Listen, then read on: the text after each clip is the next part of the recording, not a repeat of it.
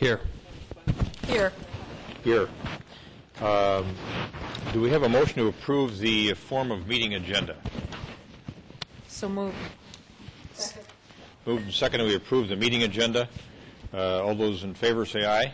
Aye. Aye. Opposed say nay. Carried. Next, we have adoption of the consent agenda. Is there anyone on the council that wishes to remove an item from the consent agenda? Member Swenson. F. F. I do. Member Brindle. I have G and J. Mayor, add item E, please. E. Okay. All right. With the exception of E, F, G, and J, is there a motion to approve the balance of the consent agenda? So moved. Second. Moved and seconded, we approve the consent agenda as stated. Discussion. All those in favor say aye. Aye. Opposed say nay. Carried. Next, we moving into the public hearing portion of the. No, excuse me. I jumped way by. That was good. Excuse me. We're going back to the consent agenda now, and we're going to look at E, authorization to participate in 2013-14 fuel consortium. Yes, Your Honor. Craig. Thank you. On the fuel purchasing history graph, at the very back of the staff report, I've seen 2012, our consumption is about half of 2009, and I'm just wondering what accounts for the precipitous drop in the gas consumption. Through June 25th.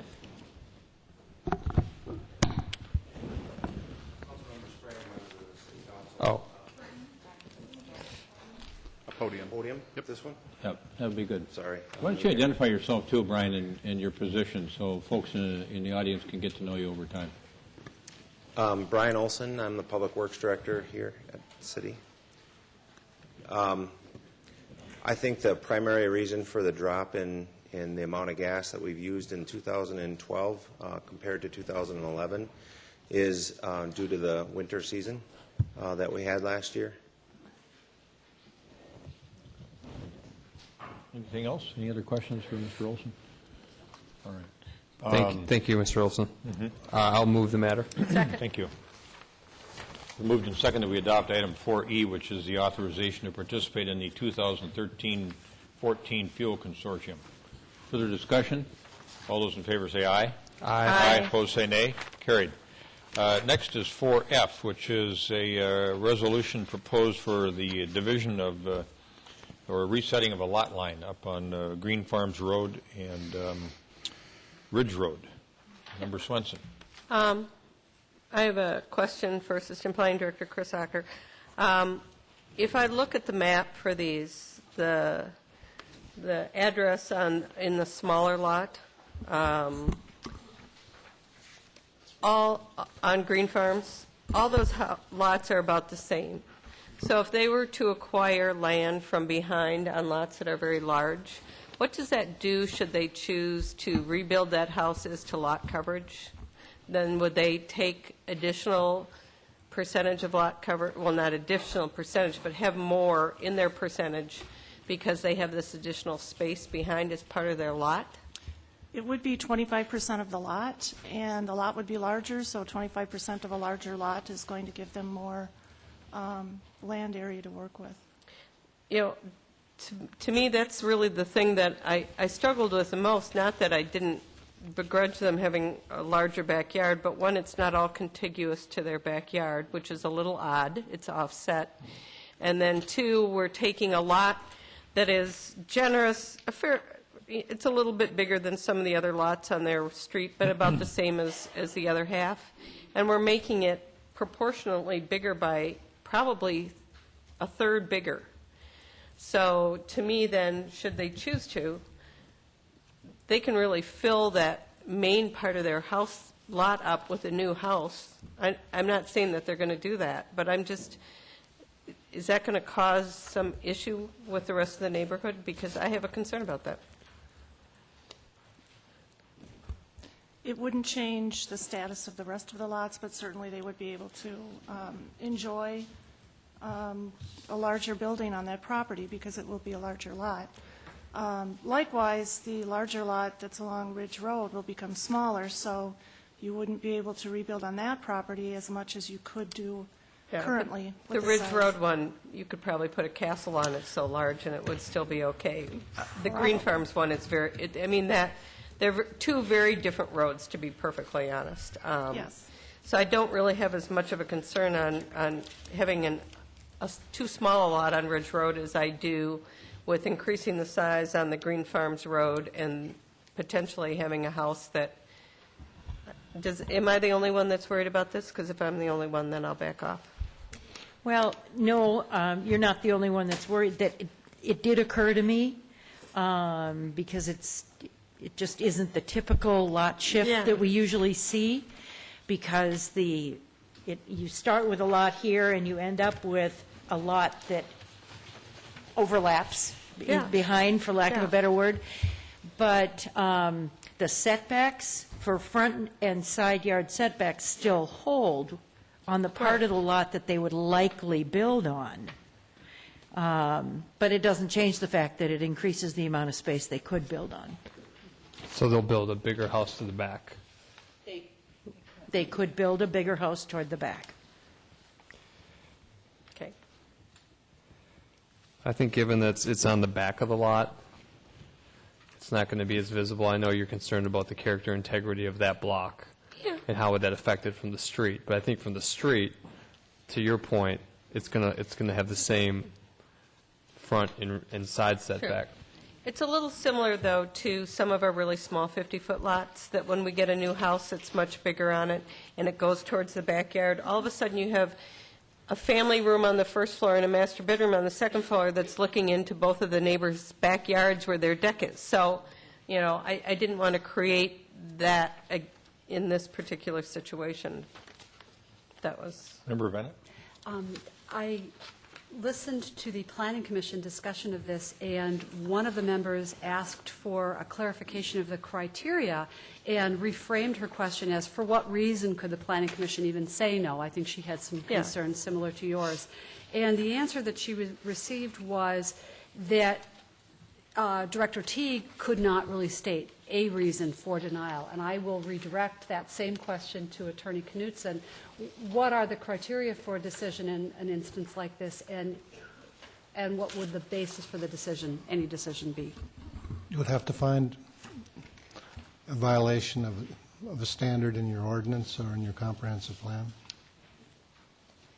And it's my understanding, again, from the packet materials and the conversation, that right now, given the median and the code, the lot is non-conforming. With the subdivision, the lot becomes conforming. Correct. Okay, thank you. That was influential for me, even though it Okay. has this unusual L rearrangement. I Okay. thought that the resulting lot division, meeting all median lot size requirements and bringing them both into compliance was influential, even though it is really an odd-looking thing. So, is there a motion on this one? I will make the motion with that input, then. I'll second it. All right, discussion. All those in favor of adopting Resolution 2012-93 with regard to this lot line adjustment, say aye. Aye. Aye, opposed, say nay. Carried. And then we are on to G. Yes, thank you. I pulled this item because I just have a couple questions about moving forward with demolishing the old Public Works building. On page 4, question 20, looking at the information provided to us, how much money are you seeking from deed? How much money are we seeking from deed? Because the grant application that we have here, as part of the information in this item, is blank. So I don't have the benefit of the information in the grant app. So how much money are we seeking for this? Councilmember Brindle and members of the council, I believe that the max is $150,000 per applicant. Is that correct? Right. Mr. Houle? Yep, and we're anticipating it's going to be $100,000 to $150,000 to demolish the Public Works building. Okay, so that's what the grant is for. It isn't to assume what the redevelopment cost is going to be or value of the building after it's redeveloped. Yep, It's just demolition. That's correct. Okay, and once demolished, this is really the meat of what what my concern is. Once it's demolished, what happens to that piece of property? What are we going to do? We have not determined that at this point, Councilmember Brindle. We believe that that will be part of a greater redevelopment plan that ultimately is presented to the city council for an approval at some point. And I'm looking at the period of time between now and then and the potential for an eyesore there. So what are we going to do with that piece of property until it's redeveloped, I guess is my better question. There's a couple items that we'll have to have for a discussion on a different date. Is one is that for the watershed rules is we're going to have to stabilize the site so that we don't have erosion coming off the site. Two is if the 50th and France were to go forward and we're looking at a temporary site for parking, that might be another option for it. But in either case, if it's temporary or if it's going to be revegetated, we have to make sure that we have no erosion coming off the site. Cleaning the site, having the site cleaned and ready for redevelopment just makes for a more attractive redevelopment site, and bringing some non-local dollars into that we saw as an advantage for Well, and our I budget. understand that, and the building as it is, well, is it being used at all? We use it currently for some storage, but those storage kind of activities can be done other places. Okay, so you're prepared for that? By the time we would take this action, we'll be prepared for it. Do you know when that would be? I don't at this point. We're anticipating, if we're successful on the grant, is that we'd be looking at possibly September, October. So it would be before winter, That's where that you'd hope to do this? Yep, or else do it over the winter months and then stabilize it coming out of the spring months. Okay. All right, well, thank you. I just kind of wanted some answers on that, to be sure that we're ready to go on that. Member Bennett. I also had some question about what activities had been conducted there since the Public Works functions were moved. And Director Houle, can you tell us what you responded? The one that I think I'm most concerned about is I know that we were able to provide backup as a city when there was a fire at the school bus garage. That's correct, yes. They were able, the school fleet maintenance group was able to move into our old fleet area and keep their business up and running while their bus garage was renovated when they had a fire in their maintenance area. So they're now out of there. They've been out since last winter. They paid us a rental fee, and they paid all the utilities, so it was no cost to the city to have them in there. And actually, we probably made a little bit off of it. And then the other items that we've had is, if you remember a year ago when we had the potential for flooding along the creeks and ponds, that we had probably 7,000 to 9,000 sandbags pre-filled or filled up, and we didn't want to leave those outside with the sun, not knowing what the next year is going to. And obviously, last winter we didn't need them, so we were able to unload them on a traffic control company sandbags that keep the signs up and running at no cost to us to do that. So we didn't have to hire labor to unfill the sandbags and get rid of the actual bags itself. And then we have other storage. Like Manager Nail said, that we'll be shuffling around just a minor amount of materials that are in there right now.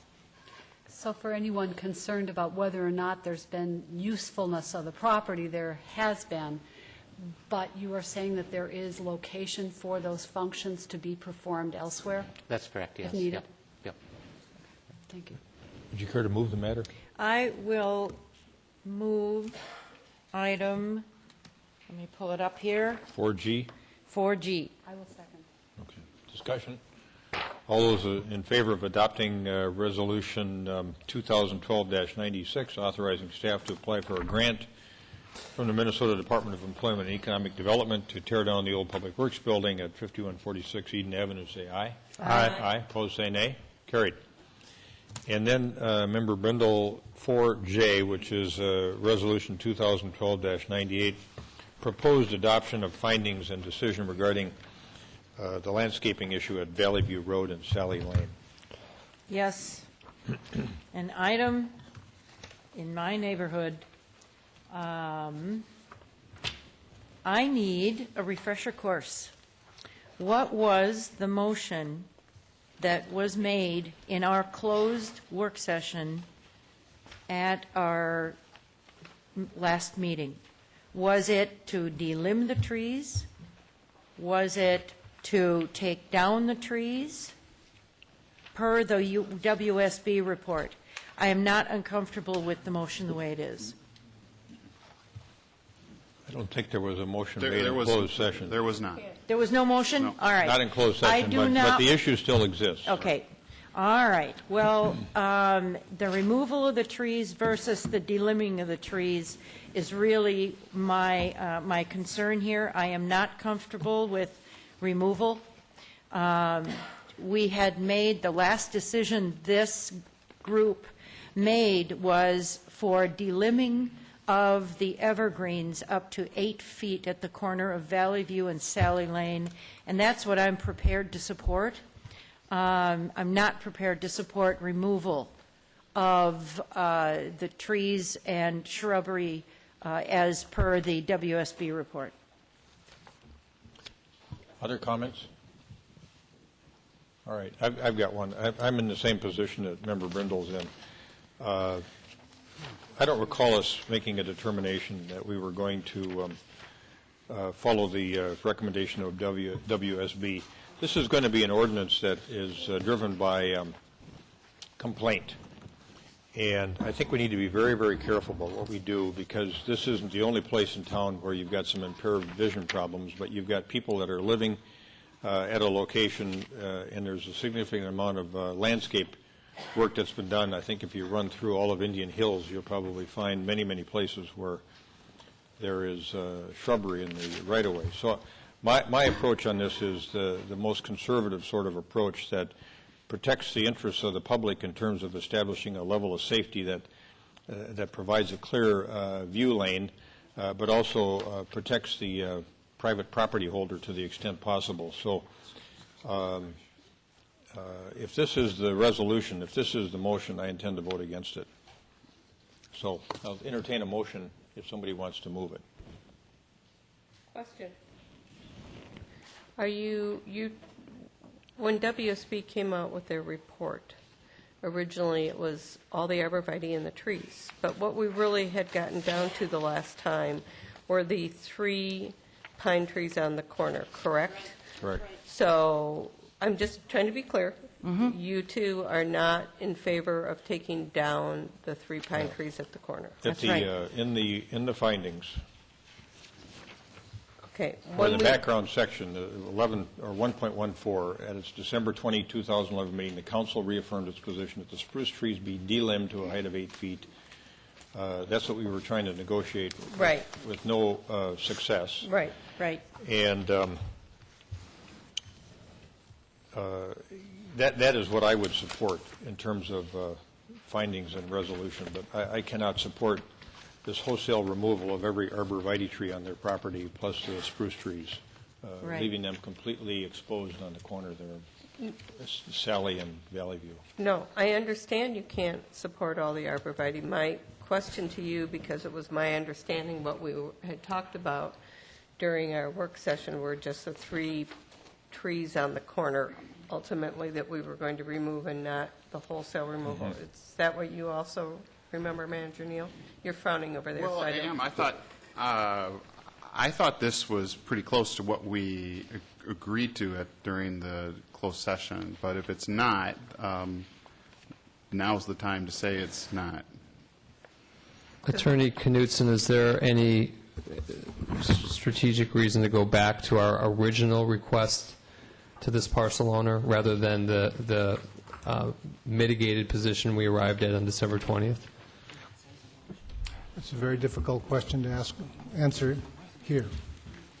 Maybe? We drafted the resolution in accordance with what we thought was what you wanted, what was in the best interest of the city.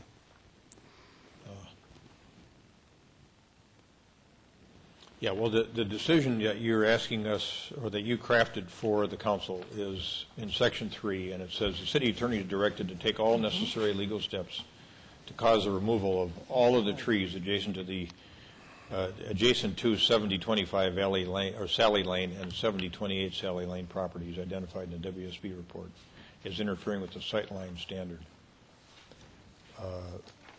The effect on that for the homeowner, to me, is so profound that I could never support that. my question, are arborvitae's considered trees? Yes. Okay.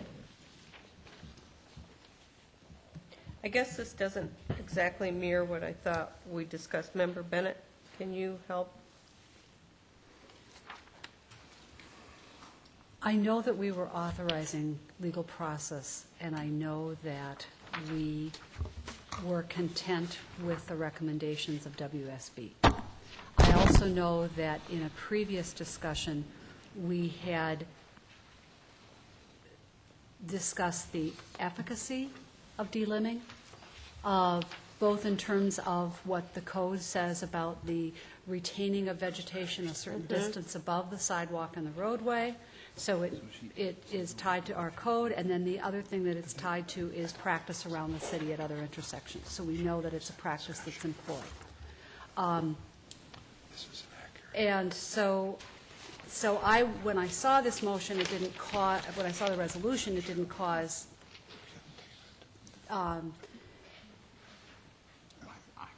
I guess it seemed consistent with what we had discussed, but I'm hearing concern that people feel that it authorizes something that they weren't hoping to, or thinking that they were authorizing.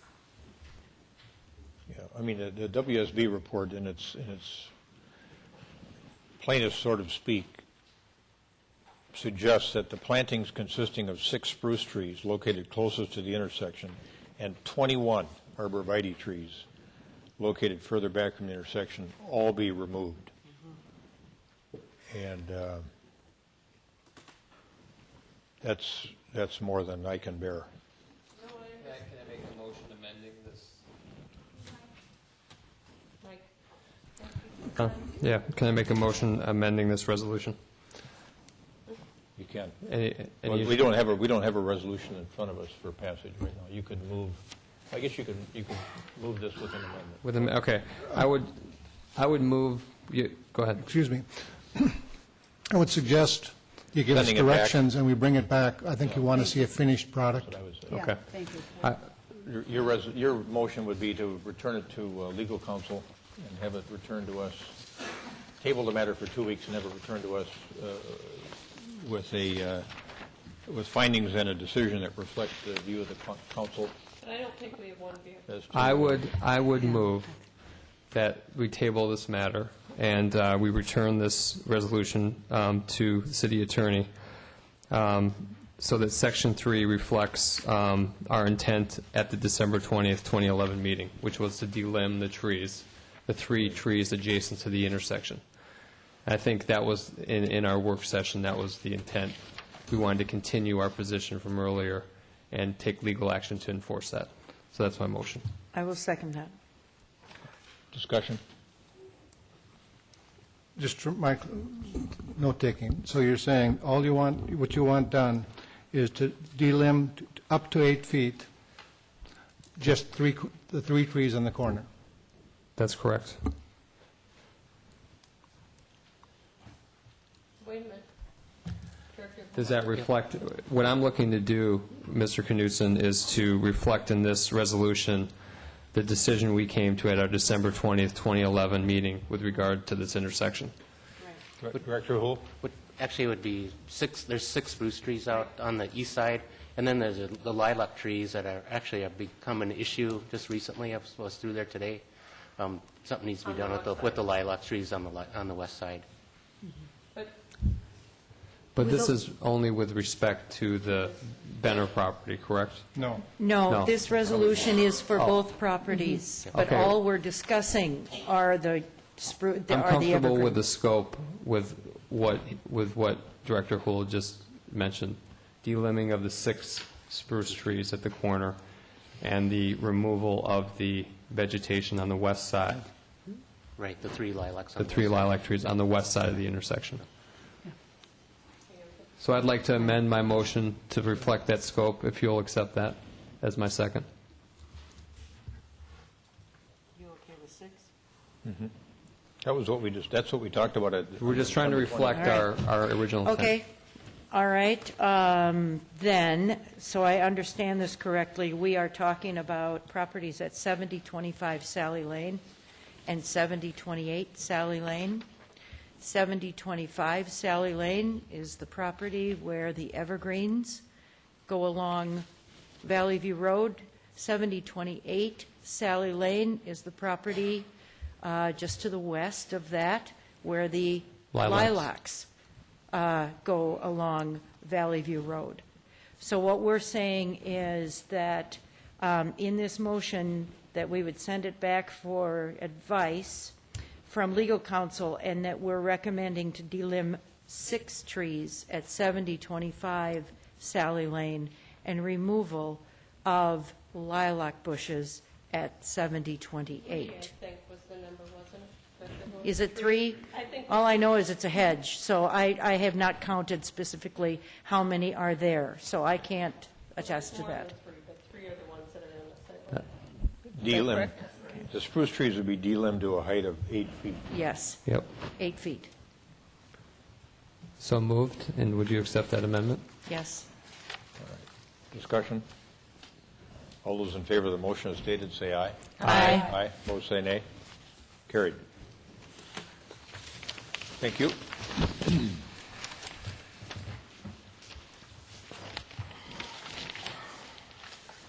We have no special recognitions or presentations this evening. We're going to move into the public hearing portion of the agenda.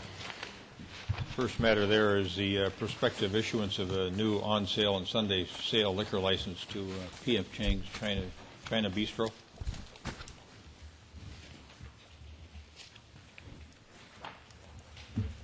Yes, Clerk Your Honor, Mangan. Mayor and council members. There was a total change at the corporate level where ownership was 100% changed. They still retain the same name, but our ordinance requires a new license for this level of change. All the applications were submitted for review. They've been reviewed by Health, Planning, Police Department, and Administration. You have Sergeant Draper's findings in positive finding for approval of the license, and so staff places them in front of you for consideration tonight. Good. Questions for Clerk Mangan? If not, I'm going to open this matter up as a public hearing. We are now open for hearing from folks on this matter. Is there anyone in the audience who wishes to testify regarding this matter? Please come forward. Yes, ma'am. Use one of the side podiums, please, and you'll have 3 minutes. Mr. Mayor, council members, my name is Catherine Becker, and I'm the attorney who represents P.F. Chang's in connection with this transaction. And I just wanted to let you know I'm available for any questions or comments regarding the transaction that occurred in this circumstance. Any questions regarding the acquisition? I don't think so. No. Thank you. Comfortable with that. Thanks, Ms. Becker. Anyone else? All right, is there a motion to close the public hearing? So moved. Moved and seconded, we close the public hearing. Discussion? All those in favor say aye. Aye. Aye. Opposed, say nay. Carried. Do we have a motion regarding this matter? So moved. We get a motion and a second to approve the issuance of a new on-sale and Sunday sale liquor license to P.F. Chang's China Bistro, 2700 Southdale Center. Any further discussion? All those in favor say aye. Aye. Opposed, say nay. Carried. Next matter we have before us is a public hearing which involves a request for the construction of a new mixed-use project at 65th and France.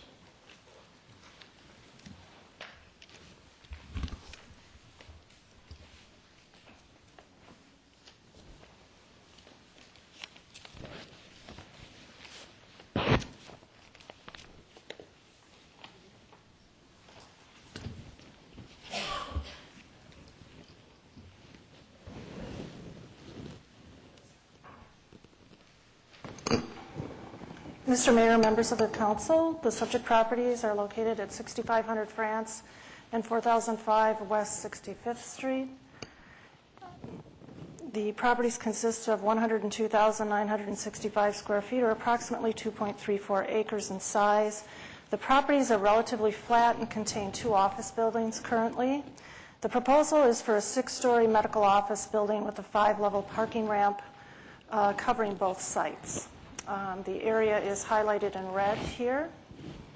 Surrounding land uses include, to the north, our Twin Cities Orthopedics, which is 4 stories or 82 to 85 feet in height, zoned Regional Medical District, the Fairview Southdale Parking Ramp, which is zoned APD, Automobile Parking District. To the east, our Fairview Hospital, which is 8 stories and 124 feet tall, Southdale Medical Building, which is 6 stories and 92 feet tall. Both properties are zoned and guided Regional Medical District.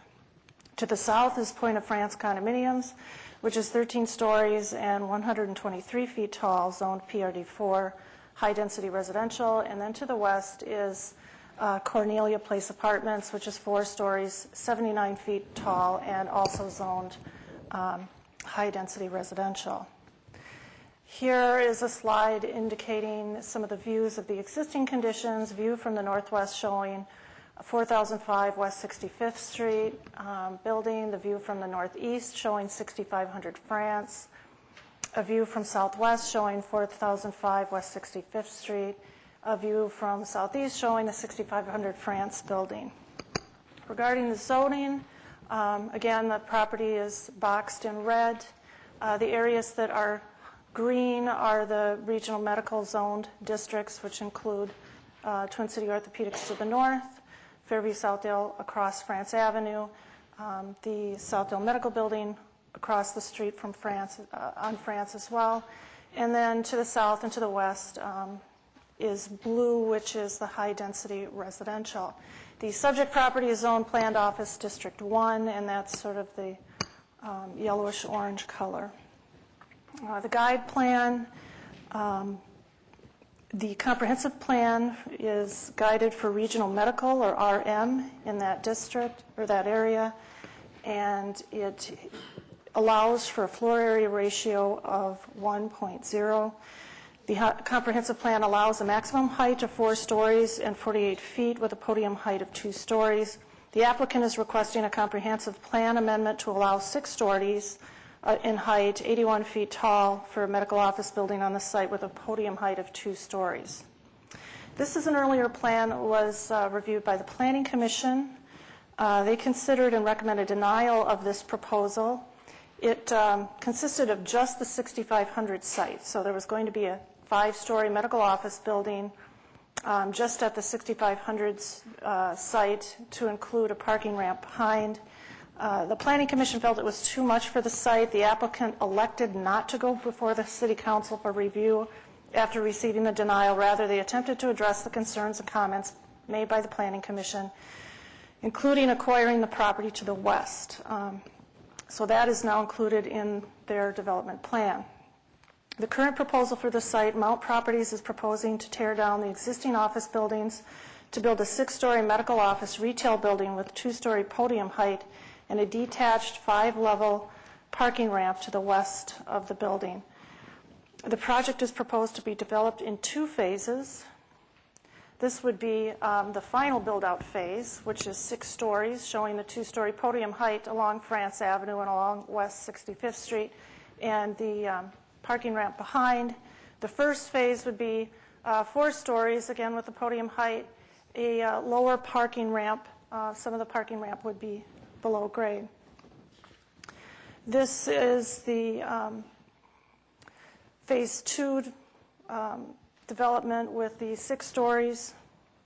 Another view from West 65th Street. The entrance has been moved from the corner of France Avenue and West 65th to the inside facing north towards 65th with a parking ramp to the west.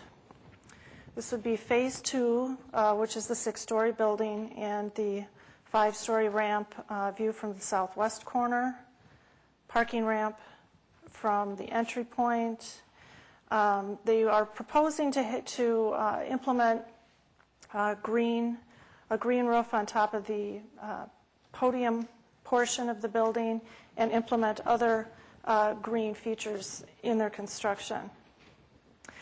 This gives you a pedestrian sidewalk view at France Avenue looking south. It shows you the sidewalk view with existing honey locust trees to remain. They're proposing architectural lighting along France Avenue. The building will be set back with the podium height and the taller portion of the building further away from France Avenue and West 65th Street. View from the northeast corner of the Phase 2, or Phase 1 building, pardon me, this would be the 4-story building. These are all relating to the Phase 1.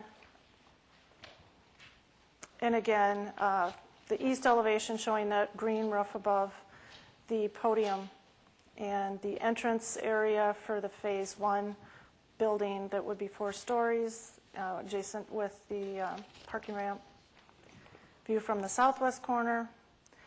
View from the southwest corner where the ramp is. It's a lower profile ramp with the ultimate build-out adding layers onto that ramp. Parking ramp entry for Phase 1, and then a view from the northwest corner.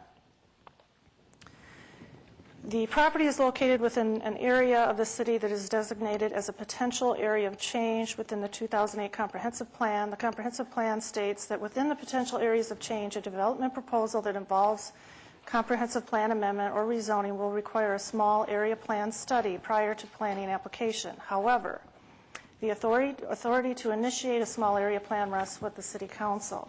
The Council is asked to make a determination if a small area plan is needed prior to rezoning. So that determination would have to be made. The Planning Commission recommends that a small area plan is not needed in this case since the proposed use is consistent with the comprehensive plan.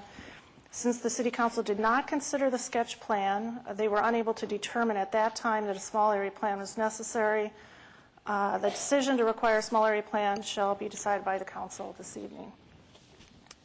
Regarding parking and access and traffic, the primary access to the site would remain off of West 65th. There would be a right out only onto France Avenue. The applicant is proposing 553 parking spaces in the parking ramp. This would be the ultimate build-out within Phase 2.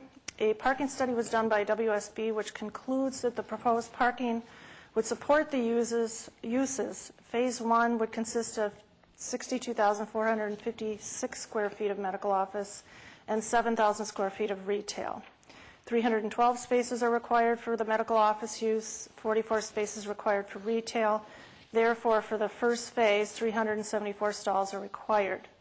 The proposed plans indicate that the ramp for Phase 1 would provide 311 stalls. WSB did conduct a parking study and concluded that Phase 1 parking needs are actually 288 stalls. So what they are providing is actually over what WSB estimates that their needs are. With the addition of Phase 2, the addition to the parking ramp would then meet all the city's parking requirements. A traffic study was also done by WSB, which concludes that the existing roadways support the proposed uses. The property owner would be required to participate in appropriate cost sharing for signal improvements. This would be required in the developer's agreement. Regarding the landscaping, based on the perimeter of the site, 34 overstory trees and a full complement of understory trees and shrubs are required. They are actually providing 62 overstory trees around the perimeter of the site and 250 plus understory trees and shrubs. Regarding the engineering review, the city engineer has reviewed the plans and found them generally acceptable and offered comments. Those were included in a memo in the packet. A more detailed review would be done as part of the final development plan and final rezoning. This is a compliance table that was included in your packet. It demonstrates the base zoning compared to the proposed PUD.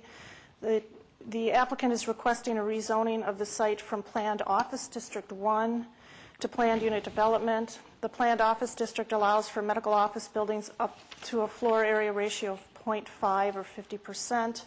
Under current zoning, that would allow 51,482 square feet of office building. The proposed 102,406 square foot building would have a floor area ratio of 0.995 or basically 1. The site is currently guided for regional medical use, therefore the proposed use is consistent with the comprehensive plan, and the regional medical zoning district does allow a floor area ratio of 1.0.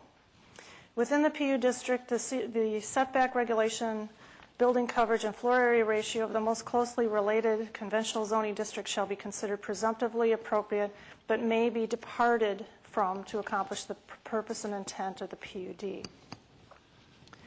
Regarding approvals, in order to obtain the approvals, the applicant must go through a two-step process. This requires a 4/5 vote of the City Council for approval. The first step in the process is to obtain the following approvals: a comprehensive plan amendment to allow a building height of 6 stories and 81 feet on the site. The comprehensive plan requires a maximum of 4 and 48 feet. A preliminary rezoning from POD1, Planned Office District, to PUD, Planned Unit Development, and a preliminary development plan. If the comprehensive plan amendment, preliminary rezoning, and preliminary development plan are approved by the City Council, the following is required for the second step: final development plan and final rezoning, zoning ordinance amendment establishing the PUD. Per Section 850.04, Subdivision 4D of the City Code, providing regulations for the PUD, the purpose of the PUD district is to provide comprehensive procedures and standards intended to allow more creativity and flexibility in site design that would be possible under current conventional zoning. The decision to zone property to PUD is a public policy decision for the City Council to make in its legislative capacity.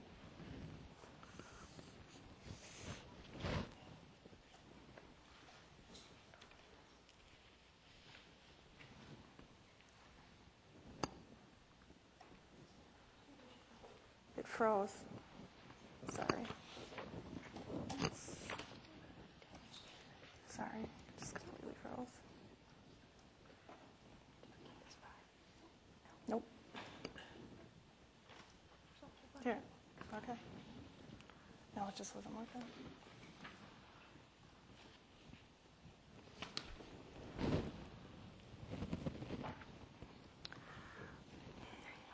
You were right there, right? There, yep. Thank you. Where did it go? Okay. Sorry about that. Primary issue is the proposed comprehensive plan amendment to allow greater height reasonable for the site. Staff believes the proposed height increase is reasonable for the site for the following reasons. The proposed height is consistent with adjacent buildings to the south and east. To the south is Point of France at 13 stories and 123 feet. To the east, center is 6 stories and 92 feet tall. The proposed 6-story, 81-foot tall building would be in character with the adjacent buildings. The building includes a podium along the street, which would give pedestrians a sidewalk in front of the feeling of a building is that the feeling of the building is not so tall. Comprehensive plan contemplates allowing a maximum of 4 stories with a podium height of 2 stories at the street. The proposed plan would meet the density requirements of 1.0 for the floor area ratio. Is the proposed rezoning to PUD appropriate for the site? Staff believes the proposed rezoning for the site to PUD is reasonable for the following reasons. The proposed uses would fit into the neighborhood. As mentioned, the site is guided in the comprehensive plan for regional medical, which allows for medical uses and limited retail. Through the POD zoning, the city has the ability to specifically limit the uses on the site to be consistent with the limited retail uses per the PCD1 zoning district to ensure that the uses can be supported by the parking provided. The proposal would create a more efficient and creative use of the property. The building would be pulled up close to the street with podium height and sidewalks pulled up front to the building and separated from the street by a green space to promote a more walkable environment. Parking would be located in back. Landscaping patios are proposed in front. And sustainable design principles, including a green roof, is proposed. A floor area ratio of 1.0 or 100% is consistent with buildings and floor area ratios on the west side of France Avenue and 65th Street.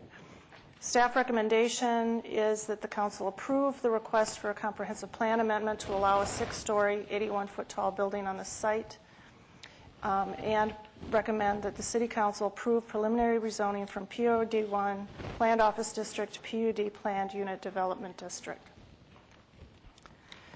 Planning Commission review on June 27, 2012. The Planning Commission unanimously recommended approval of the request. The vote was 7 ayes and 0 nays. The Planning Commission added the following conditions to the preliminary rezoning and preliminary development plan, which had been included in the resolution. The condition 1A be removed, that the parking ramp cornice does not have to match the cornice around the building that had been suggested. Condition 2, that the retail space in the ground level must have door openings facing France Avenue. These must be shown on the final development plan submittals, although the applicant has submitted revised plans and it does show entrances for retail spaces that do face France Avenue. Preliminary approval should be subject to the following conditions. The final development plan must be generally consistent with the approved preliminary development plans dated May 29th and June 18th, with the following revisions: that sustainable design, that the design and construction of the entire project must be done with sustainable initiatives as outlined on the applicant's narrative on pages 823 to 827 in the staff report. All buildings must be built with sprinkler systems subject to review and approval of the fire marshal. Compliance with all the conditions outlined in the city engineer's memo dated June 19th, 2012. As part of a developer's agreement, the property owner would be required to participate in appropriate cost sharing for signal improvements at West 65th Street and France Avenue, and adoption and compliance with the PUD ordinance for the site. And with that, I will stop and answer any questions you may have. Questions for Ms. Ocker? Member Swenson? The only one I have for right now is on Cornelia Place. Did you take the measurement of 79 feet for the four-story building, or was that a measurement given to you in the presentation? And how do we traditionally measure the height of the building? Because Cornelia Place has a bunch of different ground levels because it's a walkout, basically a walkout building, but without a story, without a walkout. I mean, it's parking underneath in the back, but in the front it's land that walks into the main floor. So does one normally take an average? That figure seems to be a little interesting. It's usually, I mean, from an ordinance standpoint, we take it from the front elevation. And so if there's a walkout or an exposed back level, it's not taken from that portion. I can't tell you who did the measurements on this. I didn't. That's all I wanted to know, report. so I'll save that question for the developer then. Thank you. Other questions for Ms. Ocker at this point in time? Thank you. Thank you. Gentlemen, you'll have 20 minutes to make your presentation. And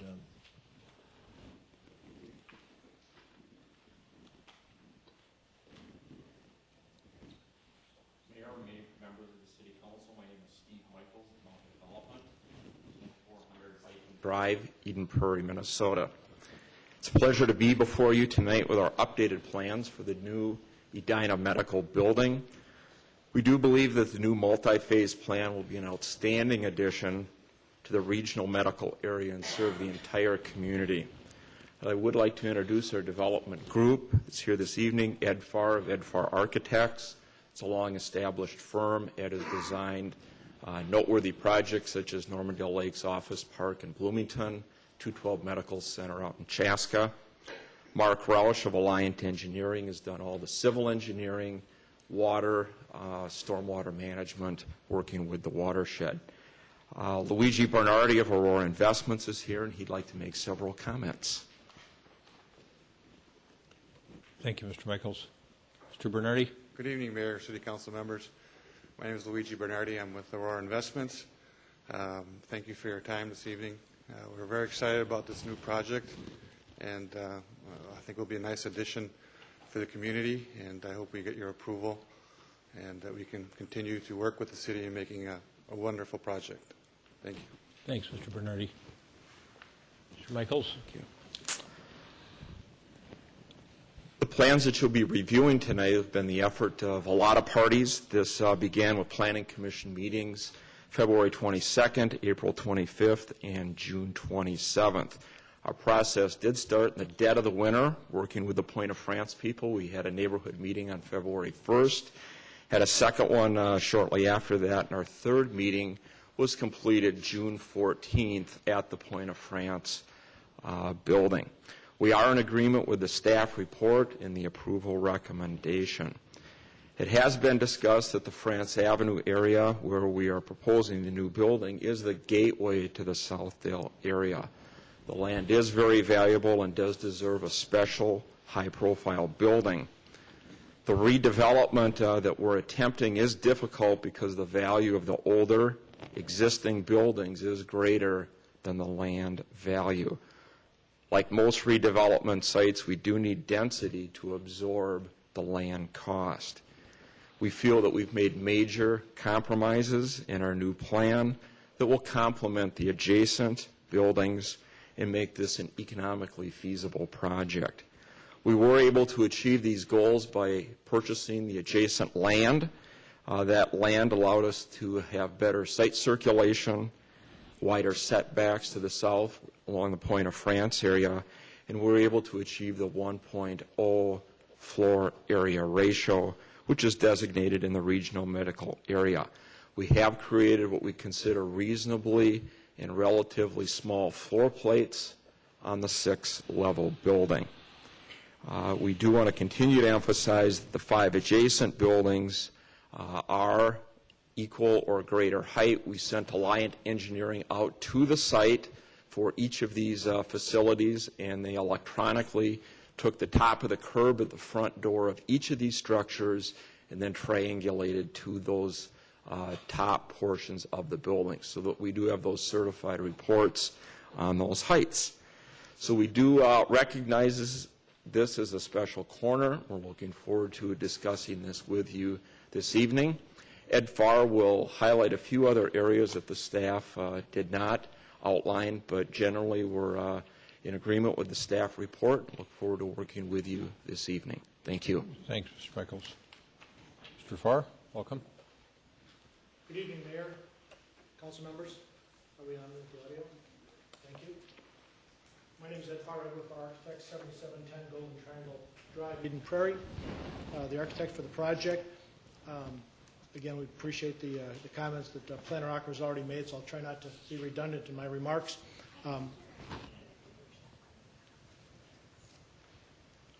Is that better? Testing 1, 2, 3. Okay, thank you. Why don't you pull your microphone up a little bit higher on your lapel, too?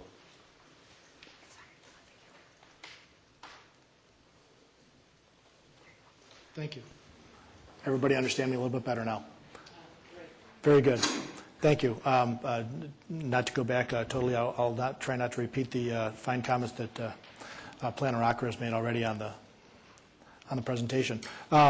Okay, so we see the 2 buildings here along France and 65th Street that have already been shown to ready for redevelopment. I'm going to come back to some existing conditions there as a point of reference later on.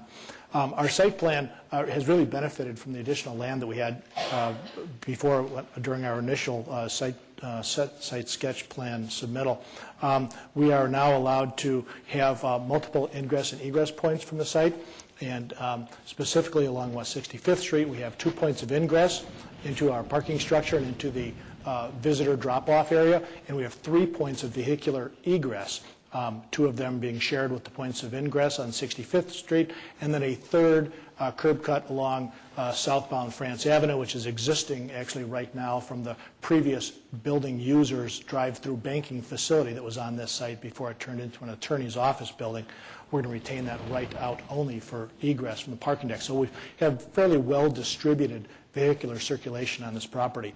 The big benefit that the site had in our redesign is this vehicular entrance court for visitor drop-off. Of course, we're in the business of healing here with a medical office building, so our visitors are allowed to come in and drop off their loved one or friend at the front door directly for a short walk into the building's core, take the elevator up to their doctor, and then recirculate back into the parking structure. We also have some very convenient, accessible parking on grade level right here, free of charge for those patrons who require that. We have an extensive landscaping plan that I'll show you throughout some of the renderings. We're salvaging a number of the trees along the public way already that have been pointed out to you, but specifically along 65th Street, if you don't know already, they have a beautiful mature tree canopy, and we're retaining those trees, those ash trees along 65th Street. Along France Avenue, there are 4 large honey locust trees that we will be retaining as well, in addition to the wonderful landscaping that we'll be showing to you. Our neighbors to the south have already incorporated somewhat of a wonderful buffer zone themselves, a large zone of ash trees that I'll be showing you. We're supplementing that with our own plantings as well as some very dense non-deciduous plantings to screen our parking structure.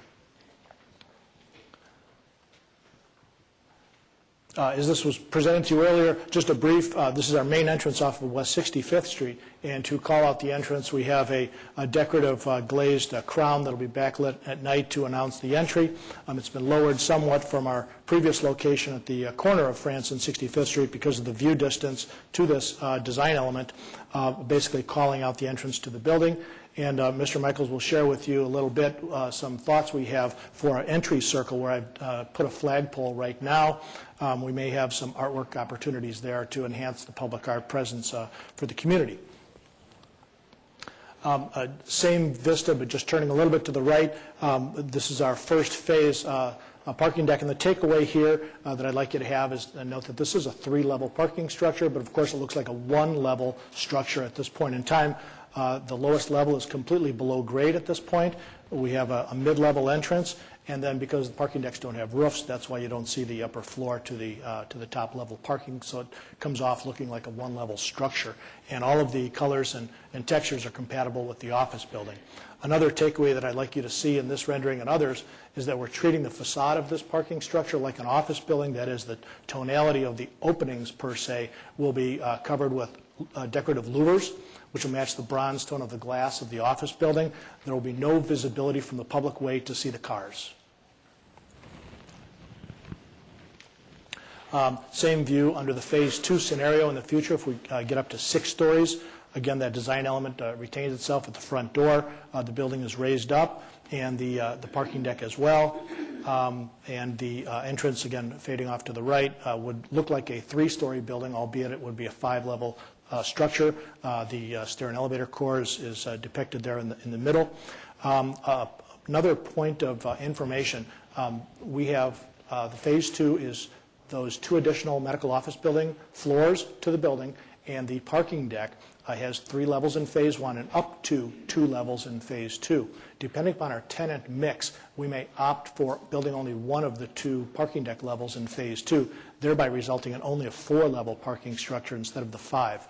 Graphically, I'm showing you in all of these renderings the highest build-out potential of 5 levels. But again, different tenant mixes for medical office depending upon if we have a building full of pediatric clinics, which would drive up our parking counts, versus maybe some dialysis and oncology users, which would have a lower parking count, would drive our mix. We feel comfortable with our mix right now, but know it that under Phase 2, we may not even build the 5th level of the parking structure. This was not presented to you earlier, but this is in response to the comments we received at the Planning Commission meeting last month, where we are incorporating those storefront entrances for retail on the pedestrian way along France Avenue, showing also our possible outdoor seating if we're lucky enough to get a retail tenant on first floor as well. The night view rendering, the takeaway here is some night lighting that we'll have architecturally along the pedestrian height on first floor, some architectural lighting for the street frontage, and then up at the top of the building to enhance the cornice at night so that it's a very nice drive-by building in the evening as well. Softly lit, that architectural lighting will proceed down 65th Street on the face of the parking deck, highlighting the entries and offering nice illumination there. This view of the section cut defining the podium wasn't shown at the staff's presentation. We supplemented this graphic a little bit to shadow in the top 2 floors under Phase 2 scenario, which weren't shown in the graphic, but nonetheless show that podium strategy that was suggested in your comprehensive guide plan that we're incorporating with the green roofs, and we're very excited about that, and will really help with the scalability of the France Avenue frontage. We just wanted to show you this detail again, but we're very happy with the detail we're allowed to present to you on this setback with the green roof. We're going to try and grow some tall savanna grasses so they are actually visible from street level. The green roof isn't always visible from below, usually just from a helicopter above. So we're going to try and engage the pedestrian with these green features by incorporating a decorative kind of European-style wrought iron fence around this green roof area so that it can be better appreciated. We're also going to engage Tangletown Gardens, a well-respected landscaping group here in the Twin Cities. Examples of their projects besides downtown Minneapolis plantings along the public ways would be the Excelsior and Grand development at St. Louis Park, and they offer a very unique, colorful, and sustainably sensitive plantings. Again, we're going to be engaging these to fill the planters along France Avenue and along West 65th in our planters that are separated from the curb about 5 or 6 feet, where we have a grassy area for snow storage for your plows, and then these wonderful planters before the sidewalk starts up against the building. So we're very excited about that, and it'll be a wonderful experience as you walk down France Avenue and 65th Street. This is looking eastbound on 65th as you approach the property. The Cornelia Apartments would be on my right. The Twin City Orthopedics project would be on the left. And again, the takeaway here, this is phase 1, showing our 3-level parking structure. And that was, as I was saying, the takeaway here is it looks like a 1-story structure, office building.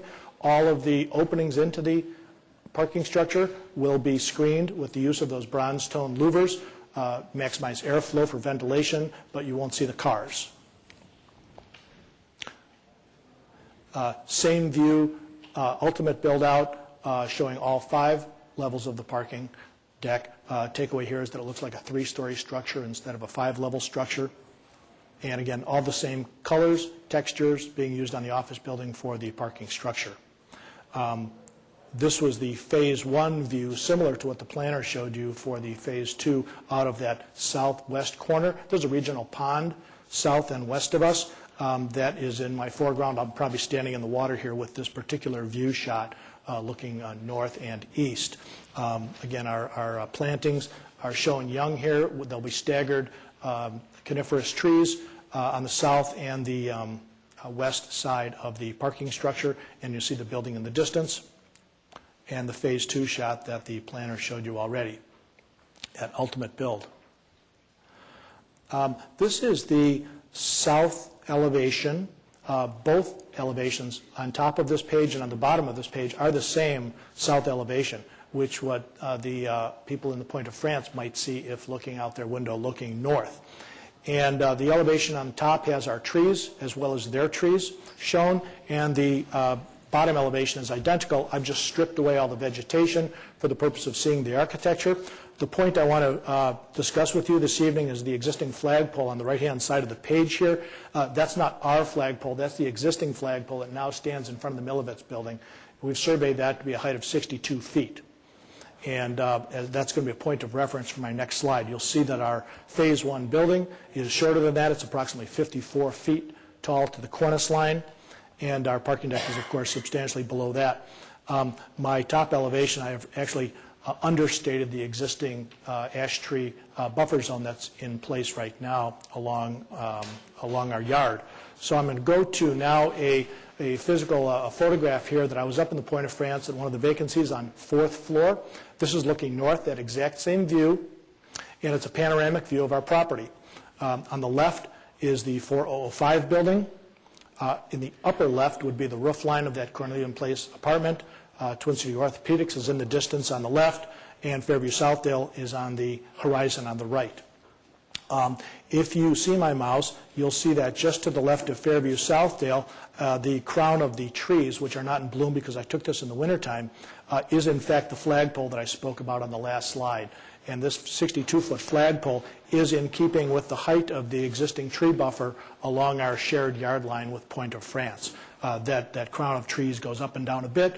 They're on an average from 35 to 60 feet tall, those trees, most of them ash trees in fairly good health.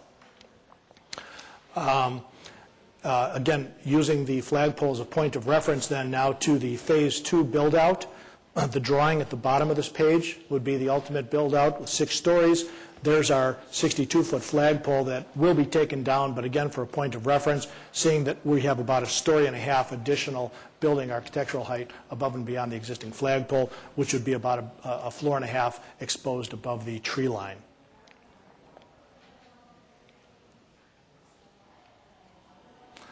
And finishing up with the night view here that we're really excited about would offer some great visibility to the street of France Avenue. I have one more show and tell, and that's the actual exterior building materials. If we can get an overhead, please.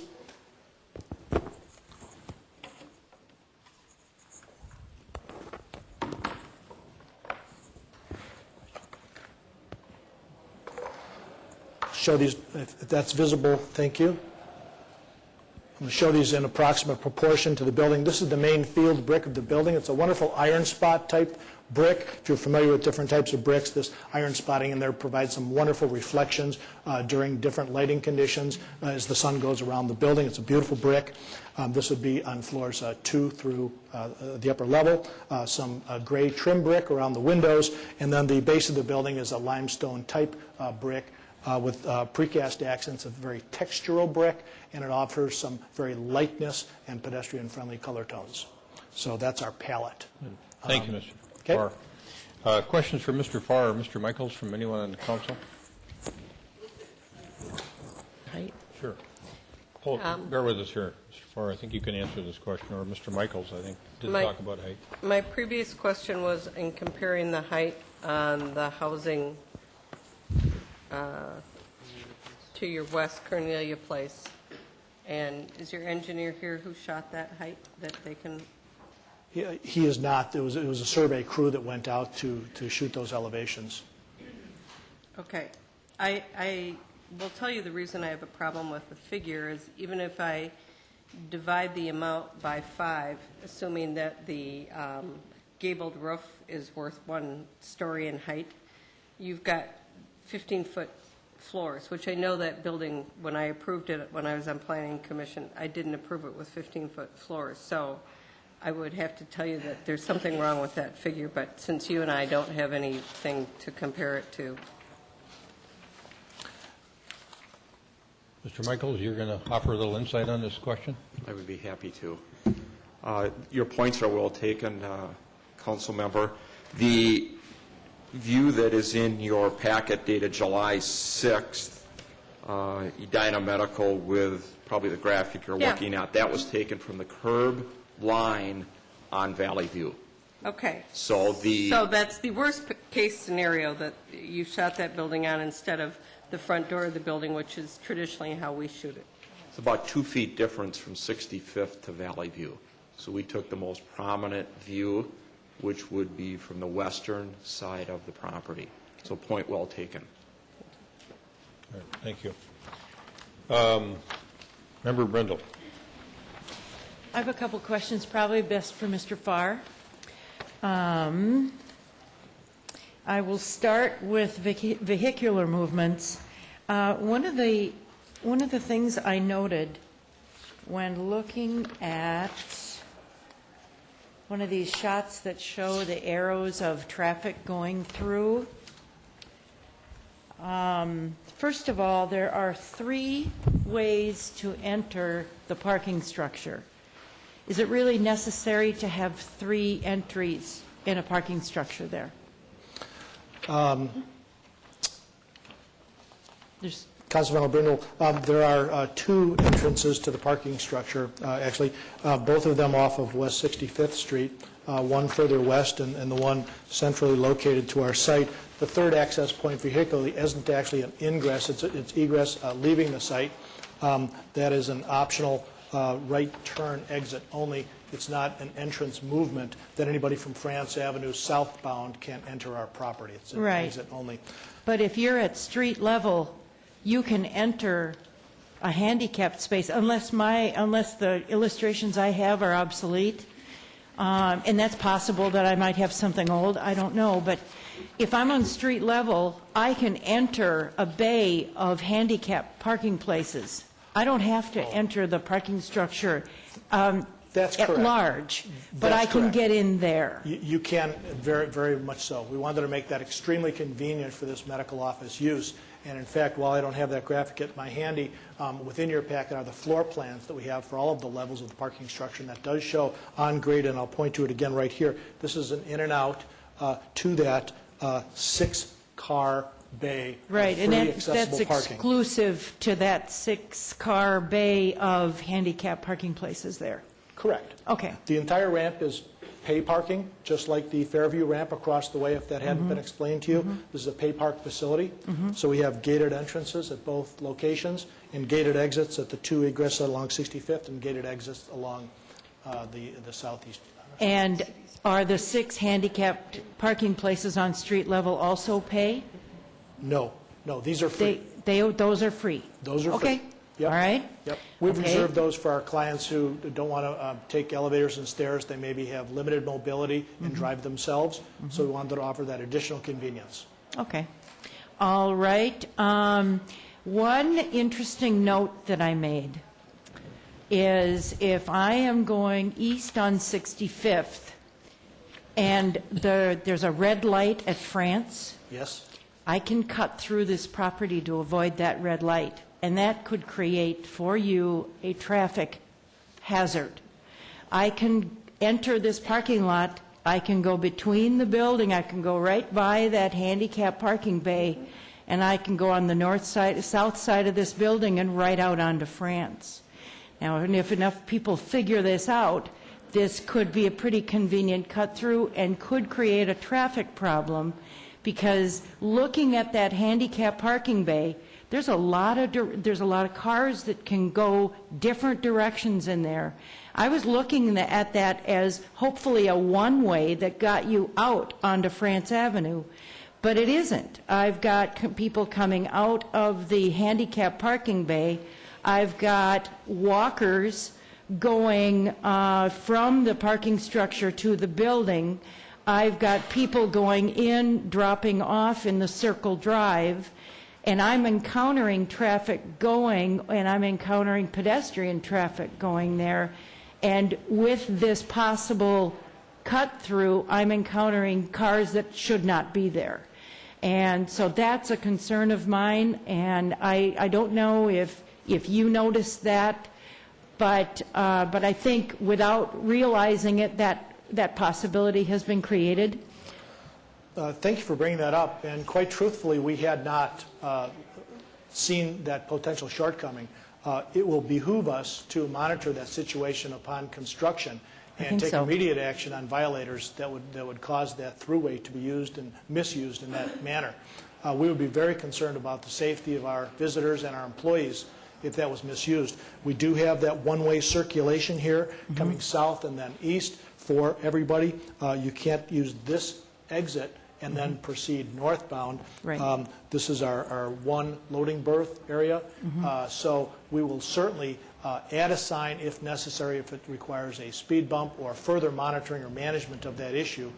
That'll be taken very seriously by us. Yeah, there are a few right-of-ways on this area east of France, and where there are parking lot cut-throughs to get behind one building to behind another building. So people are accustomed to it in that area. Sure. So it's something that could get discovered pretty easily. Let's see here. Bicycle rack, where is it? Yes.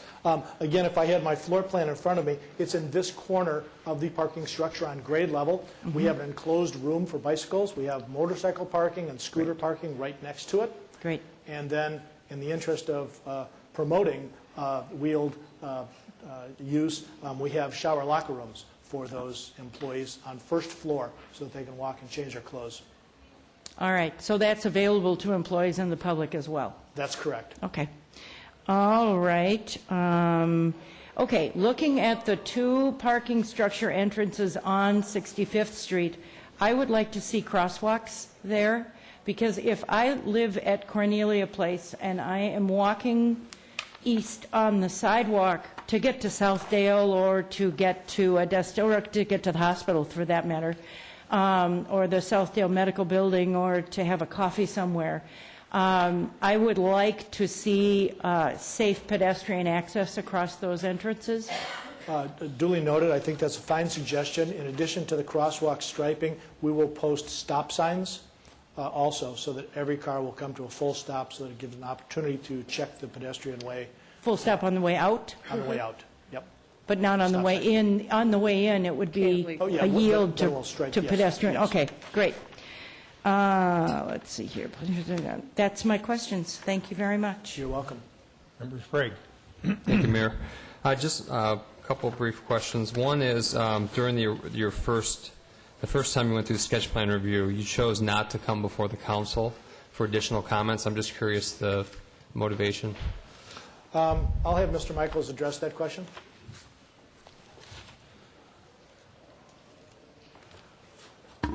Councilmember Sprague, the development was on a timeline that we would like to try and get in the ground this year. So in the interest of creating a plan that the Planning Commission would approve, we elected not to come before you and try and go back to Planning Commission with a plan that they would ultimately approve. We hopefully that was a wise choice. Does that make sense? If it makes sense for you, then that's the answer. Okay, and then in terms of the time lag between Phase 1 and 2, in your narrative, you said that the need in the Southdale area is approximately 30,000 square feet of new medical office space per year. So you're looking at basically a 2-year cycle to lease up the building in Phase 1? That would, Councilmember, that would be our plan. However, even if the building was 100% leased, we would probably wait for some absorption or pent-up demand before we started the second phase. So we really haven't had any new medical office in the Southdale area for a number of years. So we like to capture that demand. Everyone's aware of the market right now, and that still affects medical office. So if you were to ask me, I've been leasing medical space all my life, I'd say it'll be a good number of years after we're 100% leased. Okay. Hard to say. Thank you.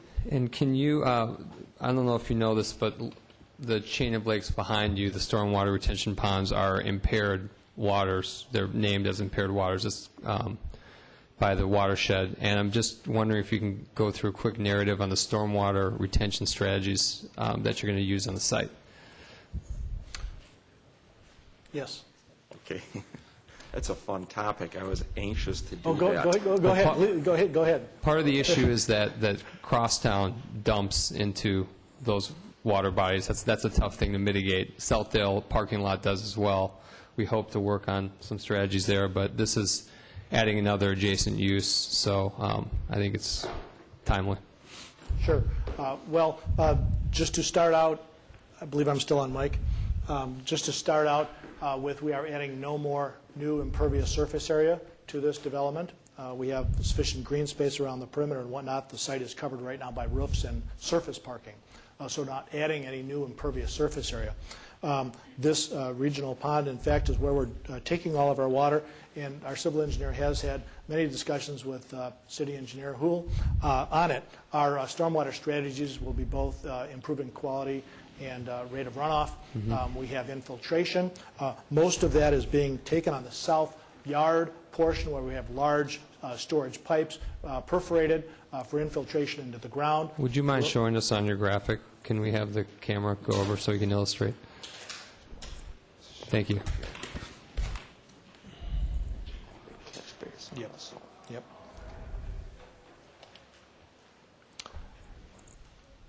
Okay, thank you. This is our civil engineer's drawing showing his utility plan and the structure here underground along our south side of our parking garage, north of our property line, is a storage area with infiltration. And that's where most of our water will be taken. As well, we will be providing a a catch basin-like structure, if you've heard of like the storm scepter system or something for water quality. There's another brand name. And actually, we're working with city engineer on the exact model number, and that'll be showing up on our final development plans, which you'll see shortly, in addition to the stormwater pipe that you see along that south property line. Touched base with the watershed districts already, and while we haven't gone through their process yet, we're applying, and we've had favorable comments with them already. Okay. Good. Member Bennett? If I may offer one more piece of information, the current hard surface of the two sites is 4,000 square feet more than our new site here. So we've got 4,000 feet of permeable surface, and that's mainly on the perimeter of the site that we all can enjoy. So it's grass, vegetation, and permeable pavers. So you're turning back a percentage of that pervious now into impervious, or the impervious into pervious. Correct. Exactly, by 4,000 square feet. Okay, good. Which is fairly significant on a site with this amount of activity. Thank you. Member Bennett? Question, Mr. Farr. What is the height of the proposed four-story Phase 1? I could not find that in the Approximately notes. 54 feet to the cornice. at the 54 France feet to Avenue the elevation. cornice? Yes, Okay. that's correct. And then what do the mechanicals add to that? Approximately 8 feet. The mechanical unit itself would be about 12, but we have approximately a 4-foot parapet wall, so we're anticipating top of mechanical equipment to be slightly above 60 feet, say 61 feet or so, 62 feet. And with any applicable drawing or rendering, can you show me approximately where on the rooftop those mechanicals are proposed to be located? Yes, I can either direct your attention right here to the site plan again. Okay. Here's the, yep. This is actually a developed roof plan for the full 6-story design, where there would be 2 rooftop units located on the south wing of the building, 2 rooftop units on the north wing of the building. This particular one would go in for the 4-story. Okay. And then be relocated up later when we have the building addition. And this unit would also be on the 4-story design. Okay, so located, the Phase 1 or 4-story version is actually a bit farther away from Point of France than what you will add with Phase 2. Just an observation. Yes, yes, thank you. Okay. What is the acreage of the site? 2 1/3 acres, Okay. approximately 102,000 and some change square feet.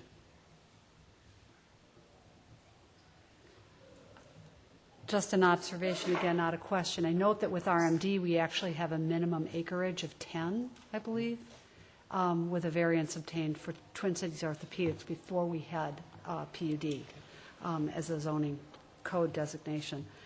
And then podium.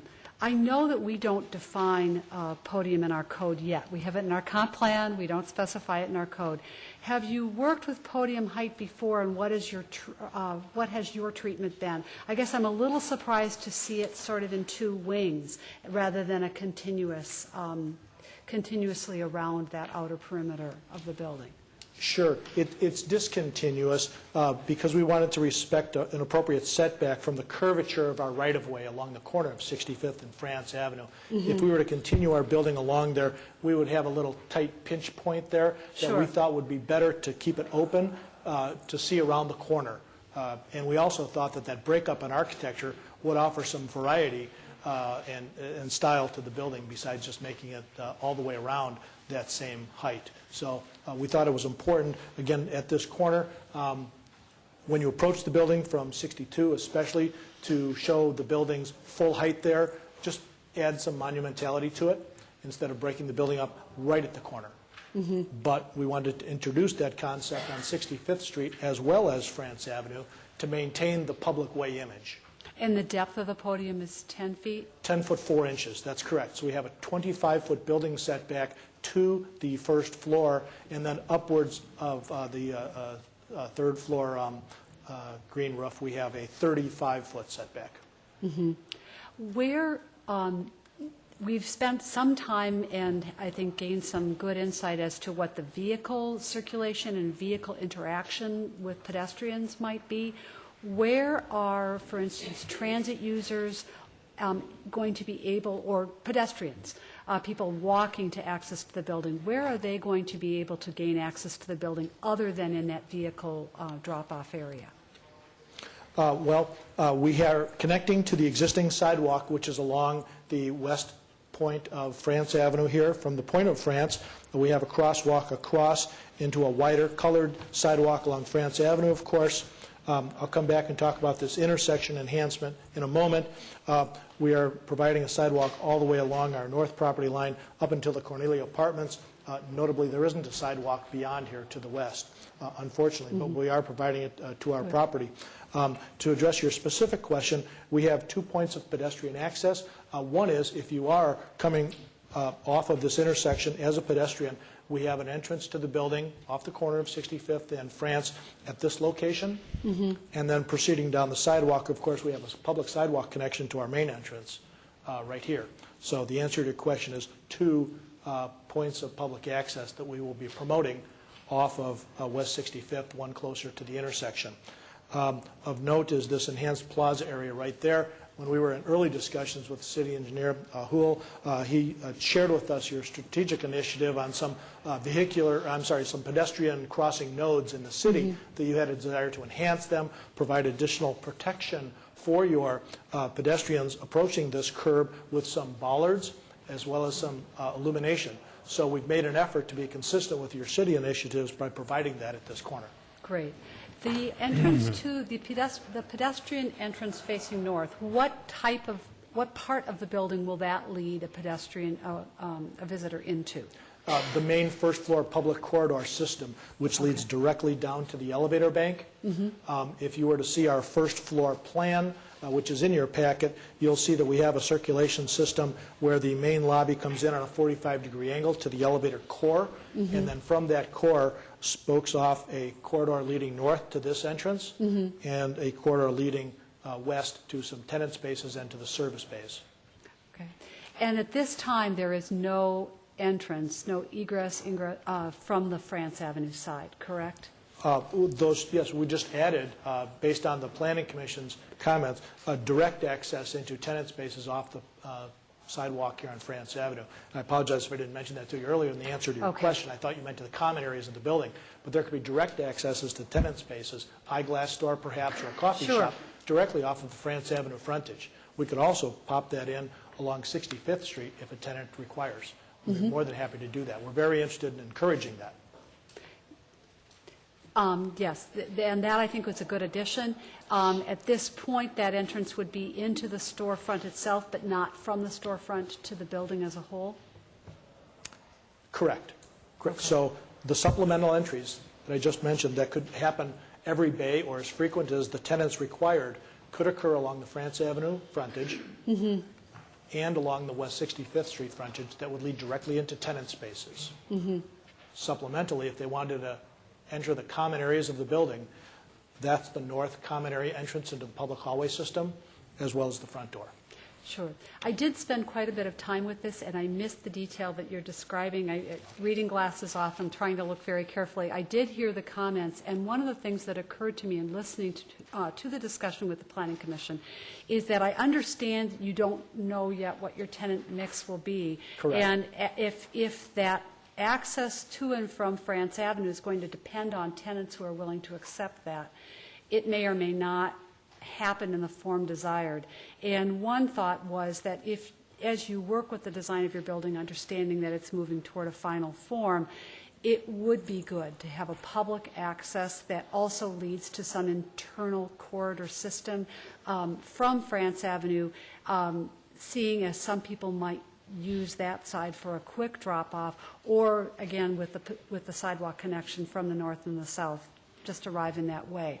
And I think particularly with buildings that draw up to the street, that's the intention and the hope, is that the access will be able to be gained with that proximity. Okay, thank you. Can I respond to that last comment? Just, I would not like to see people drop off on France Avenue, just beyond a stoplight. I know that this building fronts on France Avenue, and I understand the reasoning why we might want to have a building entrance with a drop-off area there, but I think that's why the main entrance is where it is, and that there is entrance to the building on the north side. But I think we would cause some real traffic problems if we had drop-offs on France Avenue in front of that building. Finished? Okay, good. A couple of questions I have as well, Mr. Farr. Let's talk a little bit about lighting, both with respect to the building, interior lighting that might be on in the evenings, exterior lighting that might be on in the evenings. We've got a residential unit to the south that's, if memory serves me right, about 13. Yeah, to the west. Of course, that'll be beyond the parking ramp, but let's talk about that too.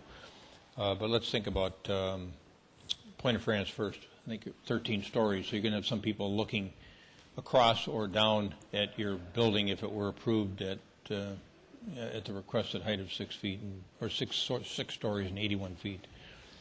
What are you going to do to try to minimize impact for neighbors with respect to the building itself for evening lighting, and but still enhance your building at the street level?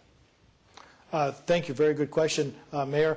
And the architectural lighting that I discussed when I presented this particular rendering showed some pedestrian level street lighting on France Avenue on the left side here and along 65th. We are not going to continue either the pedestrian level or the uplighting on the south or the west facade for that reason. That can remain darkened. So it's just promoting the public way here on the 65th and France. Regarding internal illumination, business hours for medical office are just ordinary business hours. We don't anticipate 24/7 users or weekend users. So that is to say that pretty much it's lights out after business hours. There will be, of course, the building cleaners that will come on and lights will come on. We anticipate occupancy sensors will turn lights on and off. And so for those cleaning functions, the lights will come on as the people come in to clean the suites during the evening. But otherwise, the late afternoons in our cold Minnesota winters, it gets dark at 4:30, you'll probably see the lights on. But the interior lights should not shine through all night long. Mr. Michaels?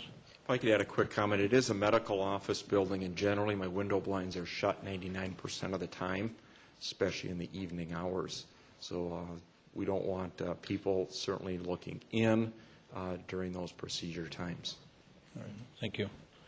Let's walk over to the lighting at the parking ramp. You know, over at Twin Cities Orthopedics, we've got as I recall, a totally enclosed parking structure, so there isn't a lot of light bursting towards the neighbors. Now, you've got at least one level of deck that's open on the top with downcast lighting. What are your plans to minimize the lighting affect for Cornelia Place residents to the west and Point of France residents to the south? Actually, we would employ the same strategies that Twin City Orthopedic has. They have an exposed top level just like we do, and all of the levels below that are screened with a louver system so that the lights from the inside of the parking structure below the top level will be shielded by that louvered system. Some filter light will come out through the horizontal slats, but not presenting any glare issues. The upper level, we're going to use sharp cutoff luminaires so that we don't have light spill, unwanted light spill off of our property. With those sharp cutoff luminaires, it'll be metal halide style. We'll keep them as low as we can, and that is our proposal. Okay. Let's talk a little bit about the way a pedestrian might move around. It looks like you've provided for some generous space along France Avenue and wrapping the corner with respect to sidewalk width, where it looks like you've got pavers in place. What is the width of the sidewalk there, both on the east side and the north side by the building? It's 10 feet, if I can point to my rendering here that's on the table, we have a 10-foot sidewalk along France and West 65th Street. Are you inquiring more specifically about this corner where we have a deeper area of pavement? No, I was inquiring about exactly what you responded Okay, to. 10 Yeah, feet. I can see that the area in the corner is significant. So Right. what about as we move west with respect to that new sidewalk you intend to put along the parking ramp over to Cornelia Place? What's the width on that, or the proposed width? At this point, Mr. Mayor, we have a transition from the 10-foot sidewalk to a conventional 6-foot sidewalk. And at the point of our vehicular driveway, it changes the color from the colorized concrete along the building to a standard gray cement west. But continuing at a 6-foot width? Correct. Thank you. Just by serendipity, I happened to be here that night you made your sketch plan presentation to the Planning Commission because I wanted to hear an update on Grandview Square. And I really thought you had quite a spectacular-looking building. I think, frankly, personally, a better-looking building than this one. No insult to you. I'm assuming you designed the other one, too. So what's the reason for the change in the architectural appearance of the building? That's a very good question. Circulation and the approach by the visitor is everything to us.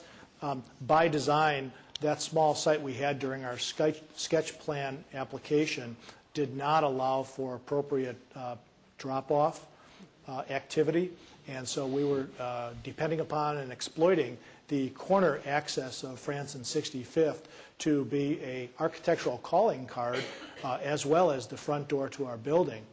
And in fact, the visitor would arrive into our parking deck directly with that old sketch plan, spiral their way up to a particular floor destination level, which was hopefully the level that they knew that they were going to, i.e. if their doctor is on third floor, they would proceed up to the third level of the parking deck, proceed across a connecting link at that floor level. The parking deck didn't even have its own elevator system, so they would walk into that particular floor of their doctor and really not have an opportunity to appreciate the front door that they passed in their car on the way to the building. So now that we have more land, we are enjoying getting our customer to have that visitor drop-off area right here, which is a very important feature for our medical office function. For this drop-off feature, like I mentioned before, to get their loved one or their friend to the front door who has limited mobility opportunities right up to the elevators right here. So this was a tremendous circulation feature for us, for our users. And as such, we wanted to define the front door of the building appropriately so here on the west side.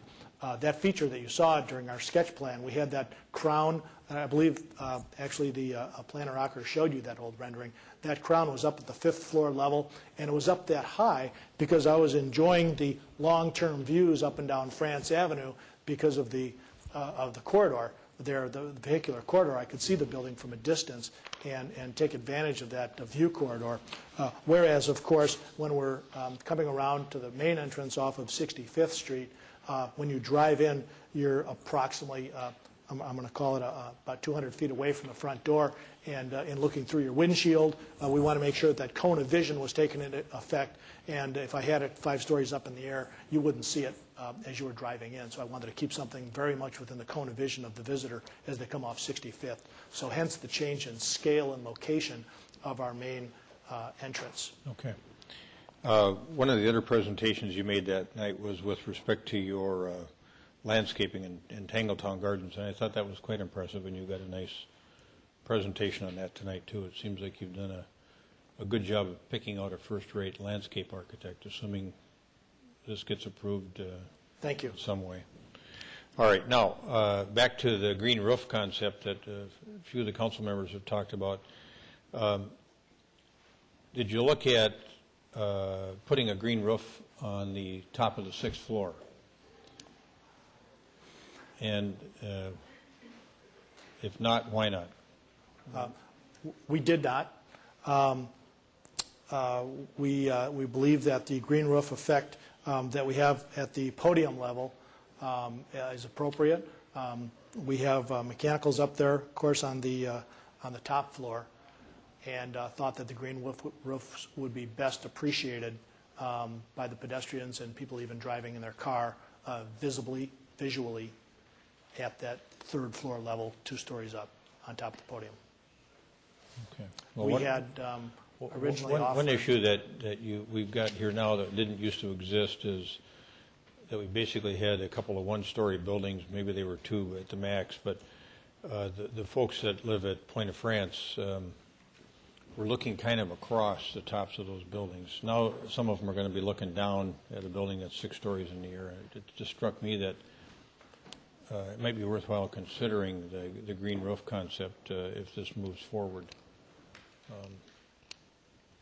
I make no judgment on that right now, but I think it's something that we just looked at a few weeks ago with respect to Stewart Companies and a proposed sketch plan review for that southeast corner of the Southdale property where they're proposing some high-end apartments. You know, the notion I think Member Brindle raised it was, why wouldn't we try to have the residents at the Westin look down on a green roof instead of just a conventional commercial roof? So give that some thought. Okay. I thought Member Sprague raised a real interesting question, and that was stormwater filtration system. And this is maybe more for Director Houle, but I know when we went through the exercise of approving Twin Cities Orthopedics that we had a pretty extensive stormwater management system that we put in place that captured a lot of it. And while I hear Mr. Farr and Mr. Michaels talking about some capacity for capturing some of this stormwater runoff at their facility, I don't see the breadth of the system like we had across the street. And I'm wondering if you could explain why. Yeah, Mr. Mayor and Council, actually they do have a very similar type system as the Twin City Orthopedics. On both of these sites, the watershed is actually the local government unit that regulates stormwater, and they have to provide for water quality and rate control on the site, meaning that the first inch of every rainfall event has to stay on site per the watershed regulation. So that's where the infiltration system comes in. And actually in this part of the city, the soils are real conducive to infiltration. So what we try to do is encourage them to even get more than the first inch of the rainfall to infiltrate into the ground so that it'll meet some of our non-degradation standards that we have to abide by through the PCA. And the system they designed is one that you're comfortable with? Absolutely, yep. And what we depend on is the watershed to work with us to be sure that it is infiltrating the first inch and more if they can into the ground. Okay. Does anybody know where the closest Metro Transit bus stop is? Yeah. On France Avenue? Yeah. Is it right on 65th?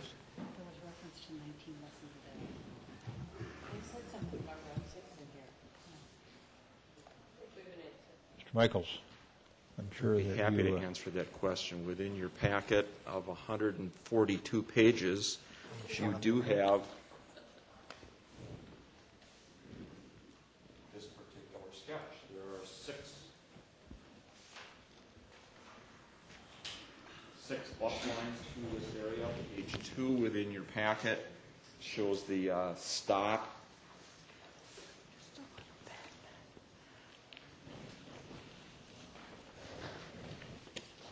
We are very well,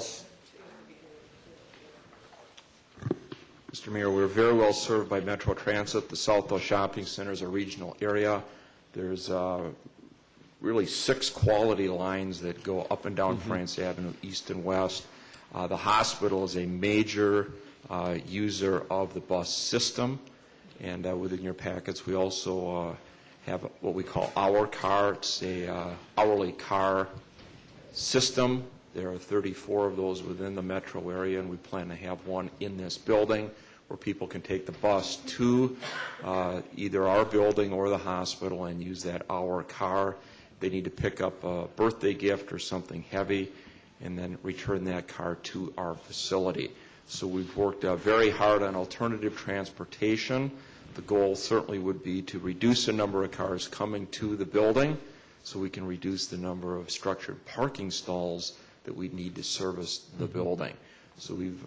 So this bus stop is where? On the east side of France Avenue at 65th Street. It's an enclosure right at the front of the hospital. It also goes east and west on 65th Street, and then north and south on France.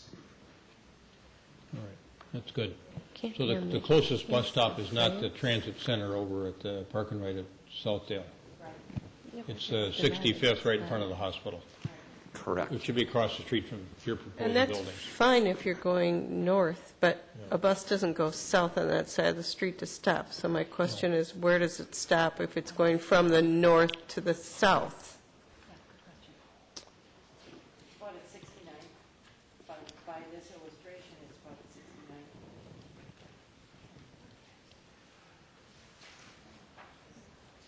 It's right about 69th and France, it's north of. So you're 70. asking them to walk 4 blocks from the bus stop to the building if you're traveling from the north? Well, that's where the bus stop is. Yeah, so, Mr. Michaels, this is just an information gathering session. I mean, this may be more a question for us for Metro Transit. I mean, if we got people coming from the north heading south, and we'd like to provide the opportunity for them to get off the bus in front of a Edina Medical Plaza, or in front of the, or near to the parking ramp where they can get up in the Skyway system and go across to the hospital, that might be something we need to deal with. But I just thought you might have some information on that. I do. I have included, I believe, in your packet the 2 sheets that have been on the overhead. It's bus line number 6. It's the red one that runs north-south on France Avenue. It's numeral 1, ID stop 1156, running south. ID number 4369, bus route number 6, running north. Both of those do go by the J.C. Penney Southeast Area Southdale Transit Center, and then you can connect up to 6 different bus routes, the 515, the 538, the 539, the 578, and the 684, to pretty much wagon wheel or go any direction within the metro area. And there may be plenty of people that work at your building, if it's approved, that, take the bus and get off at the transit center at Southdale and walk over because they're able-bodied. But I'm more concerned about people that have a harder time getting around, and they may want to go to your facility or the hospital, but they're heading southbound, and they're on the wrong side of the street with no easy way to get across the street. So, I mean, this is maybe our issue, not your issue. Yep, okay. So, did that prompt anything else from anyone on the council? Otherwise, I'm going to open this up for a public hearing. Okay. Folks, we're going to open this up for public testimony. You're welcome to come up to either of the side microphones and give us your name and address. And you remember Ms. Benarat told you that you'll have 3 minutes. You'll get a warning yellow light with 30 seconds to go, and then you'll need to wrap up your comments. So we're fairly fussy about time limits here.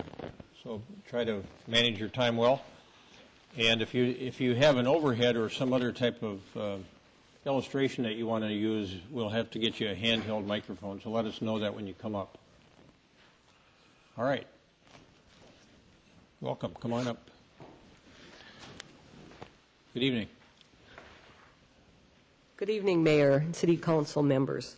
My name is Marilyn Kemme, 6566 France Avenue South, Unit 1206. I'm a resident of Point-of-France, and I'm president of the Point-of-France Association Board. Mount Development, Stephen Michaels and Ed Farr met with the residents of Point-of-France on June 14th and presented their 3rd proposal. They purchased the adjacent building in the parking lot to the west of the original building and incorporated many of the Point-of-France and Planning Commission suggestions. Owners were pleased with the appearance of the new plan, and the response was very positive to Phase 1, the 4-story building with the 3-story parking lot. Phase 2 calls for an additional 2 stories to the building and a potentially 5-story parking lot to be built later. There are residents of Point-of-France who are opposed to Phase 2, the 6-story building. Thank you. Thank you, Ms. Kemme.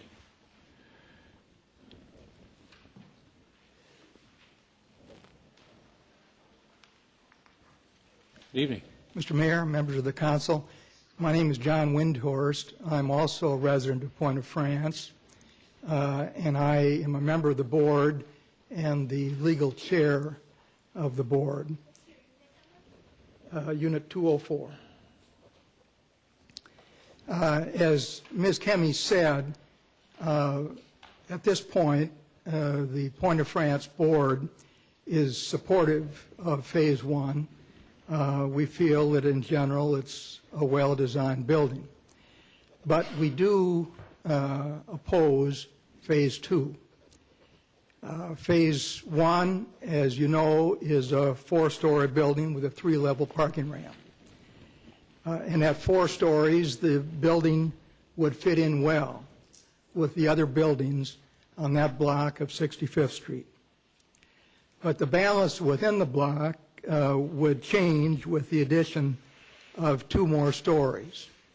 None of the other buildings on the block has more than 4 stories or levels, except for the Twin City Orthopedics parking ramp, which has 5 levels.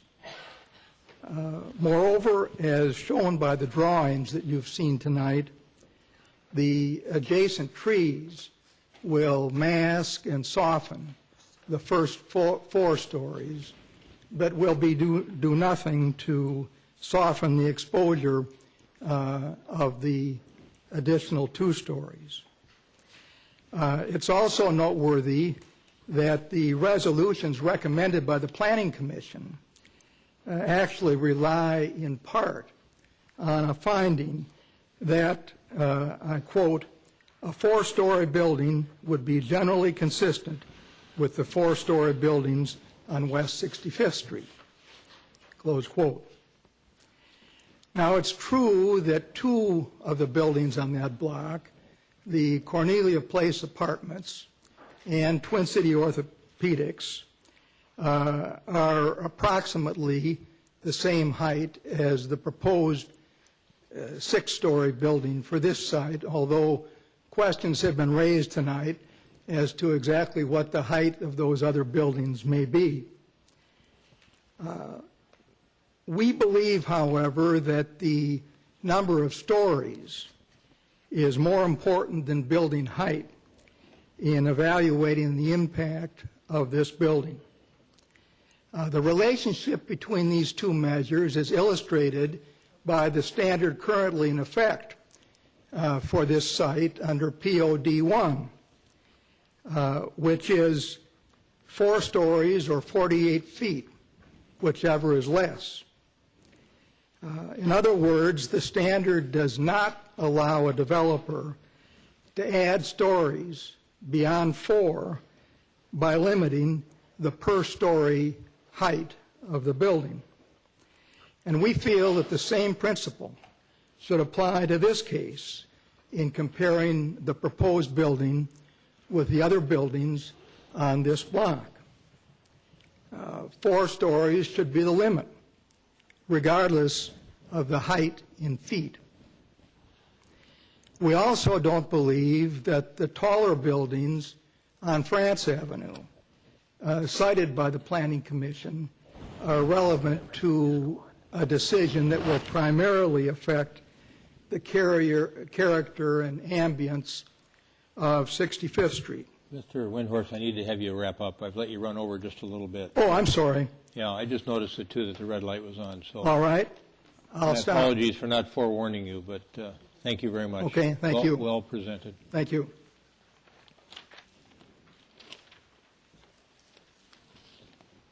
Anyone else?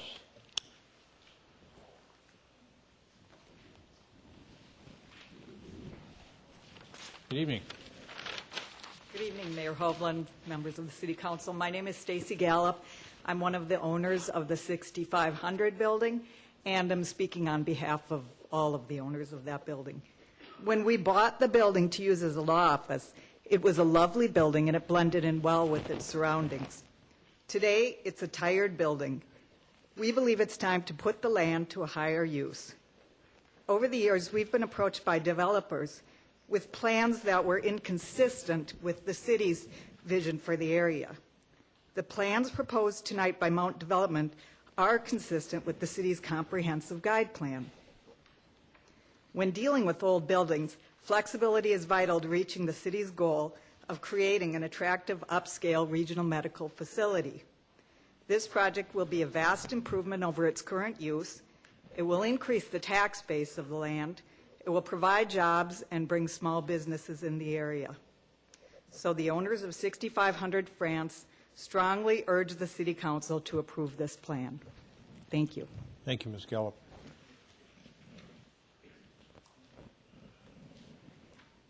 Anyone else?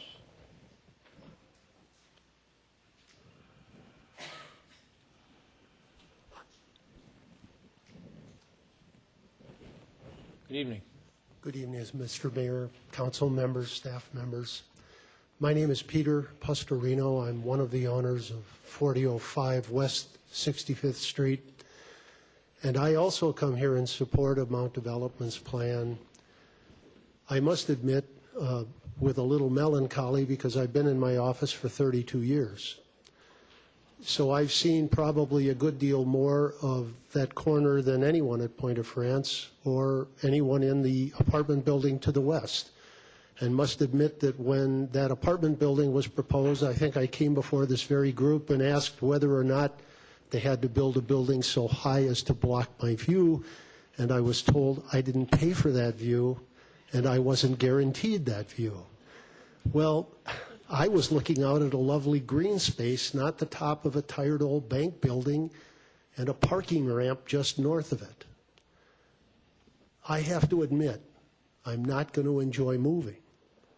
But when it was proposed to me, and I saw the plan that they had developed, I came to the conclusion that for me and for the city, it was time to move on. And that's what I propose to this group tonight. It's time to move on. A couple of notes. One council member brought up the issue of driving through that parking lot and going out on the south end around the building. You caught me. But I think with the amount of traffic that will further be in that lot with pedestrians, cars, and other types of movement, it will no longer be as possible. So perhaps some diversionary tactics, but I think it's appropriate now, and I think it will be extraordinarily difficult to move through in the future if you allow this. Secondly, there are no sidewalks now on the north end of either property. People must walk in the grass or the stones or walk through the thicket of the shrubs, and it's not appropriate for walking at all from those who come from the apartment building to our west. Great neighbors though they be, they've got to cross the street in order to get anywhere to the east. So those are my two comments with respect to just those measures. Thank you. Thank you for your time. Thank you, Mr. Pastorino. Anyone else? Seeing no one coming forward and hearing nothing from the audience, is there a motion to close the public hearing? So moved. Second. Moved and seconded, we close the public hearing. Discussion, all those in favor say aye. Aye. Opposed say nay. Carried. Well, we've got a few things to discuss here. One is the comp plan amendment, proposed comp plan amendment regarding building height, and there's their preliminary rezoning and preliminary development plan. Member Swenson, I thought I just saw your finger go up in the air. Is that, you want to lead this discussion off? Only more with my thoughts on this, which I really haven't brought up to date. I struggled when we did Twin Cities Orthopedics, but it backed up to the Crosstown. I thought they did a good job with their design, and they finally did win me over. In this particular case, I see this as a little different, so I don't really compare it across the street. I think the four-story plan is great. I'm not comfortable with changing the comp plan to make it 6 stories, because the four-story plan really is 62 feet with the mechanicals, and our comp plan says 4 stories or 48 feet, whichever comes first. I would be comfortable giving them a variance to go to 62 feet. I don't have any problems with the setback on France. I think this building should come up to France. I like the pedestrian sidewalk that you have. I love the corner that you've done on it.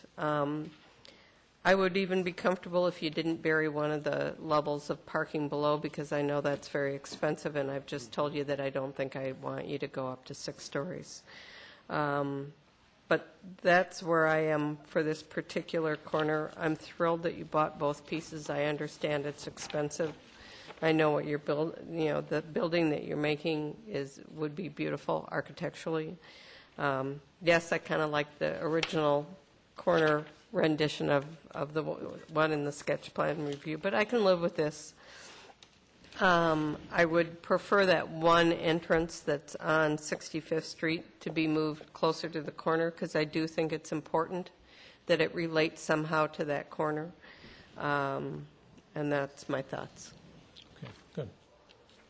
Good way to start out. Anyone else? Member Sprague? Member Swenson, I concur. I'm looking at the comp plan overlay for future land use plan with building heights, and I was not a member of this body when that was put together, but I see that in your wisdom you kept 4 stories all along that side of France, going from Crosstown down to 76, where then it transitions to higher density because you're getting closer to 494. And that makes sense for the residential areas, the Cornelia neighborhood just to the west.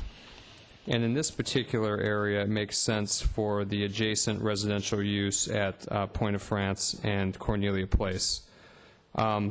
We have to do a comp plan amendment to get to 62 anyhow. This is a very tall 4-story building, and I would be comfortable with that. I've looked down from the Point of France building onto this site. I think you showed a picture that taken in the winter, and I see this building trying to be nestled into the overstory trees, and that's at about 4 stories. The fact that it doesn't have a green roof doesn't bother me. I've been in many of the units in that building. You're overlooking a commercial area, you're overlooking roofs, but it would, I think it would be more consistent with the block that it's on and the adjacent uses to keep that at the 4-story, 62 feet. I don't particularly like the discontinuous podium, but I also understand it's a trade-off for that plaza at the corner, which I think is a nice display of an idea that's in the comp plan that we haven't seen that much of. I love the width of the sidewalks. Even the 6-foot is liberal. I think a lot of our sidewalks are 5, and I appreciate that element. I, too, would not have a problem with the parking ramp coming up 2 stories above grade because of the excavation cost, just to offset some of the height that you're losing. I appreciate the stormwater management that you have negotiated with Engineer Houle. That's very important given the fact that the body behind that is already impaired. We have to be responsible both as a city and as a watershed district to make sure we can work on the water quality there. And I appreciate that the use. I think this is a huge boon to our medical office campus that has developed here.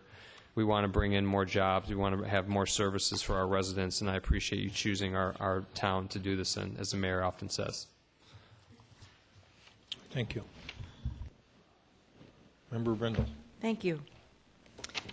I have the benefit of looking at an easel with this picture over here, and it is beautiful. It's a very pretty building. What would have to happen to trigger the expansion to phase 2?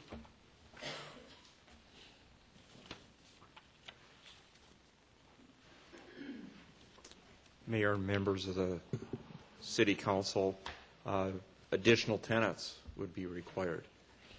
The cost of the land and the construction is you just can't have empty space. So that's why we're not planning to do 6 stories initially. So the thought was to make it as painful as it is, go with a 4-story building and try and absorb the land costs in that first 4 stories. But unless we get a 6-story building approved on the site, the project is not feasible. Okay, that was the root of my question. Yes. We need 102,000 feet floor area ratio of 1.0, or we cannot absorb the land cost in the project. We tried to be very forthright on that perspective. Okay. Another question is, why pay to park at this facility? I'm thinking about, in the introduction, it was mentioned that some of the buildings that Mr. Farr has been involved with are the 84 and the 8300 buildings in Bloomington, and that's a beautiful office park, and those parking structures are free. As to my recollection, they're free. So why would this be paid? Councilmember Brendel. I'm part owner of 6363 France Avenue South. It was your first paid parking facility in Edina, and I weathered that storm. There is no free parking.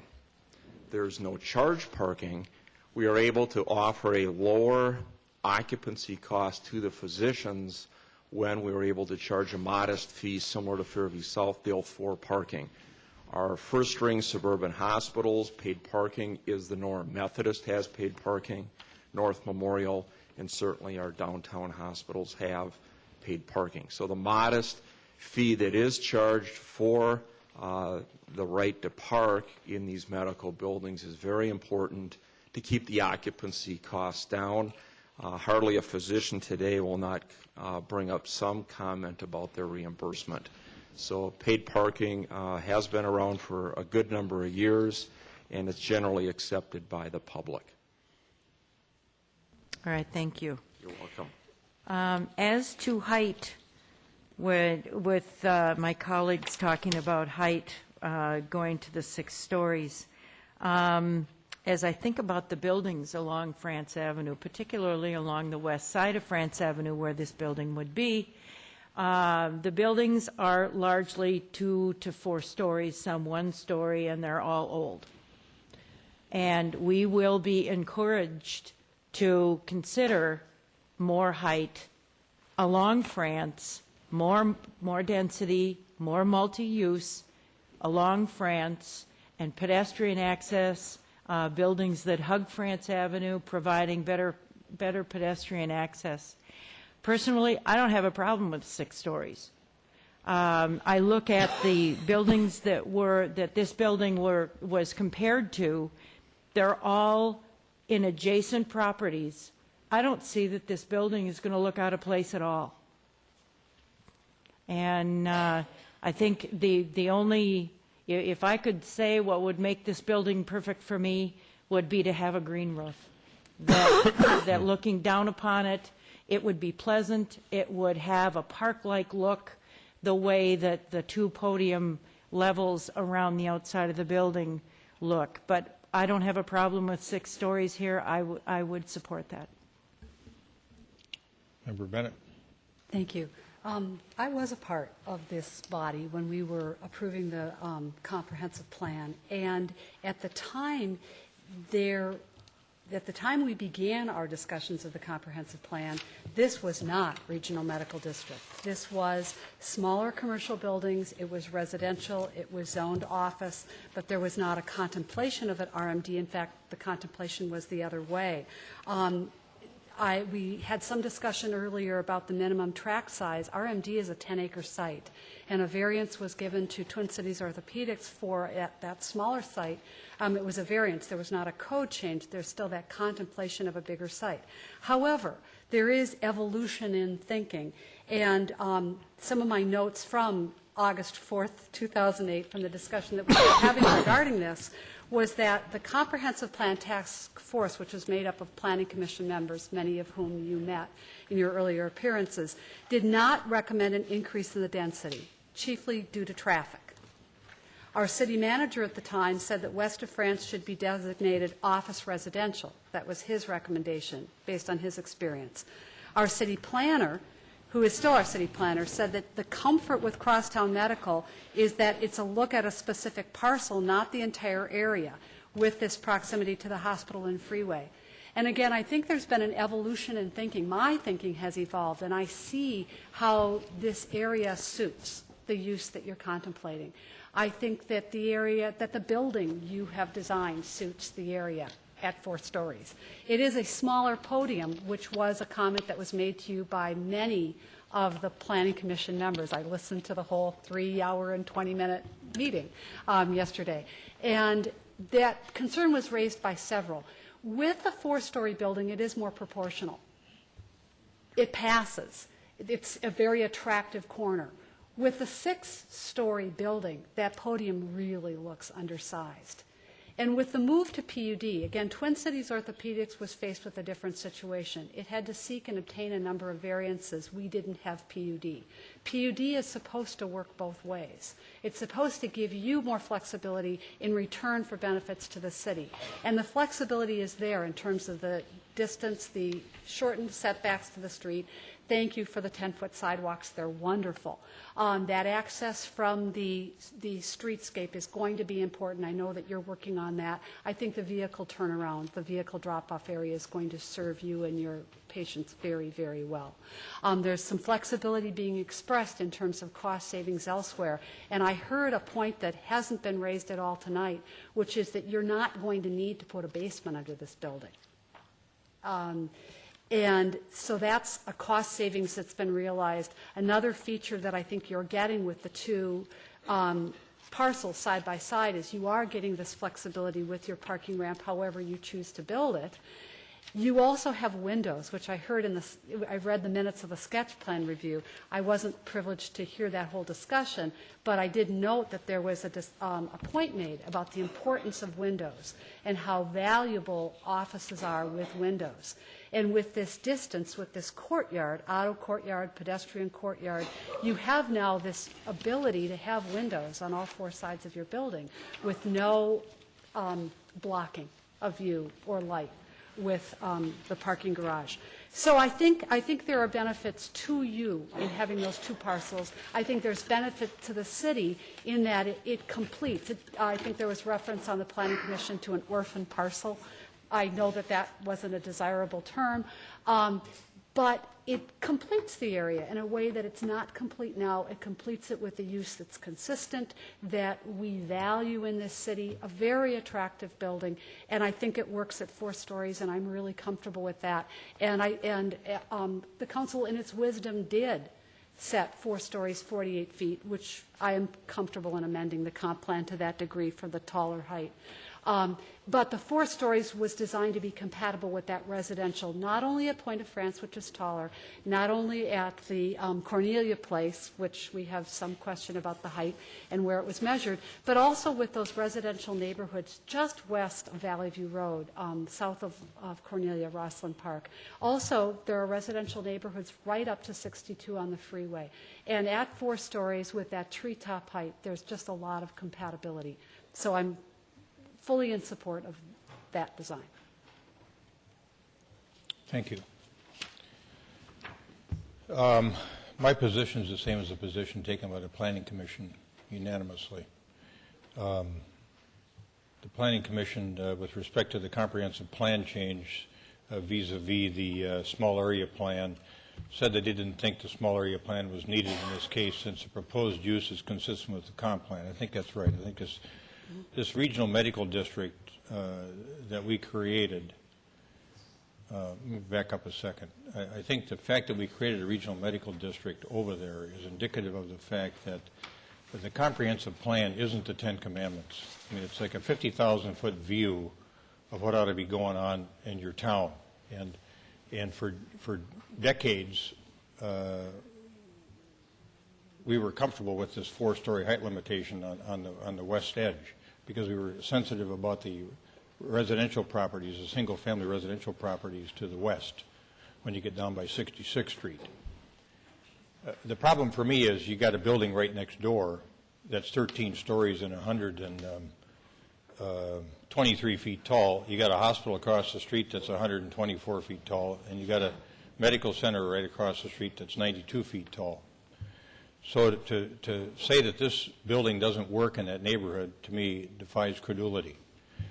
What I look at is, on balance, does the height of the building have a potential adverse impact on the adjacent properties? I can't answer that question but no. To me, it has no potential adverse effect on the surrounding properties. In fact, I think it's an enhancement, a tremendous enhancement over what's there. So I would approve it, as did the Planning Commission.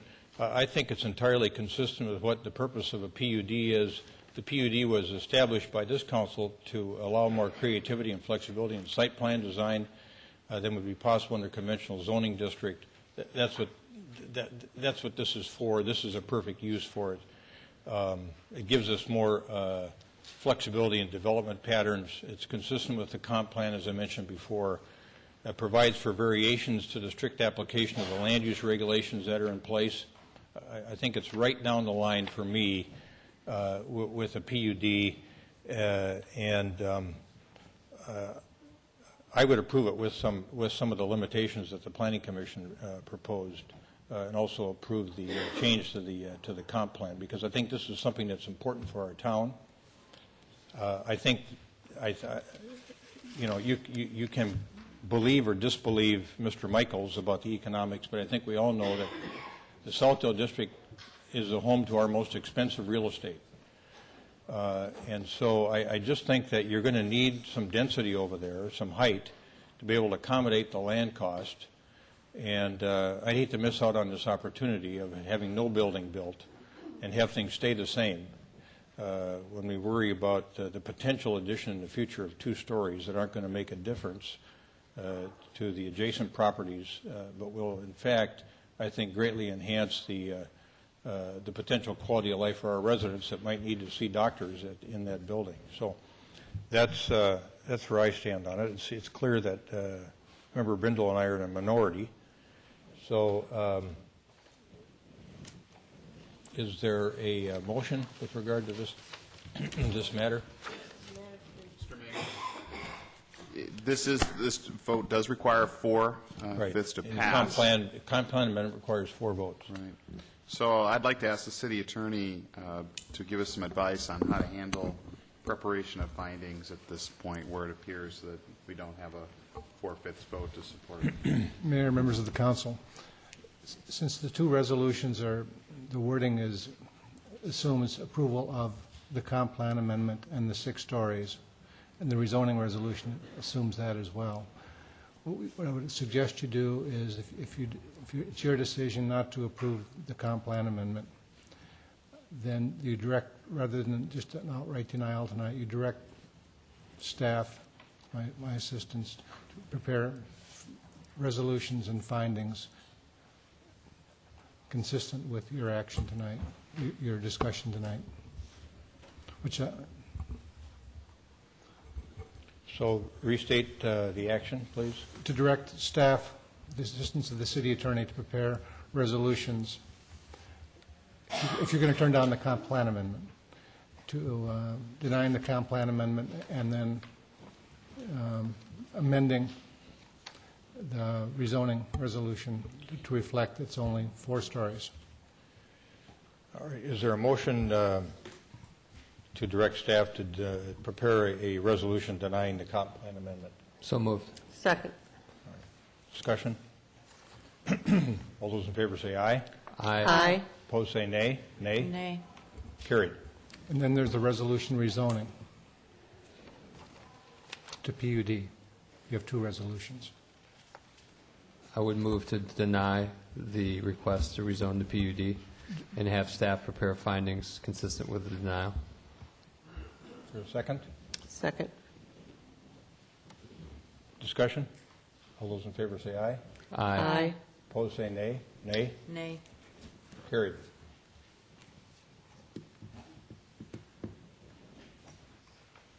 That's the final action? For tonight. All right. On this matter, yeah, that's all we need to do? Okay. Thank you, everybody.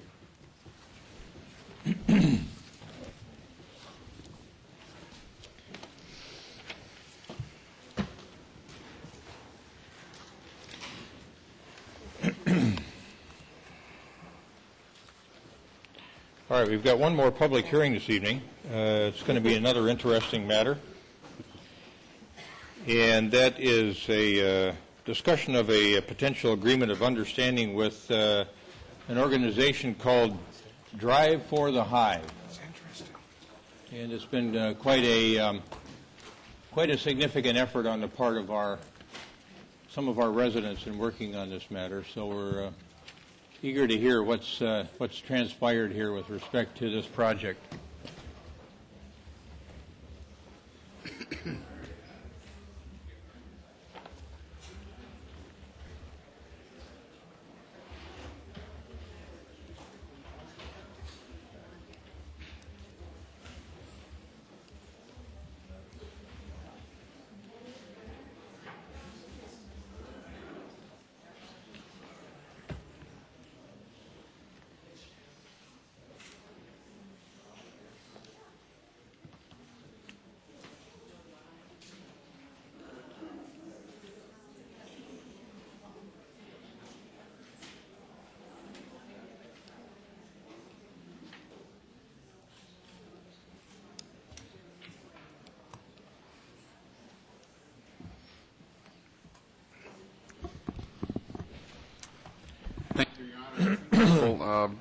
I want to give a brief introduction, and then I'll turn the presentation over to Director Keprios. Over the last year, over parts of the last year, the last 6 months in particular, we've had a chance to work with representatives for the organization Drive for the Hive, and in putting together the proposal called the Hornet's Nest. This is an innovative proposal, particularly in how it is financed. The idea behind the project was to bring together a project and try to buy down the overall cost of the project with philanthropic gifts, which brought down a number down in debt service that could be financed with with commercial leases for tenants that would co-locate into the facility with the locker rooms. We have had a chance to run those financial pro formas with our financial advisors and with our own finance department, and it does work for us. The relationship is to make all this work is complicated. It involves some trust between the city and the nonprofit, and it involves a lot of people and a lot of goodwill. So we want to start tonight with that in mind, and I want to turn to John Keprios, our Director of Parks and Recreation, and John's got a presentation to walk through the steps of the proposal, and it is a public hearing, and this public hearing is not required by statute, but was requested by council to make sure that the public had a chance to comment on the proposed agreement. So, Mr. Keprios. Thank you. Thank you, Manager Neal, and Mayor Hovland, members of the council. What I'd like to do tonight is to first run through the public hearing part of this presentation. When that's over, you can call for people who would like to testify, and then I'll come back to the podium, finish the presentation, and at the end, I've bulleted all of the actions that are requested of council tonight. So with that, the public hearing is actually with an agreement between the City of Edina and the Drive for the Hive for a project, as Manager Neal pointed out, called the Hornet's Nest, which is about a $3 million project. In concept, the Drive will donate $750,000 in cash, plus an additional 25% of all those expenses that are going to be above $3 million. The city would in turn contribute $2,250,000 plus 75% of all additional costs above $3 million.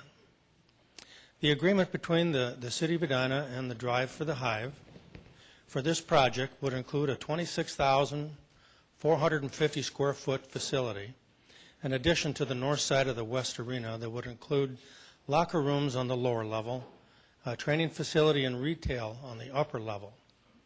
And in concept, that's how it lays out, just to the north of the West Arena. On the upper level, you can see just a concept drawing. This is where the retail, in this case, would be General Sports, and the dryland training facility, Velocity Hockey, would be located. Would also have restrooms. And then on the lower level would be the locker rooms. To be during the high school season would be exclusively for the boys and girls hockey program, both varsity and junior varsity. Also located on the lower level would be a room here for the ice resurfacing room. The agreement, as it's spelled out and included in your packet, that the Drive for the Hive would provide construction manager services and donate those services to the city. The city would contract then with an architect upon the receipt of the Drive's donation, its cash donation. The Drive for the Hive would make a donation prior to any award of construction contracts. The agreement also states the conditions is that the city would have to receive the $750,000 donation and any costs above that, 25%. We would have to have an agreement with the school district. We would have to have an agreement with both the Hockey Association and the Braemar City of Lakes Figure Skating Club for a $20 additional surcharge per player per year for the life of the bonds. We would have to have the 2 commercial leases secured and in place prior to execution of the contracts. The agreement also states that Drive for the Hive would solicit the tenant leases, which they have done. Those agreements to be negotiated by the city manager and ultimately approved by city council, which is being requested of you tonight. The city would secure permits, licenses, surveys, soil tests, and whatnot, most of which has already been done. The city, according to the agreement, would reserve all naming rights, and the city would also control all vending machine rights. The city would also control all branding decisions, and the Drive, however, may sell some interior space naming rights as part of their fundraising campaign. The city would control signage, both interior and exterior. And the city reserves the right to cancel this project for any reason, including but not limited to the following: that if the Drive does not make its sufficient cash donation, if we can't come to an agreement with the school district, if the Hockey Association or Figure Skating Club do not agree to the surcharge, if the leases for the commercial space are not in place, if the costs are cost prohibitive, if they exceed the project budget, and if there's some excessive environmental damage. And lastly, the agreement also states that any non-expended funds from the Drive would be returned to the Drive if that would be the case. That is part of what's up for the public hearing tonight. And after the public hearing is over, I'll come back to the podium and deliver the rest of the presentation. So with that, any questions before you open it up to a public hearing? Sure. Let's check with the council. Any questions for Director Caprios at this point in time? Okay. Thank you. All right. Mr. Anderson, I think I can see him behind the monitor there. Did you want to come up and comment at all on anything, or should we just open it up for public hearing? All right. Okay. All right. Let's open this up for a public hearing, and folks, come on up. Use one of the side podiums. Give us your name and address. You've got 3 minutes, and we'll hear what you folks think about the proposed public-private partnership that's called the Hornet's Nest. So, anyone wish to come forward? All these people with all these enthusiastic supporters. There's a former school board member. He's used to speak being in the here. microphone, right? Yes, yeah. My name is Brian Hedberg. I represent the Braemar City Lakes Figure Skating Club. Thank you, Mayor and members of City Council. I'm just here to let you know that our club has met and we fully support and have a resolution to support the Hive.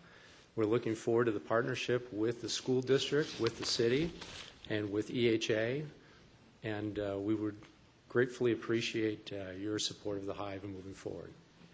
Thank you. Thanks, Mr. Hedberg. Anyone else?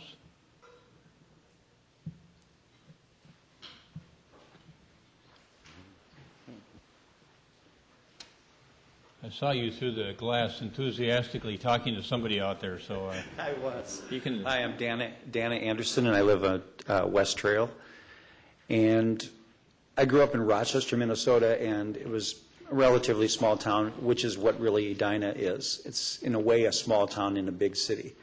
And one of the things that I saw happen in that town was when we built a recreation center and a tennis club, an indoor tennis club, it became a focal point for the young people in that community. It became a hangout, which is what I'd like to see Braemar become for our kids, a place where they can go, feel like they can hang out, drop them off there, they're safe, they enjoy the environment, they meet other kids in an environment that I'd like to see them hang out in. And I think all the things that are happening at Braemar right now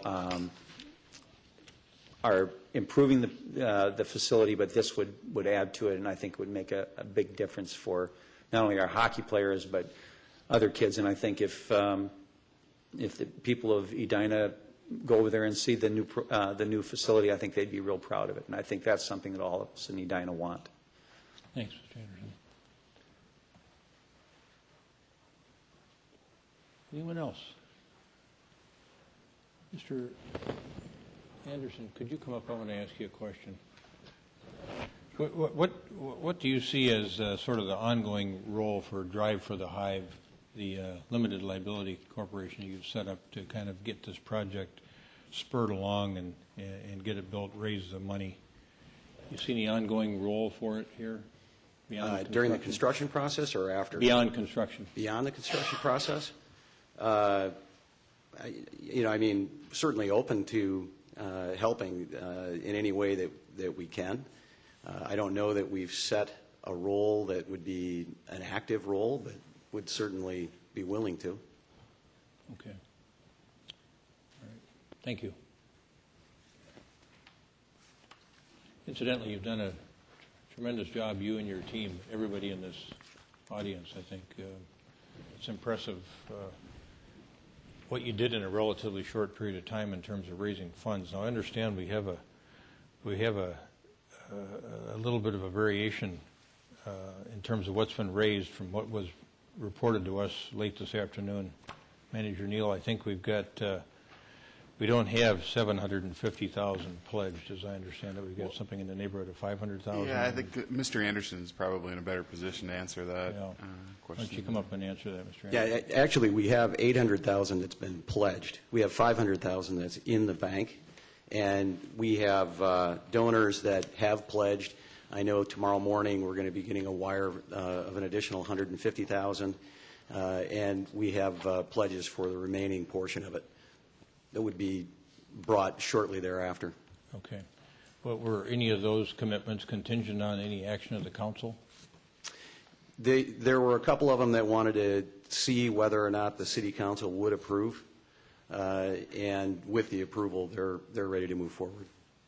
Yeah. So we've got Member Swenson. Go ahead.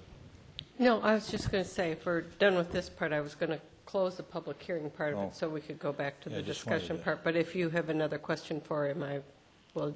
I do. I mean, there's a bit of circularity here. I mean, we had required as a condition precedent that 750 be raised.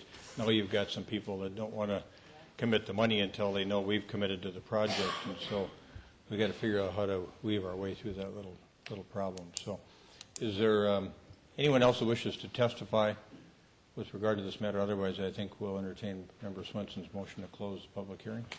Is there a second? Second.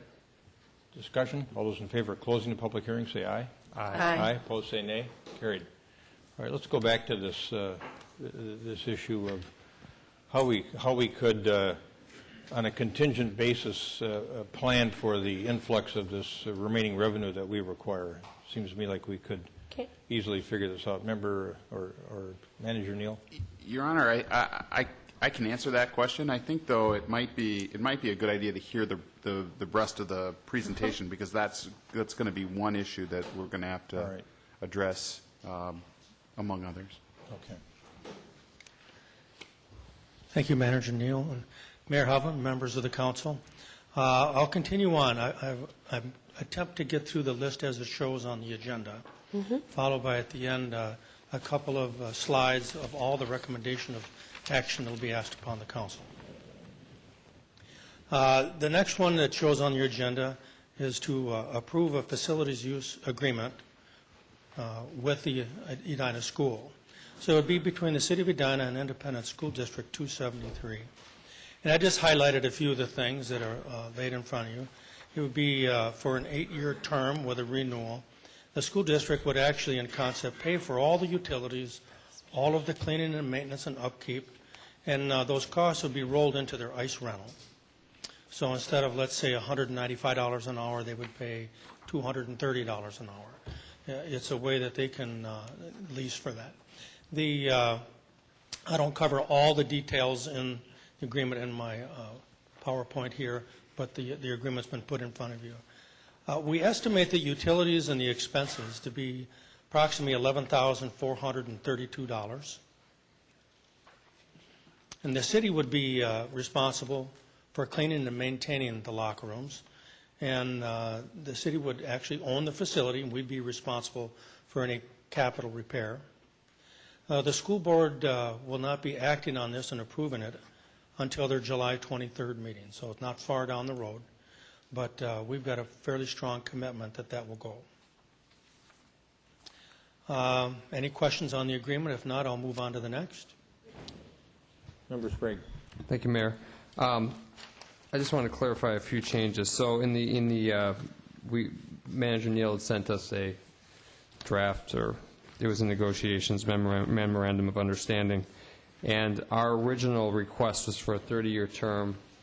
They came back with 5-year, and then 8 was the negotiated alternative. Is that correct? That's correct. Okay, and how did we settle on 8 years, or is there any rational basis for that?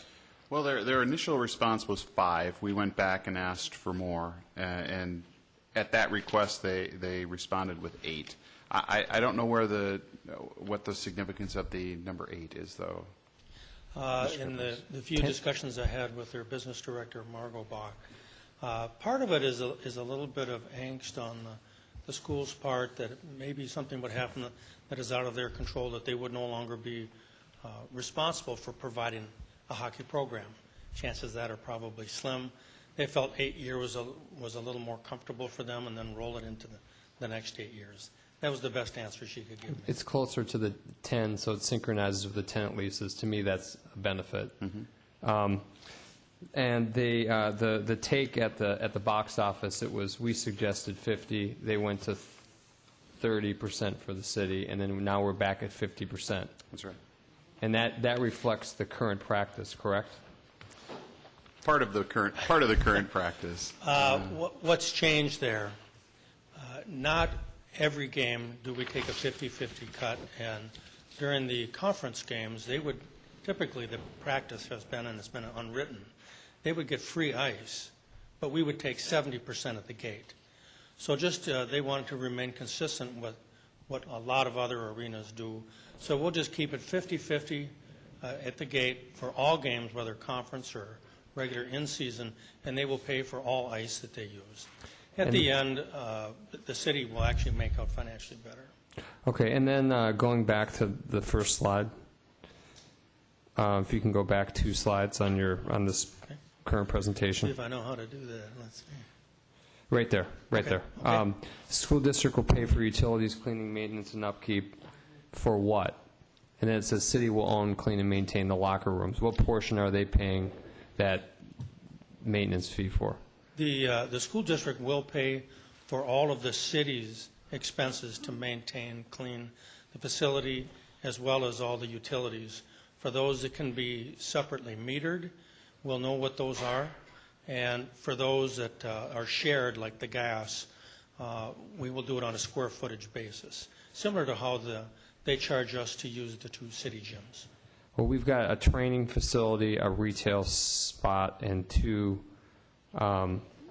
Those are the responsibility of the retailers. Right, I understand that. Yeah. So the school is covering utilities, cleaning, maintenance, and upkeep of the training space? No, just their locker room space. Just their locker rooms. Just their locker rooms. From November 1 to March 31. But then it says city will own, clean, and maintain locker rooms. Yeah. The locker rooms remain the ownership of the city of Edina. Got it. And it'll be our responsibility to clean and maintain.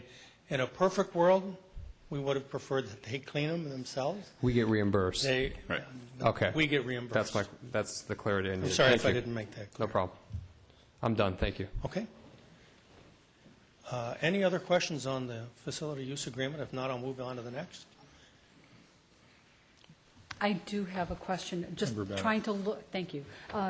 I spent quite a bit of time with this yesterday, and now we have the revised version in front of us, and so I'm trying to make sure that I'm looking at what's the same and what's changed. I do appreciate the underlining. It helps me see what's different. One question I did have about the insurance, understanding that the city maintains the property insurance as the owner of the building, but it appears from this provision 2.05 that the school district will have no responsibility to pay any portion of the property insurance, even though it will have exclusive use of these locker rooms for 5 months of every year. That's part of a last-minute request on their part.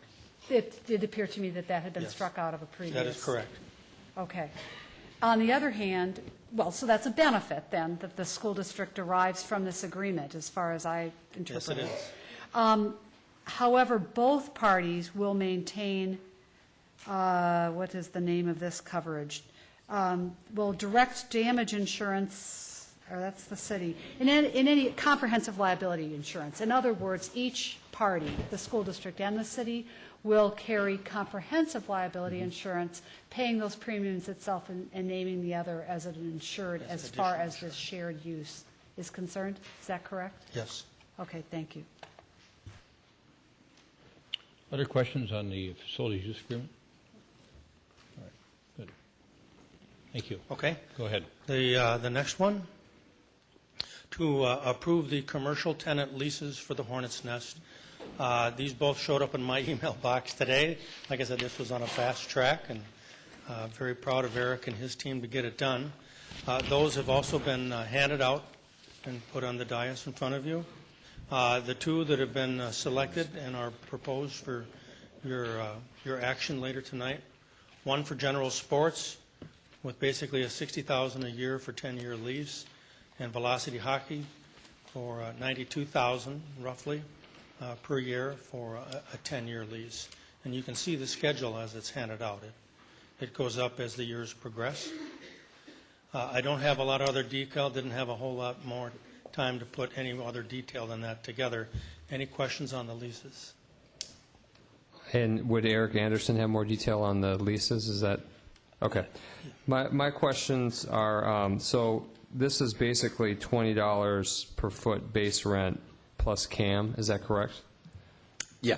So It's they are paying it's a tax $20 and CAM. It's a triple net. Yes, triple net lease, yes. And TIs, are they tenant improvements? Are those charged to the retailer? Now, the tenants themselves are responsible for their own TIs. What we're delivering is a warm lit shell condition. That's standard. Right. Okay.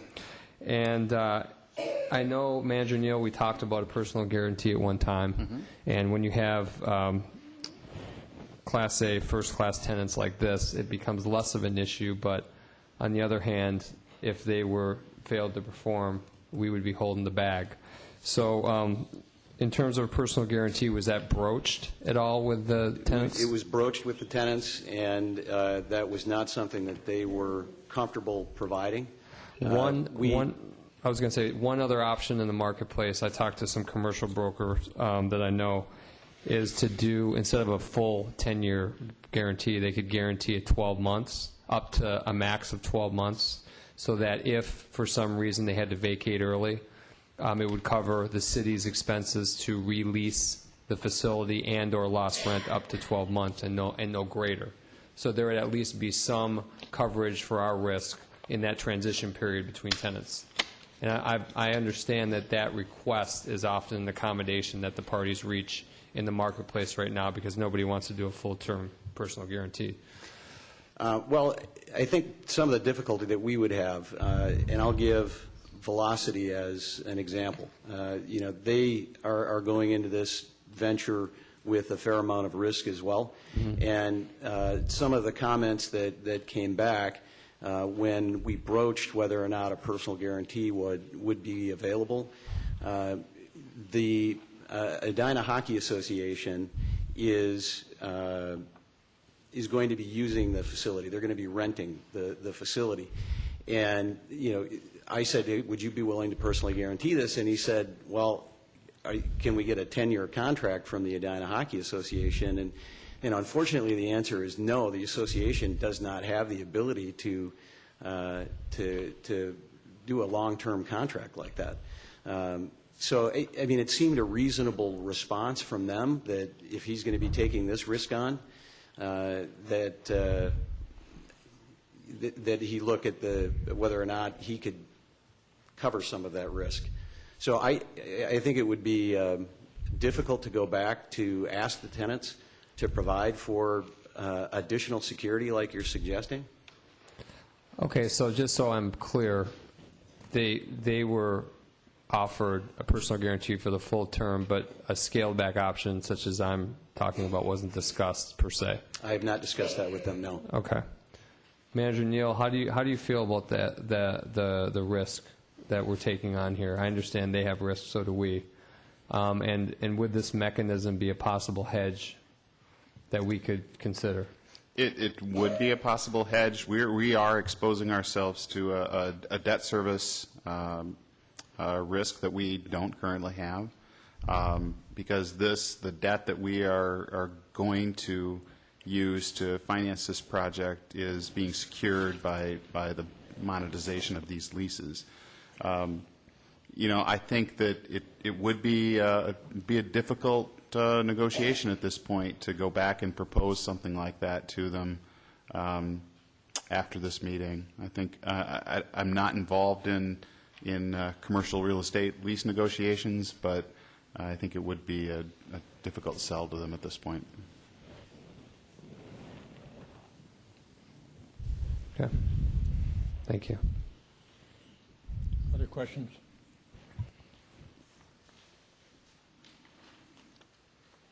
If there's Go no ahead, further John. questions on that, we'll move to the next. Part of what we are here to do tonight also is to approve the architectural services to be provided by SRA Architects. What would be asked of the council later tonight is, if the project is approved, that the city manager negotiate and be given the authority to negotiate an architect engineering contract with SRA. And one has been submitted and is in front of you for $231,800 for the soft costs. As we look back at the May 1st council meeting, the council voted to approve this project in concept, subject to those 8 conditions. So I thought I'd quickly go through those. That first, the project must receive all required municipal land use regulatory approvals from the city. Well, as it turned out, we learned the project did not require any regulatory approvals. The rezoning was not required.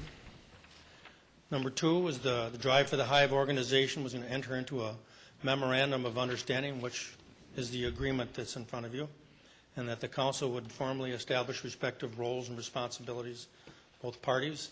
Drive for the Hive has agreed to the submitted agreement that's in front of you.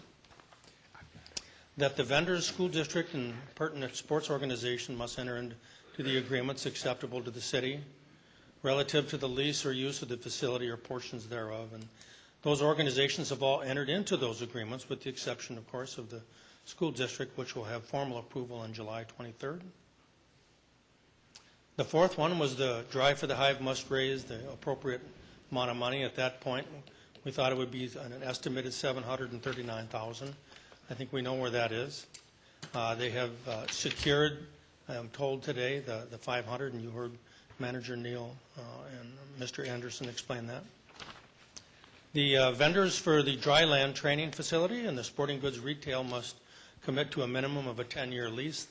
That has been negotiated, and those are in front of you. The sixth one was that the Board of Education would agree to additional ice rental surcharge and the restructuring of the spectator fee distribution for high school games at Braemar. And we have done that, and that's reflected in their agreement. I believe we've come to an agreement that's very reasonable for the city of Edina. Again, that would be approved at their July 23rd meeting. 7 and 8 would be the 2 athletic associations. The EHA has provided in writing, and it's in front of you, their approval to go forward with the $20 surcharge for the life of the bonds. The Figure Skating Club, I saw this one today for the first time. They've also agreed to the $20. They've got some requests in there that I think we're going to negotiate with them at a later date. some of which I think we can accommodate, some I'm not sure we can. But they are in support of this. The award of the construction contract, the bids. We opened bids on July 12 and received 5 bids. The low bid, and they were all very tight bids, so we had some very tight specifications. The low bid, RJM Construction, at $3,647,000, obviously higher than we had hoped or expected. We were thankful that our architects and engineers working on the project on that very speedy track have identified what they think is close to $460,000 worth of potential value engineering reductions that should the bid be awarded, we could discuss with the awarded bid with RJM. It would include some HVAC system changes, some plumbing fixture changes. The engineers identified some wall changes going to a block versus construction versus a precast tilt-up wall, some interior furnishing and permit fees. RJM does agree to a December 1 completion date, we are told, and staff is recommending that we go ahead and award the bid based on that. Yes, there is some risk if we're to go into those change orders. That's something you can't do at the front end. We have to do this on good faith. The financial summary of the project. As you see, RJM bid was $3,647,000. If we are successful to get close to $460,000 in value engineering, that would come off the top. We would ask to include the additional arena projects, which would be, as you saw earlier, a presentation of the railing up above, the expansion of the lobby, and the design fees you see in there, should that contract be signed with SRA. Total project cost would come to $3,650,300. The drive for the Hive contribution, we're asking to be $795,707. So the total amount to be bonded would be $2.8,054,593. Now, with that figure, you can see how the first 4 years of bond payments play out. It starts with some capitalized interest. We had some extra months in the first year for $174,000. But if you look at the revenue source below, between the lease revenues, between Velocity General Sports, the money from the surcharge from EHA and the Figure Skating Club, we anticipate our total annual revenue to be over $181,000. So in all cases, we'd actually have a positive cash flow, and that's to get all of the projects done. Now, we cannot do a change order to give RJM the lobby and the railing project because it's not necessarily part of the Hornets Nest project. However, the ADA path would be. We would have to go out for bid on the other 2 projects. But we are recommending that we include that as part of the bonding, so we have a way to pay for it. So, as I mentioned earlier, here are all the things that staff is asking the council to consider for action. You had your public hearing earlier to approve the agreement between the Drive for the Hive and the City of Edina, to approve the facility use agreement in front of you from the Edina School District, to award the bid tonight to RJM Construction for their low bid amount, to approve the 2 commercial tenant leases, to authorize city manager to negotiate the architect engineering contract with SRA, and to authorize an AIA agreement with Eric Anderson as the construction advisor to provide free construction management services, which I understand is a value of well over $300,000. Very generous. But that would be done under AIA agreement with indemnification and all the insurance. And also then to authorize the sale of bonds for the Hornets Nest project, which includes all of the Braemar Arena projects, the ADA pathway, railing, lobby, expansion projects, for $2,854,593 plus the cost of the bonds. I should probably back this up. Those are the action items being asked of the City Council. Questions for Director Caprios? Further questions? Member Sprague? Thank you, Mayor. I have another question on the cost. At some point, with the memorandum of understanding with Drive for the Hive, we agreed to pay 75% of the cost over $3 million. Is that how it works? That's the proposal. That's the proposal. So with the value engineering, the total project cost net is what, $3 million? Can we go back to that for a second? Easier for me to do this.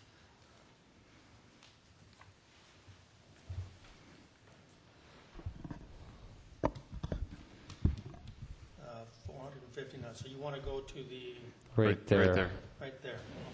Minus 459,500. So it's more than $3 million. Yeah. Yeah.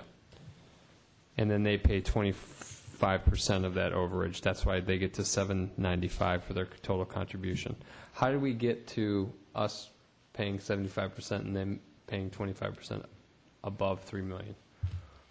Is that because we added the ADA to the total project cost, the pathways? Well, the discussion that we had been having before was not really clear about who was paying for what. So the attempt here was to try to fix the donation number as well as we could fix it, because that helps groups that are going out and asking for donations if they have a number that they have to hit.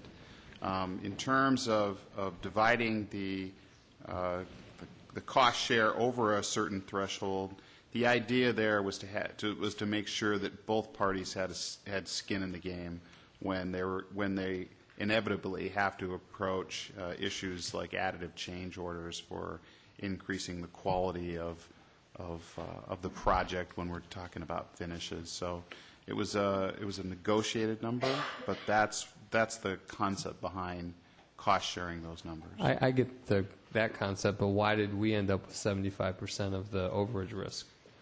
What's the rationale for us assuming 75%?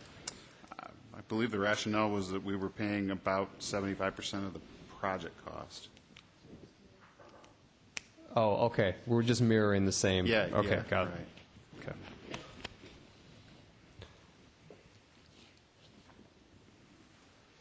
And one of your questions, Manager Neal, is the bid was 14% higher than our estimate. Is the council willing to proceed with the project on this basis? What would the other option be, since it's already gone out to bid? Because I know that there was a difference in opinion on what type of bid process timeline to use. Sure. Your other options would be to kick all the bids and to have it rebid. Another option would be the one that we're describing to you, and that is that we award the contract, but then you direct staff to engage in the value engineering process to bring that lowest responsible bid down to something akin to what Director Caprios is explaining here. Our statutory authority in a public bidding environment like this is that we can't really officially do that kind of value engineering and change order until we have a contract that we can negotiate.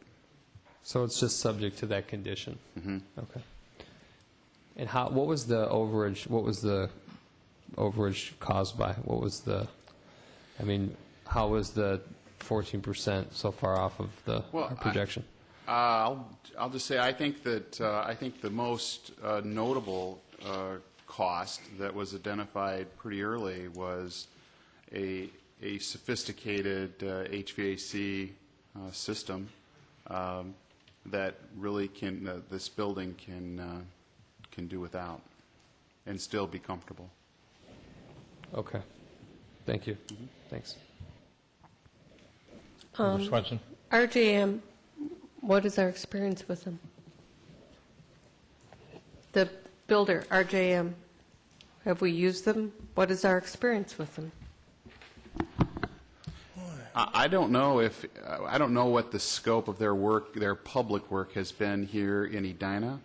A couple of years ago, I worked very closely with them on a very comparable project, actually, in Eden Prairie. They were the construction manager that did the third rink addition to the Eden Prairie Community Center.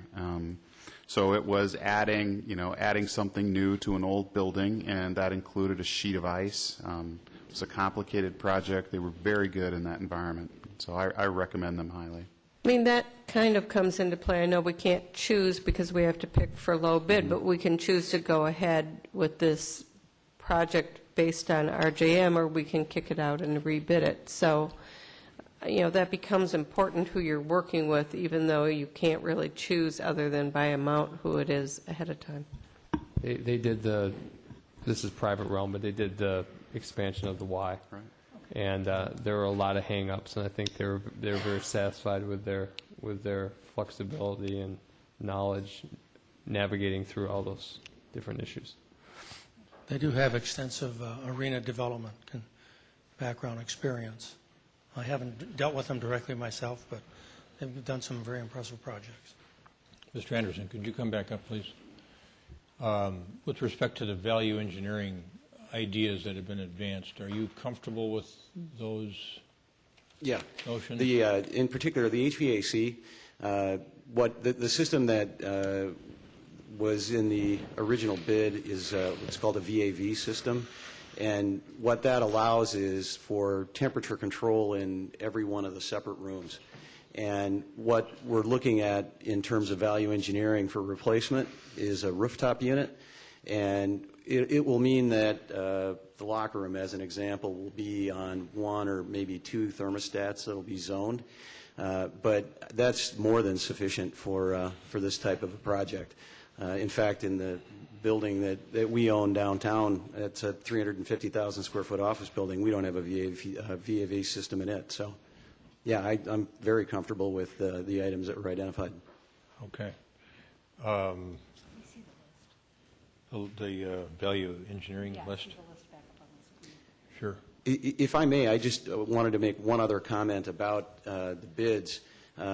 Within the bids, it was specified that it was the different contractors had to provide their experience. They had to have experience working in an arena environment. They had to have experience working on locker rooms specifically.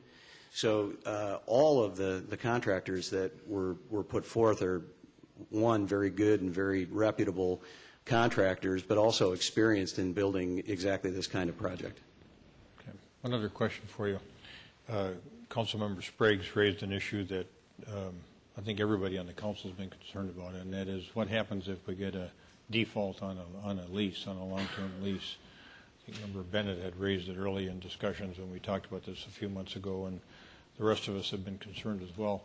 Years ago, as I recall, when Kenny Roslin was city manager, and he's sitting back here this evening, I think when we took over the Braemar Golf Dome, or we leased the Golf Dome, we had a personal guarantee from somebody to kind of backstop that lease, and I think it proved out that it was necessary to use that personal guarantee. Mr. Kipros, do you remember that?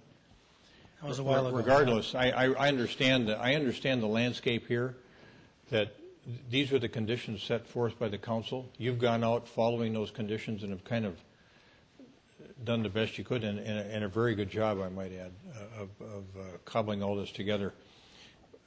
But my question to you is, do you think at this point in time, we're kind of, the horse is a bit out of the barn, do you think there's any way to kind of backstop those leases through either of the skating organizations or some other way that you can think of that would help protect the city and not be something that we go back and ask somebody for after the fact?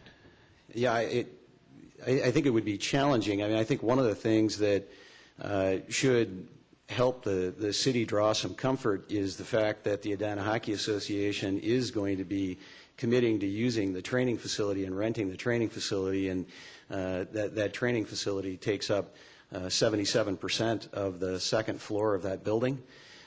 So I think you can draw some comfort in that.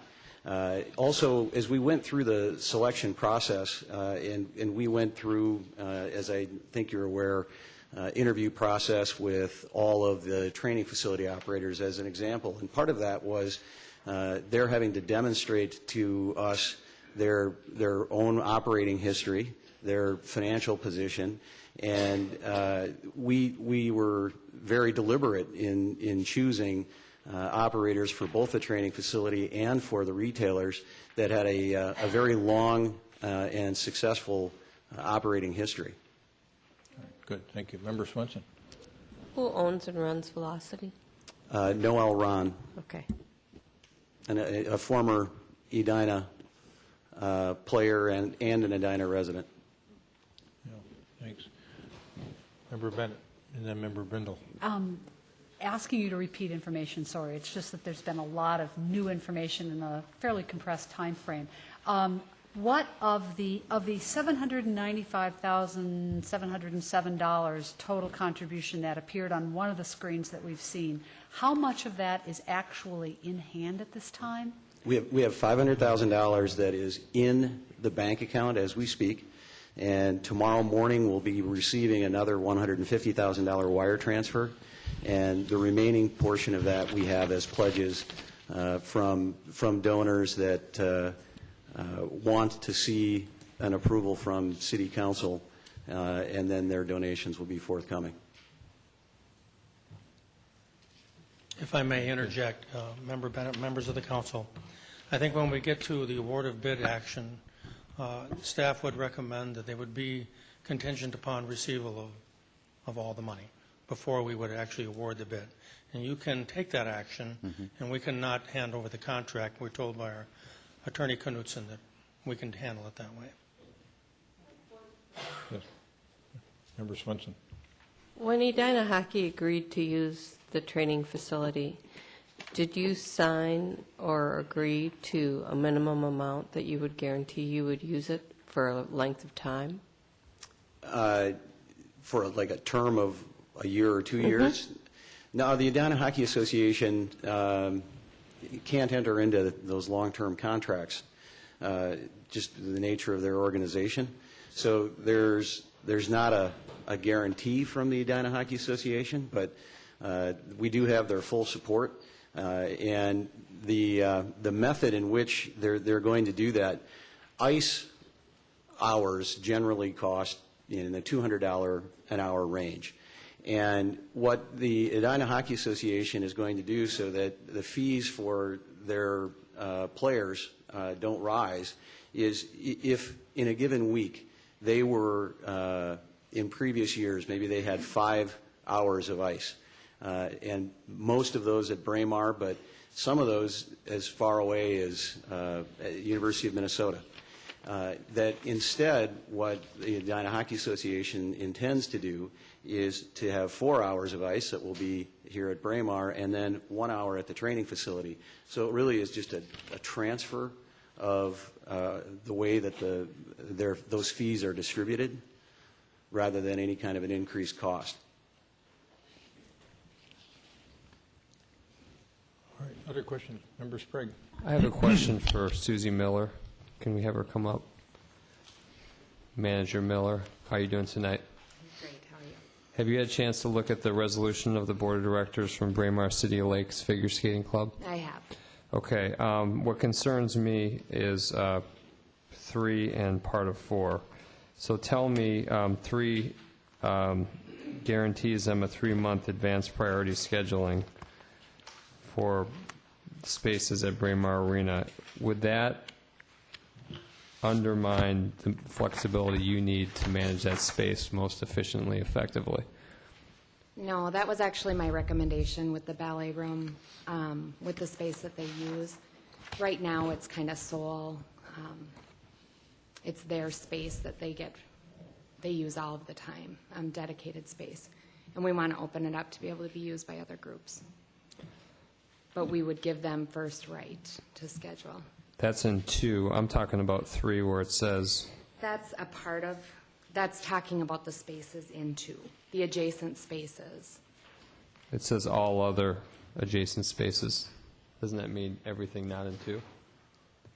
Anything beyond the ballet room, the club room, the office, and coach's room? I could have Brian Hedberg come up to clarify that, but I believe that's, that would be like their space that they're using, the ballet room, the club room, the coach's office. There's that space that they used to have dedicated. Member Sprague, if I might, it would probably be best if the agreement itself specified that rather than relying on what people's understanding of it is. If it's intended that it apply to those spaces that have already been listed, then it would be probably best just to repeat them. The way I read it is they want advanced priority scheduling for all other adjacent spaces at Braemar Arena beyond the one specified in 2. Okay, yeah, That's why I'm asking you if that takes away your ability to manage that facility most efficiently. Absolutely. That does need to be clarified, because it was, the intention of it was that it was the number 2 items. Okay, and then I wouldn't have an issue with it either. And then in 4, it says within 3 years, the following improvements are completed. Repair the bathroom, okay. Update the ballet room flooring with suspended wood flooring. So there's a capital improvement item that adds to our total project cost. What is that estimated at? There's, I have not received estimations on those yet. The painting, we do want to happen for the facility. The suspended floor, I think it would be debatable and more of a multi-purpose floor. And then also the restroom improvements, that is definitely something that would have to be pushed out a little bit. And again, that is something, it was at my fault, brought up at the last minute as things that we can't resolve. And so the Figure Skating Club president attended to express that, but that there would be a change in that, in the number 4. So we still have this condition unmet because staff is not comfortable with the resolution from the board that places conditions on their $20 investment, correct? I think that's fair to state. I think this is still negotiable in my mind. It's, a lot of this, and in fairness to them, they didn't have a lot of time to put all this together either. Today is the first day I've seen this document. So I think it's fair to say we can negotiate some of this. Thank you. Member Rendell. Just a couple clarifications. It'd be easy, I think, easier to go forward with this if all the cash was in the bank. And so I think at best, what we have is a contingency situation here. And I want to make sure that since we are virtually approving 2 binding contracts here, one with RJM and one with SRA, if this is approved, can we approve this in a manner that says, upon satisfaction of the committed funding from Drive to the Hive, then this action becomes valid? In answer to your question, Councilmember Brindle, and I can let the city attorney comment on this as well, but we ran that exact scenario by Mr. Knutson this afternoon. You do have the flexibility and discretion as a council to grant a contingent approval to actually all of these items that we're presenting to you tonight, with the trigger being that we receive a satisfaction of the contribution. So I don't know, Mr. Knutson, if there's anything else to comment on that. Nothing else to comment. You certainly can do that. Not in that way. Right. Could you please put back the slide that shows how the debt service is going to get covered? Because we've had different issues raised about different parts of that. The debt service will be covered through revenue sources, through the 2 annual lease payments, one from Velocity, one from General Sports, then the $26,000 from the Edina Hockey Association and the Figure Skating Club, total being $181,475. Now, what's not included in here, and I haven't brought up yet, should this go forward and we get the dryland training facility, General Manager Susie Miller tells us that we'll be in a very good position to sell considerably more ice than we do now, that would otherwise sit empty, that will be a significant draw. And it was in some previous information, 30,000, 20,000, 30, approximately 30,000 in additional ice sales. Councilmember Bennett, I think one of the comments I wanted to make on what you're looking at there is we sat down with our financial advisors at Ellers and put together a debt service schedule that is in sync with the lease agreements. As you see the lease agreements, there are thresholds of years where the lease increases in value, and we have mirrored that in the debt service agreement. So that's the way that will kind of move into the future. But of the list of items that we're seeing, the revenue sources that we're seeing, only two of the four are at this point designed to cover the full 20 years of the repayment of the bonds, and those would be the EHA participant, the Hockey Association participant surcharge, and the figure skating surcharge. That's correct. So totaling $29,000, with bond payments being $174, ranging between $160 and $174, just for the first 4 years. That's right. 20. Right. We understand that we cannot obtain agreement to personal guarantees for those lease payments.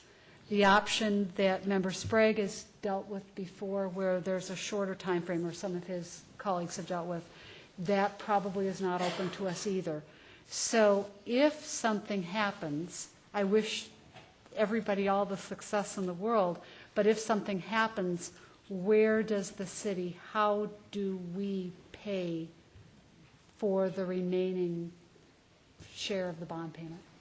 Well, we have, in Edina, we have the benefit of the Edina law, which allows us to pool the revenues of our recreation enterprises. So if we had this issue occur, including our liquor enterprises, those would be the revenues that we would go to first to try to capture, somewhere between $160,000 and $180,000 a year in debt service, depending on what year something like that might happen. So it would make those funds unavailable for other uses that the city might have for them, That's including support of other community facilities, including support of the general fund, but it would not be a direct charge on the taxpayers. It would not need to, right? Okay. Thank you. Other questions for Director Caprios or Mr. Anderson? All right. We've got a series of potential actions here. How would you like to proceed? Well, we think that the understanding we got a contingency that is attached to each one of them, right. each one of those actions. Right. Contingent on the receipt of the funds at the level required from the Drive for the Hive. Roger, is it a necessity in your view that the council adopt each one of these things individually, or can they adopt them en masse? What do you recommend? Either way works, but I think under the circumstance, adopting them en masse would make the most sense. For example, you could go through and list them and say you approve them contingent upon the receipt, and if my number is right, based on value engineering from the Hive, in your bank account, $795,000. If I figured that right. What was the number? John, what was the number that you had there? 795 and some change. And some change. It's not even. It's not 795 even. Okay. 795, 707? Yep. Is that what it was? Going from memory. About 795.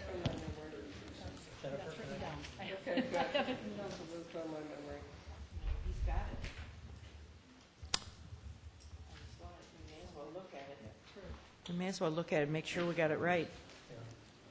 Okay. 795, 707. Roger, what would you suggest then?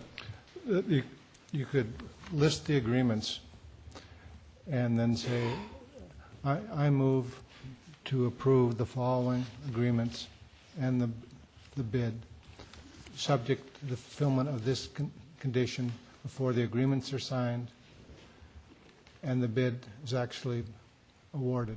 That being the receipt from the Hive of $795,700. Does the listing, the bullet point listing on the first page of our agenda item cover every single agreement, or do we have some other? No. It does not cover think it the did. construction agreement with Eric Anderson, EIA. We provided you earlier, and I apologize I've got for this, that here. but things have been moving really quickly, very quickly. Initially, we were talking about using a construction management agreement, but since we only have one prime contractor, it's not appropriate to use a construction management agreement. We put together, or Mr. Anderson's attorneys have, and I've reviewed it, the owner's representative agreement for the Hive to sign, which details what the Hive would do for the city during the construction process. Basically, they'd monitor the work, they'd meet with, they'd be more or less the owner's representative on site to see things are going well. Your Honor, I think that the bulleted list that Director Keprios has on this screen, and I think the It's one like two following it, screens. yeah, is probably the best, is Okay. probably the most all-encompassing list that we have for you. All right. I'd be happy to quickly walk you through that. You just have to add the owner's representative agreement. We have the approval of the agreement with the Drive for the Hive, approval of the facility use agreement with the school district, the award of bid to RJM for $3,647,000, approval of the 2 tenant leases, authorize city manager to go ahead and enter into agreement with the architect, and then this is the construction advisor, construction management agreement with Eric Anderson, and to authorize the sale of bonds for $2,854,593. The only correction to that list would be it's not an AIA agreement, it's the owner's representative agreement. Correct. All contingent on the receipt of the $795,707. Right. All right. With that staff recommendation in mind, is there a motion to adopt the staff recommendation with the contingency that we don't enter into any contract until the receipt of funds from Drive for the Hive in the amount of $795,797? $707. $707, excuse me. So moved. Discussion? All those in This isn't an easy thing to vote on, not because we don't support it and we don't want to keep building facilities within our community, but it happened pretty fast. There's a lot of really interesting components to it. I agree with Member Sprague that at a minimum it would have been nice to have gotten a 12-month guarantee out of Velocity and out of General Sports. I'd like to add that, but I'm afraid that if I add it, at this point, it squirrels away the project a little bit too much. But it's a risk that we take, and yeah. No, I'm getting his attention, because I want to speak now. Okay, can I have Manager Neal speak on that again? Because Member Swenson, were you finished with your thought? I don't think you were. That's okay, I'll finish. Okay. I'm Let's sorry. go to Member Brindle That's and then okay. back to Member Sprague. Member Brindle? Just a question about the physical placement of the hornet's nest, and where is it? You had a graphic of the area. Where is it related to the soccer field north of the ice arena? Your more fundamental question is, will that building interfere with the potential construction of a sports dome? That is the question. Yes, that's my question. Well, with staff recommendation, this would not interfere with the sports dome whatsoever. If the sports dome would be located strictly over the existing athletic field, it would not. Now, if you embrace the concept that was discussed earlier, that it would be an east-west field, and I have a picture of that if you'd like to see it. It would interfere, but that plan literally would eliminate the picnic shelter, the playground equipment. It would not Well, be... I guess my question really is that the Sports Dome and the Hornet's Nest could coexist with the Hornet's Nest in this location. Member Brindle, members of the council, the answer is yes. Okay, thank you. We believe it could. That's my question. Member Bragg. Just to follow up on that, and then a question to Manager Neal. It won't interfere with the sports dome, but is there any design component of the Hornet's Nest that needs to accommodate a possible future sports dome use in terms of, bathroom access, entry, anything that needs to be contemplated now? Or would that be a separate entrance into Braemar East were that project to happen? Not being an architect, my first, members of the council, my first reaction to that is no, I don't think there could be any ties, just because of the grade and its location. To be customer service friendly, have easy access to restrooms, that would be too big of a step. Okay, thank you. And then my question to Manager Neal, as you two are a fiduciary of the city, what's your comfort level with no personal guarantee of any kind on the major revenue source for this project? And this being the first time we've entered into this type of arrangement. Well, I wish we had it, because that would provide us the ability to secure that debt with no risk. But we did not ask for that, and it wasn't one of the requirements that we started this process with. I think in both cases, the commercial lease, the tenants that we are selling are known quantities. They operate going concerns in and around the community. I think in terms of finding tenants that could make a good go of this, these are in the retail sectors that we were looking for to be in the Hornet's Nest. These are probably the two best tenants we could hope to get there. So I do have some concern with it, but we do have other sources of revenue to backstop this if we have to. But it's not without risk, and it's not without the risk of those dollars potentially someday too. We don't have a very good way to add a level of precision to tell you what the level of risk is, but I can tell you that the people that we have coming in here are two good tenants. They're the best, and that's what concerns me. If they can't make it, no one will, and we'll definitely be left with a vacancy that kind of drives this whole model. But what concerns me is that we could not have asked for less than a full-term guarantee in advance of this meeting and have some backstop on our risk. We asked for guarantees all the time. Southdale said they wouldn't do it, and we got an evergreen letter of credit. Look what happens when you ask for something and they need something. So I don't know how my colleagues feel about this issue. This is the only thing that just gives me some pause. And would it be impossible at this point, as you say, simply to go back with a condition that we retain some type of personal guarantee from the tenant? I mean, a 12-month guarantee is it's not a 10-year term for that guarantee. It's 1/10 of what one might ask for in the beginning. So, opine. Here's what I am concerned about is that we've changed the deal after the fact. Now you go back and you say, well, we changed our mind. We're not going to do this deal unless you come up with a 12-month personal guarantee so that if you don't make it, we know it's coming out of your pocket, Mr. General Sports. I think we should have thought of this up front, frankly.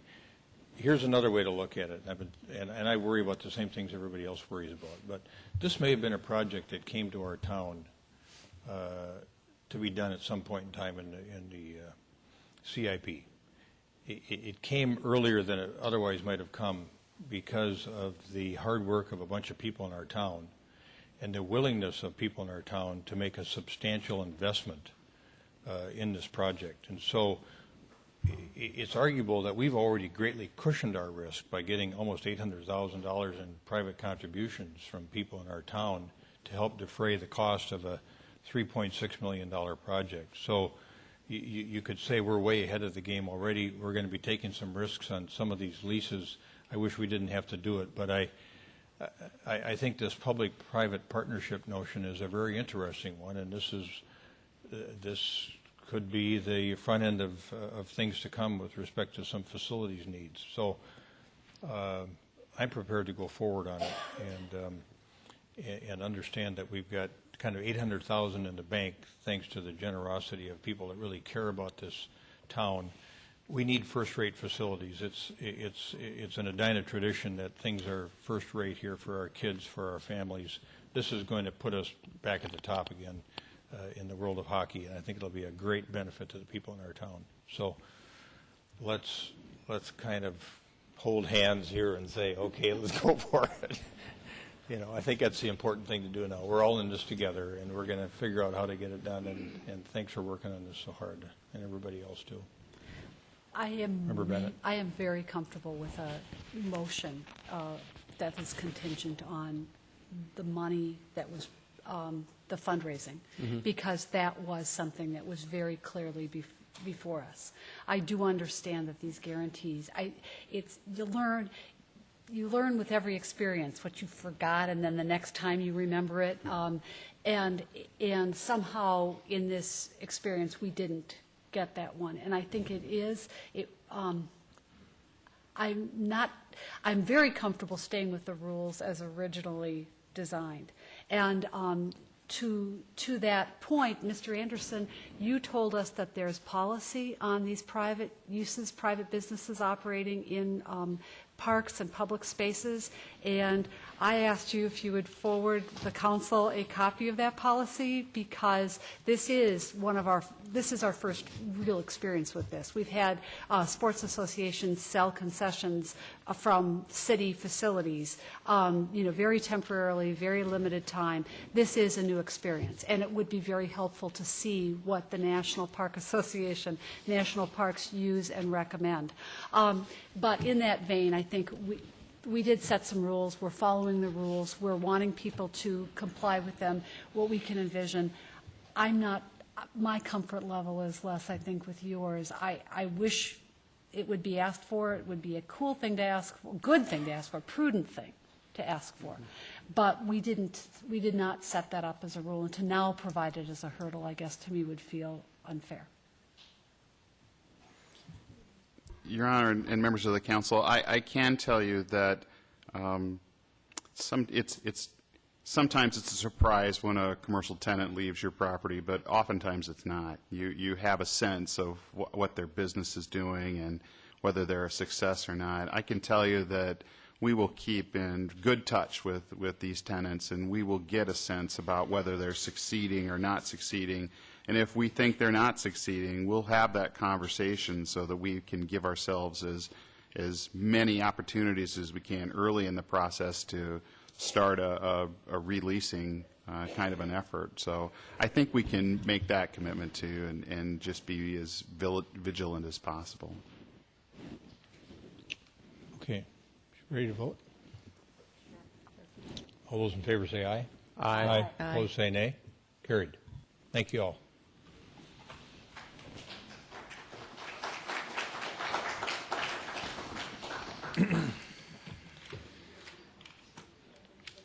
All right, we got a cable TV contract, Edinburgh Park study recommendations. Anybody want to stick around that's not interested in those topics? Feel free. Oh, yeah. No, I'm just talking generally about other things we have to do tonight. I know that we're moving from public hearing to community comment. Is there anyone in the audience that wishes to address the council about any issue of concern not related to something on the agenda tonight? Yes, ma'am. Your Good name. evening. I'll stay within my 3 minutes. I know this is getting long for everybody. My name's Catherine Berggren, and I'm representing my mother, Iris Berggren, who lives at 5844 Brookview Avenue South. I sent a copy of the situation that she's encountered, so I probably can cut this very short by saying that in 2010, Brookview was paved and had curbs and gutters put in. Shortly after that, my mom started to have backup in her basement, and she leaves for Florida every winter and didn't have it again until spring of this year when it backed up pretty severely. So she called a plumber. He came in and took pictures and told her that the break was in the street. She then found out that her neighbor had a very similar situation where he had a break, and because there was a new home going up next to his, apparently the builder of that home took care of that along with repaving the street. My mom has contacted the Edina City and has been told that she needs to not only take care of the break in the pipe, but also take care of the road. She can't just patch it. It's got to be a full, I don't know, segment of the road or whatever. We're asking that maybe the city partner in this for a couple of reasons. First of all, because we think that it seems rather coincidental that two homes right next to each other that had heavy equipment that not only was going on the road to complete the project, but also parked this heavy equipment on the easement of both of their properties. It seems very coincidental that both of these properties have had the same problem where the pipes have broken.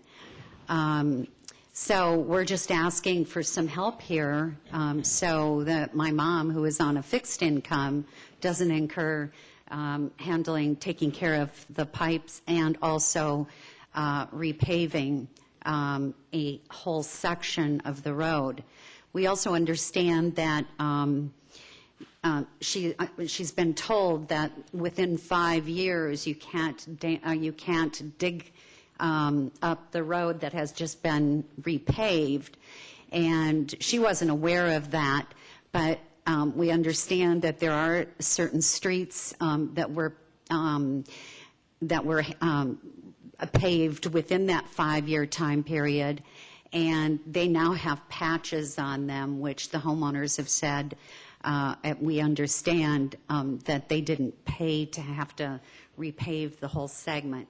So again, we're just asking that the city of Edina help in this case. All right, let us refer this to staff, Catherine. And okay. Would you give us your name or your address for the record, too, please? Yes, my address, my mom's address? No, your address. Oh, mine. For the record, we'll need it. 3501 Normandy Hills Circle, and I live in Greensboro, North Carolina, 27410. Thanks very much. Thank you. We'll refer this to staff, and Director Houle right here is probably your contact person. So great. You can Thank you. visit with him. Thank you, Catherine.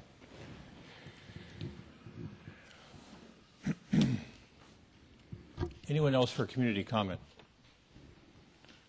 All right, now we're going to move into the reports and recommendations section of the agenda. And the first matter in front of us in that portion of the agenda is the consideration of Ordinance 2012-13, which deals with the cable television operation. Manager Neal. Thank you, Your Honor. I want to introduce Brian Grogan. Brian is the administrator / legal counsel for the Southwest Cable Commission, of which the city of Edina is a member. The Southwest Cable Commission consists of 5 cities of Hopkins, Richfield, Edina, Eden Prairie, and Minnetonka. For the last 3 years, I think, we've been engaged in a discussion, a negotiation sometimes, with Comcast over granting a franchise renewal to Comcast to provide cable television services within the 5 cities that make up the commission. There are 2 agenda items on the council's agenda tonight dealing with cable TV. One is Ordinance 2012-13 repealing the current cable TV ordinance, and also granting, the next one is 2012-14, granting a cable television ordinance. These, as you might guess now, are integrally connected. If we do one, we need to do the other. And I believe there is a wish that we could waive second reading for these, if that's the discretion of the council. Mr. Grogan has been making these presentations in front of the cities of the commission. He did, I think, Eden Prairie earlier tonight, and their council authorized the franchise renewal. So I want to turn it over to Mr. Grogan at this point. He's got a brief presentation, and then can stand for questions and responses from the council. Mr. Grogan. Thank you, Mayor, members of the council. Does this one not work? Excuse me. Thank you, Mayor, members of the council. Sorry, I feel a bit like a stand-up comedian with this microphone, but I'm going to do my best tonight. As Manager Neal mentioned, my job tonight is to represent the Southwest Suburban Cable Commission. It consists of Eden Prairie, Edina, Richfield, Hopkins, and Minnetonka. This is my 4th city. So far, I believe we have 2 approvals out of the 5 cities, still waiting for final action from the other communities. So I know you've had a full agenda tonight. I'm impressed with the stamina of this City Council to be able to move through these very challenging issues. I'll make this very brief tonight. I'm going to cover the history of the process, the key provisions of the new franchise, and the recommendations of the Cable Commission. Process, to begin, the last time you granted franchise documents to a cable operator was in 1997. You granted 2 documents at that time, a franchise agreement, which contained specific obligations that were unique to the cable operator, and a regulatory ordinance, which was intended to govern all the many cable operators that we expected at the time would be wiring the city for competition. That never materialized. So we have essentially a regulatory ordinance that governs one particular company. That model is somewhat outdated, and so this new approach that's before you this evening combines the requirements of the regulatory ordinance and the prior franchise agreement into a single document that will create a contractual relationship between City of Edina and Comcast. And I'll get into that a little bit more in terms of what that accomplishes and why that's important. Suffice to say, it has been confusing over the years for the manager as complaints have come in or as questions have arisen from council members to determine whether it's governed by the regulatory ordinance, whether it's governed by the franchise, which document trumps the other.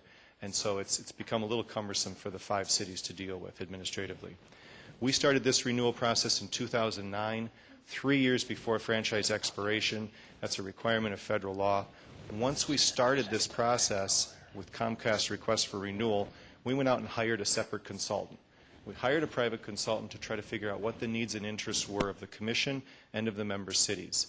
The focus of that consultant's report was on local programming, public educational governmental programming, the acronym known as PEG.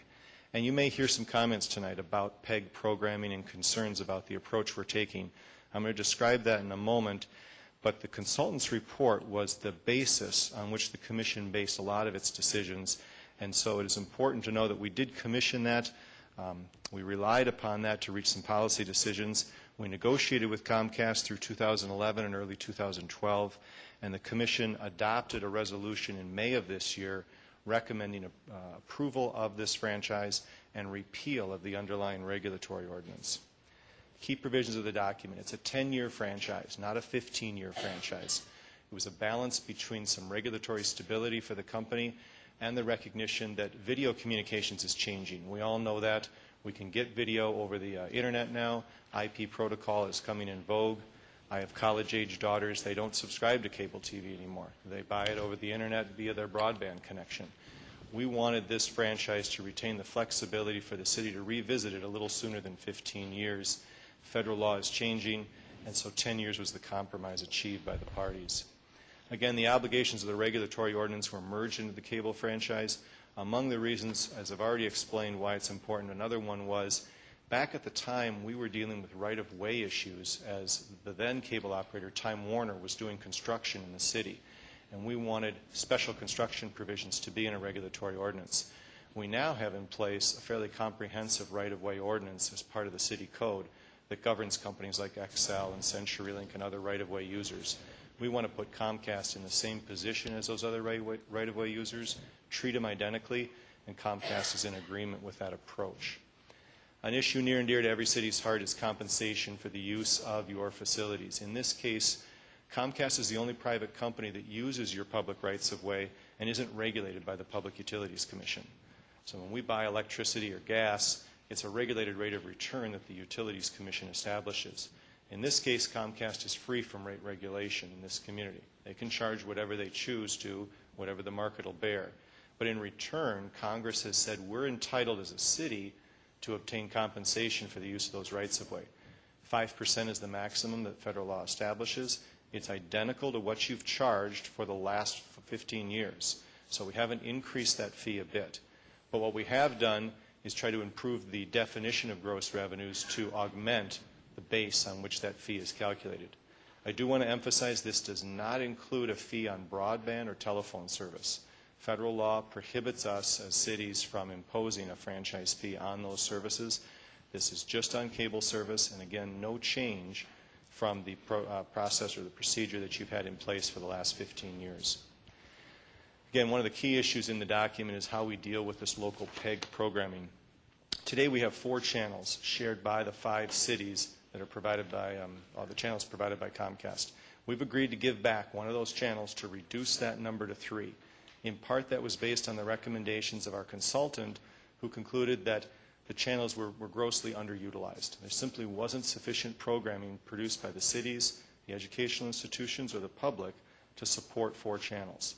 We gave back 1 channel, and in return, Comcast made a number of concessions, among those an agreement to provide a channel in high definition to be determined by the city so that your local programming can be of equal technical quality to the programming that generally people are watching on TV these days.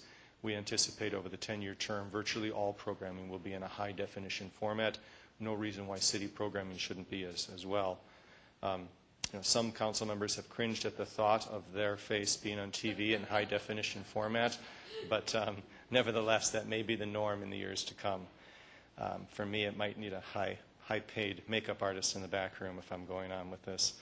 PEG transition period. We have established a 12-month transition period from the date that the 5 cities approve this document, assuming it's approved. If it's not approved, we'll go back with your direction and we'll start, we'll address the issues that you raise. But assuming it's approved, what will happen is the public access studio that's currently located in Eden Prairie and that is run by Comcast will be closed down. And there's a reason why we agreed to that, because that is a substantial change in the model. Number one, Comcast had no interest in continuing to provide that service.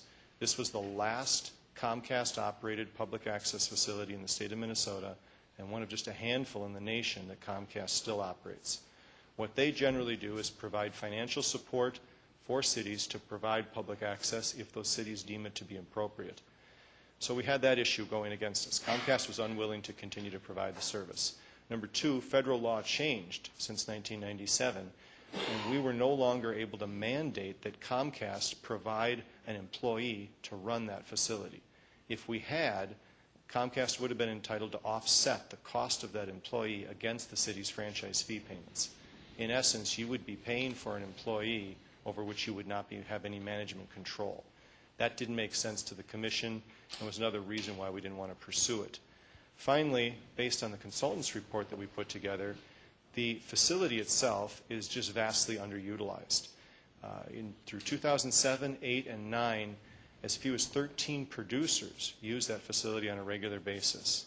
It produced only 200 hours total throughout the year 2009 of original programming, whereas nearly 1,000 hours of programming was produced by folks outside that studio and submitted for playback. So for all those reasons, it made sense to have that facility closed down. Now in return, we received a financial package, and that's what I'm going to describe. The Commission will receive $200,000 up front for this 12-month transition period to help us take over the playback responsibilities for educational and public access. In addition, Comcast will now pay to the city, not the Commission, but to the city, 60 cents per subscriber per month that will be designated for local programming. It can be used for government programming, public programming, or educational, entirely within the discretion of the City Council. It will be earmarked, however, for PEG. Unlike a franchise fee, you can't put it in the general revenue fund and use it for general obligations. During the transition period, a portion of that will be paid to Comcast to support their continuation of the playback facilities. There's an inflationary adjustment where it'll bounce up to 65 cents halfway through the term. Now, how does this compare with the fees that are paid today? Today, folks in Edina and the other member cities pay 25 cents per month, all of which goes to Comcast, all of which is used to support the Eden Prairie Public Access Studio. It just so happens to be located in Eden Prairie, but it's for the benefit of all 5 cities. Again, that model appeared broken for the reasons I described. So what we've done instead now is take this 60 cents and drive it straight to each of the cities so that you'll have discretion about how best to address that issue. And in my discussions so far, I'm hearing plenty of different versions of how that may be used.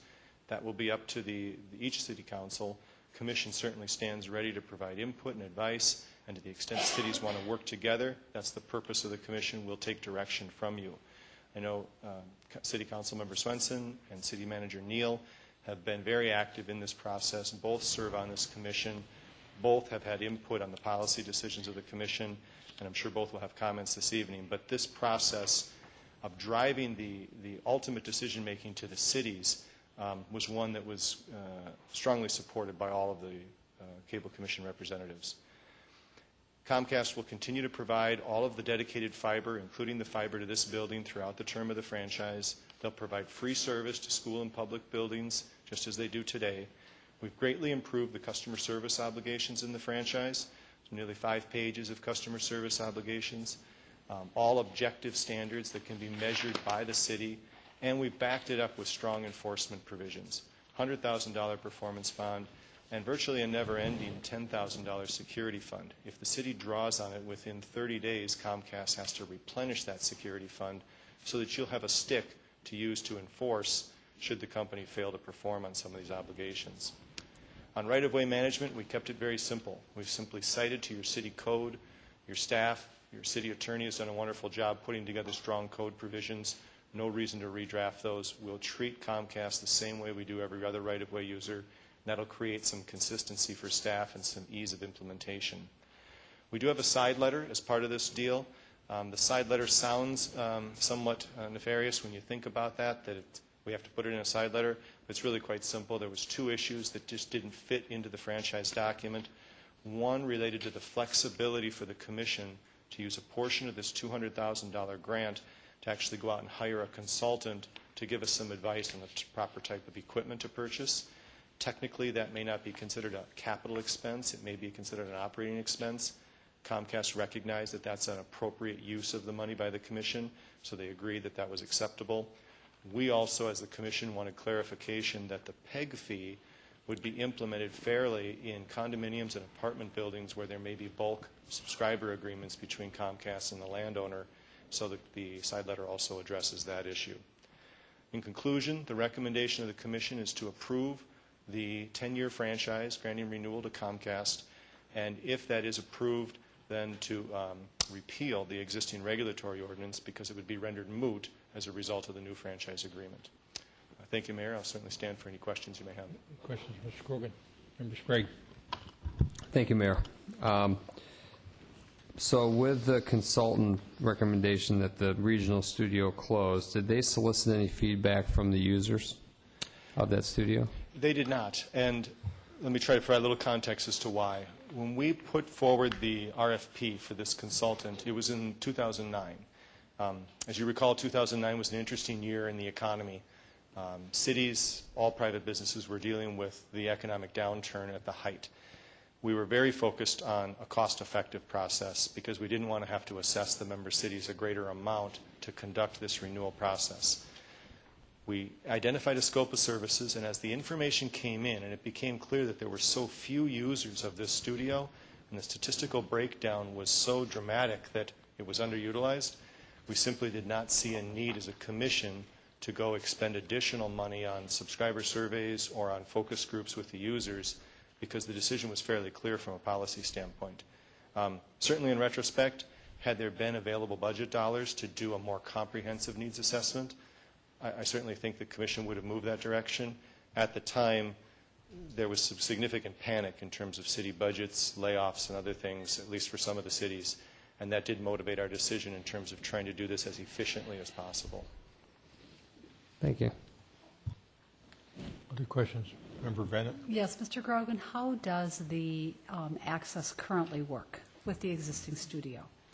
Right now, the studio is open during designated hours that Comcast posts. I think some evenings, some regular business hours during the day. Producers can come in, get trained by a Comcast representative, and then they schedule time to use the studio. They're allowed to produce a program. They can use editing equipment. I think all parties would agree that the equipment is somewhat antiquated. I think Comcast would admit that this is not their highest priority in terms of high-quality public access programming. Their focus is on providing commercial products that the consumers want to generate a profit. So they have not invested in that studio to the same extent as one would anticipate if the focus was on high-quality public access. They did an adequate job. So that would be, I'm certain that you'll hear, that is a fallback, or at least I should say a shortcoming of that studio. And that, in fact, might account for some of the low use? Certainly could have. That's true. Okay. So what's contemplated now is that someone who wants to create programming out of the community is going to have to go where to generate that programming? Well, part of what we tried to do, I mean, the answer is there won't be a studio provided at this point. The proposal is for that studio to close down to the extent the agreement is effective. They would have to either work through a school district that had a studio available, a neighboring community, Bloomington, Minneapolis, or another that had a studio available, or they potentially have to rent a private studio. What we've tried to do, though, as a commission is to say, what we need to do is put together a pool of capital for the cities to make this decision. We tried to put together, in this case, it's 2.5 times the amount of money that had previously been collected, put the cities in control of that pool of money. If the Edina City Council, for example, decides that public access should be the priority, you'll have the resources available, perhaps to partner with one of the other member cities to move forward on that. If it's not your priority, and I think I can say, based on my experience so far in front of councils, some believe it is, and some very seriously believe it is not their priority. Each council will have the discretion to make this decision on their behalf. But right now, someone has the ability to generate programming that may be something that isn't favored by their local government, that could have a point of view that isn't favored by their local school district or by their local city government. And what you are proposing, what's in front of us, is something that abolishes that access, that abolishes a facility through which citizens have been able to obtain a resource and without resort, without interface with a government unit that may or may not like the opinions that they wish to express. And now people are going to need to either go into the private market and pay whatever that market charges for access to a studio, or go to a governmental unit, school district or city, that has a studio but might not provide that access because it might not want people to express a point of view that people might want to express. Good points. Let me try to answer them, and I think I'd separate them into two categories. One would be content regulation, which is the idea that a government may not like the message that's being sent, and the other one would be resource. Where would they produce this programming if the studio is closed? Let me start with that first. First of all, nothing prevents users from submitting programming. We went out of our way to make sure that the playback function during this transition period continues. By way of example, in the most recent year that we have statistics, which is 2009 when this report was commissioned, there was approximately 1,000 programs put on that public access channel. Of those, roughly 800 of them were produced outside the studio. People used their own cameras, people checked out cameras, people, maybe they imported it from a distant location, but 800 programs were from outside the studio. 200 programs were produced by approximately 13 producers to go on that channel. What's going to be eliminated is the ability to use the studio, but not to submit the programming. And statistically, what the commission looked at is the 5 cities have a population of about 200,000 people, give or take. That's probably a conservative estimate. There's 57,500 cable subscribers in these 5 cities. And of all that population, we had approximately 13 users. Now, to your point, some of that could be antiquated facilities, poor equipment, not a user-friendly studio. That could have deterred people. But statistically, that was a tough number for the commission to move forward and say it's still important to have that cost incurred for the studio when so few were benefiting from it. To your second point on content regulation. Oh, sure. That last statement, so few benefiting, you're focused on the people who are making the programs. You're not focused on the people who watch them. That's a very good clarification. And without more study that it does not appear was done, it wouldn't have necessarily needed to have been an expensive, comprehensive study. But in any event, without more study, you can't know. No, that's a great clarification. You're absolutely right, Councilmember. You're absolutely right. I don't have an answer for that of how many people are actually watching. Even if there was just one program, we'll make the argument real simple. It was one program, but it was watched by a great number of people and appreciated. I can't give you that answer. All I can give you is the statistical information that we had from the consultant, and it doesn't address the issue that you're raising, which is a good one. If I could just take 1 second to address the content control issue that you raised, because I think it is another interesting topic. There's always a great deal of concern that if you don't have a private entity running a public access studio, somehow you'll have government oversight of this channel, and they'll squelch that interesting voice that might be out there that's contrary to what the elected officials want it to say. One thing to remember is we didn't have a nonprofit entity running this before. We had Comcast, which has all the same interests as anybody else in keeping off controversial programming because it only hurts their product. In all the years that I've represented the Commission, which is in excess of a dozen years, we've never once had a controversial programming issue. What we have is a lot of very good citizens producing programming. Might be the Girl Scouts, might be a minority issue, might be a Republican or a Democrat issue. No one's questioning the value of that programming. There just wasn't a substantial amount of it. But if, for example, Eden Prairie chose to build a studio with their receipts, let's say they put a room together in their city hall, made it available as a studio for their residents, there really isn't a great deal of concern out there. There hasn't been a litigated case in nearly 2 decades over controversial programming. People have so many other vehicles to put that out on now. We can go to YouTube and watch a controversial show if we choose to. People who are focused on public access are focused on a community message, and I think that's one of your points, is it is a good community message.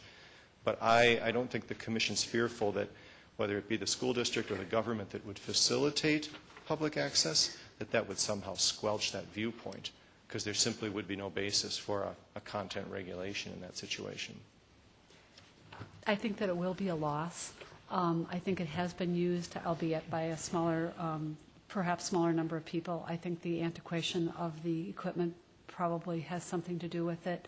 Marketing probably, lack of marketing probably has something to do with it, lack of awareness as well. I don't think the options, I know there are people who make things homemade, but one example of the limitations of a homemade product would be David Carr with the New York Times, that documentary on the New York Times page 1. They have one scene showing him trying to make a blog post from his basement, and I think the experiment lasted about a month. So I think there will be more effects from that than the materials that you have had guided your decision by. Lead you to believe. I will ask just one more question, and that is that on the time that I've served on this council, we have had regular correspondence and telephone calls from residents who complain about the service of Comcast, rate changes, programming changes, frustrations. How is what's before us tonight going to change the experience of those people? With respect to rate regulation, I'm afraid I'm going to be the bearer of bad news. It will do very little to address rate regulation because the federal government for several years now has really tied local government's hands in terms of rate regulation. We have virtually no ability to dictate the rates that they'll charge. The FCC has determined that there's sufficient competition from satellite industry or from just regular over-the-air digital broadcast, that they don't allow us to regulate rates. So on that particular issue, this agreement will do virtually nothing to help. It will change nothing from the existing document. Federal law just ties our hands. With respect to customer service, I think it will improve on things that are objective and measurable. How quickly do they answer their phone? How quickly do they transfer it to another operator? And the thresholds in here are 30 seconds to answer, 30 seconds to transfer. They have to meet that 90% of the time, measured over a quarterly basis. They have to provide reports and statistics if we request those. And again, they're backed up by enforcement provisions. We don't have the ability, of course, in a contract to regulate subjective issues. Will they be kind and courteous? And those are things that I've actually heard from council members saying, yes, but there was a poor attitude or there was a poor approach. I'm simply not aware of how one regulates something like that. I can say, and I don't mean to set this individual up, but we do have the actual head of government relations of Comcast in the audience this evening, and he would certainly be available for questions on something in terms of the complaints that you're hearing. But this document, I think, goes quite a ways in terms of improving the customer service standards that you'll be able to then enforce as a council. Well, I'm sorry. Go ahead. Just two words. Promptly on page 32, is that the time frame? It is not defined. It did not appear in the definitions. But those are the time limits that you're referring to on page beginning on 34 with installations, outages, and service calls. Cable system office hours and telephone availability beginning on 33. So there was reference again to promptly responding to requests for service. And again, that specificity is defined at 33 and 34. Is that correct? Are you in, just so I can make sure I'm tracking with you, are you in section 14.5? Customer service policies, yes. 14.1 creates the contractual obligation of prompt response to requests for services, repair, installation, and information.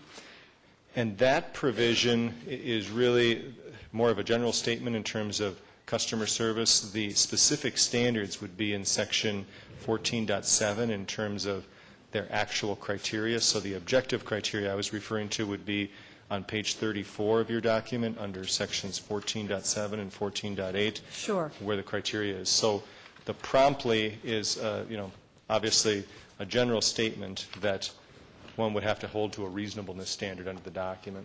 One other reference is in 14.6 to local office, stating that grantee shall maintain a convenient local customer service and bill payment location.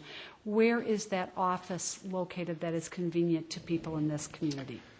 I'm going to let Comcast give you the exact address. What I can say about the language there is that's taken directly from the FCC's customer service requirements. So while I would prefer to be able to mandate, for example, a customer service office in each of the 5 member cities, the feds have basically said you cannot go further than this language. And so one could argue about its ambiguity, but it is, through the wisdom of the FCC, what they've restrained us to put into a contract on as it relates to local office availability. I do know that Comcast has several offices in the metro area, and I'm sure they'll be able to answer that question directly for you. I can't quote to you off the top of my head tonight the exact address. Well, there had been good definitions provided earlier, so I just picked up on the fact that these were named but not defined. Okay. Thank you. Member Swenson, you want to comment on this proposed agreement? Well, two things. One, the loss of the Eden Prairie facility. As I listened to our negotiations and our meetings, it was pretty obvious that that was not going to stay on the table, that facility, that was part of what was going to leave. So whether there were 13 people that used it or there was good stuff that was being produced in a non-threatening environment, it just simply wasn't going to stay. So everything that got negotiated then for the additional price to support doing broadcasting somewhere else was really part of that disagreement. And so I would say, yes, it's unfortunate that the people that used it and made good use of it won't have it, but it wasn't going to be part of the package. The funny thing about my own personal experience is that my daughter and her husband on Monday spent 5 hours on hold with Comcast. So I can tell you that they do have some service work to do to be able to get beyond where they are now. And it's ironic, that I should serve on this commission and then have to tell my daughter, gee, I'm really sorry, but I don't really have a whole lot of responsibility to change that for you, dear. Got a couple questions for you. Yes, Mayor. What's our authority as a municipality under either the Cable Act or the Minnesota Cable Communications Act to require that the studio be part of any contract so that public access is maintained? We would have the ability to mandate that Comcast provide a studio in terms of, well, provide the funding for the studio. Let me back up. What federal law says is you can charge a 5% franchise fee, and you can impose upon the cable operator capital costs related to the provision of PEG access. It doesn't say you can mandate that they run a studio, but rather you can say, if a studio is going to cost $1 million, you have the right to negotiate with that company those capital costs to build and equip that studio. What the law doesn't permit you to do is mandate that Comcast staff that with employees or pay for employees to go in there. Those are considered operating costs, and the law says that those have to be taken out of franchise fees and funded in that way. So to my point earlier, Mayor, about Comcast refusing to go forward with that, they currently have an employee that they pay for. That was under a contract from 1997. The law changed in the interim here over these 15 years. So for us to say, keep doing what you're doing, they would have then been able to offset that against your franchise fees, which of course is no different than you just paying a check to them, because those are intake revenues for you. And that was not a tolerable position for the commission. Did I misread this? Weren't they getting a quarter per subscriber per month to maintain that access? They were. I mean, everything gets paid for by the subscribers. The distinction is, though, we can't impose a line item. None of this 60 cents, for example, can be used for anything but capital. We could no longer use a portion of that to pay for a staff position, for example. That would have to come out of another revenue source. Whereas the quarter, half of it could be used for the facility, half of it could be used for staffing, and that was permissible under the contract drafted in '97. So what was the negotiating strategy relative to mandating adequate capital costs for the preparation or the build-out of a new studio? When we had the consultant prepare the report, we said we need a couple of different scenarios here. We need to know what would it cost to do this studio, what would it cost for the cities to meet their needs, and our consultant met with each of the individual member cities and assessed all of these needs. I'll be frank with you, the 65 cents is not the high water mark that we started with. The number was higher. There was some concern on the part of the commission that imposing additional fees and taxes on cable subscribers is generally not in keeping with what the Southwest Commission has done. Sensitivity to raising fees they knew would be an issue among the elected officials. And so there was some concern about that. We did start at a higher number. Comcast pushed back, and this was a compromise position. We still believe we'll meet substantially all of the needs. If, for example, the 5 cities chose to move forward and build a public access studio, this would be more than enough capital to do that. How we would staff that, though, we would have to start assessing each of the cities out of your franchise fees, which now go into your general revenue fund, to pay for the staffing on that. And at least at the commission level, there was very little enthusiasm for that approach. And that's, of course, where I take my direction, is from the managers and the elected officials that serve on that commission.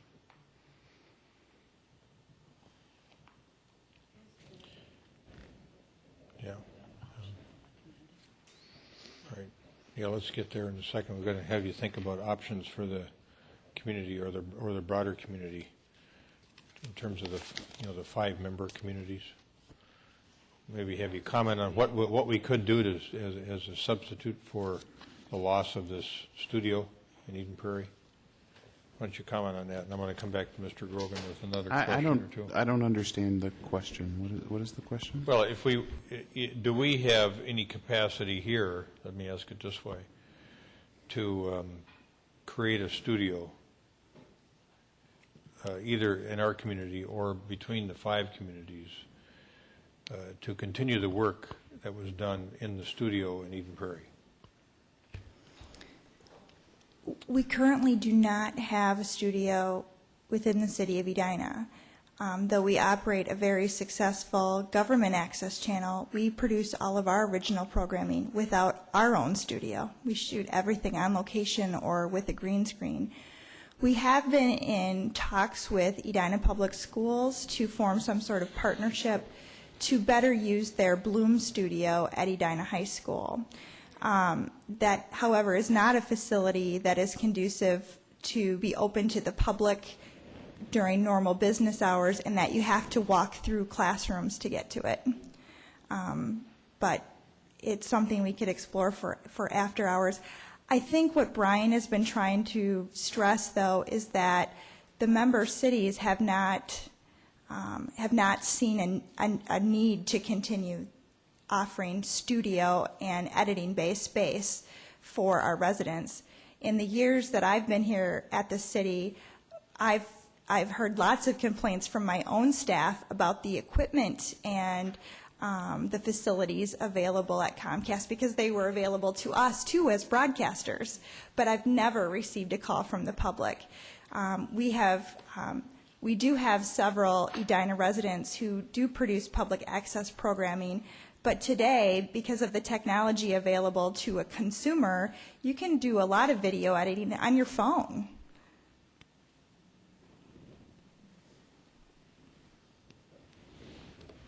It just strikes me that this is a real loss for But I think the replacement would be education on the new technologies for consumers to do this on their own without this physical studio. People actually have, there's less of a barrier now because they can get equipment, HD equipment, to shoot these things that would cost significantly less than this old equipment that was in the studio. They just don't have the knowledge base. So if that's a core value of our city, we want to encourage people to create content, then we can figure out through community ad or some other policy ourselves to try to encourage people to create content using new technologies. That would be our choice as a city. Or we could fashion an agreement with 5 cities if they wanted to and do a physical studio if we all felt that was a need and a dedication of this fee that we're going to be receiving. Mayor, if I could just interject, a comment that I've heard through other city councils has been somewhat consistent with that, which is a desire to ensure that the playback is maintained so that people who produce that programming on their own are able to do that. And also the concept of having checkout equipment, high quality, high definition checkout equipment located at a facility where an individual who may not have the financial means to go out and buy their own high definition equipment could use that, call it studio in a box, where they're able to put on everything they need in a show with 2 briefcases. They could then check that out, make the program, bring it back, and check that back in. Now, that's by no means to suggest it's a substitute for a fully operational 3-camera studio. I don't suggest that at all, but it is an alternative that could meet the needs for some folks. The goal, again, was to provide a pool of revenue so that you would have the ability to make these decisions, to decide to partner with these other cities through the commission, or frankly, there's going to be some cities that simply dedicate it all to their government channel and really focus on providing a community channel in that way. And for me, I'm, of course, not making any of these policy decisions. What I wanted to negotiate for you was to put your city council in control, give you the financial resources to make those choices, and put it in a position where then every city would have the autonomy to do that. That was the goal. Yeah, I understand that. I mean, it just seems to me, though, that there are disadvantages in having government control the environment in which people may want to, create a program and broadcast, unlike what they have now over in Eden Prairie, where they are required to grant them access. I suppose there's some limitations on content by federal law. You got to be careful about some things. But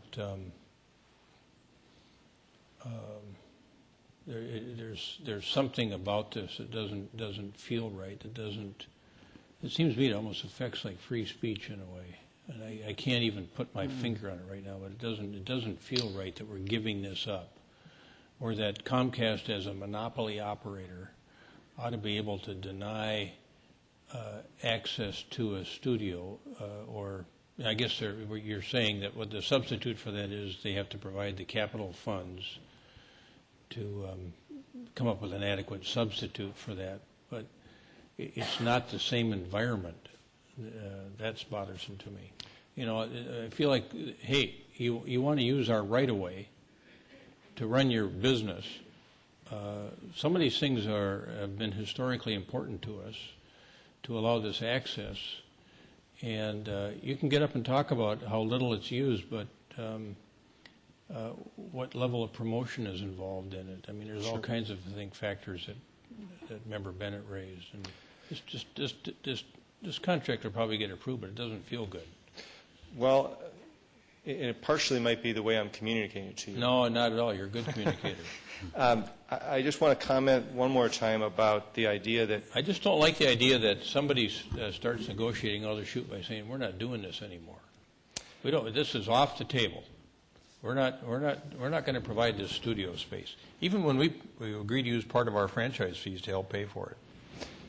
Well, part of that could have been the response of the commission. I mean, we did not put them in a position where we say, you know, there's absolutely no other alternative. What we looked at is we said, you know, Comcast, you've been up front with us in saying it's not something you prefer to do.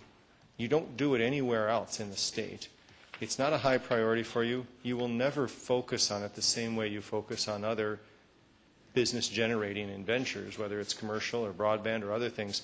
Knowing that about this entity, it made sense, it seemed to us, to put the cities back in a position to take control. I'd just like to say, though, that if all 5 cities embrace the exact same approach that you just described, the money that is available would put you in a position to provide a state-of-the-art studio. This will generate, I'm sorry I don't have the Edina number off the top of my head, but this will generate $1.2 million in Eden Prairie.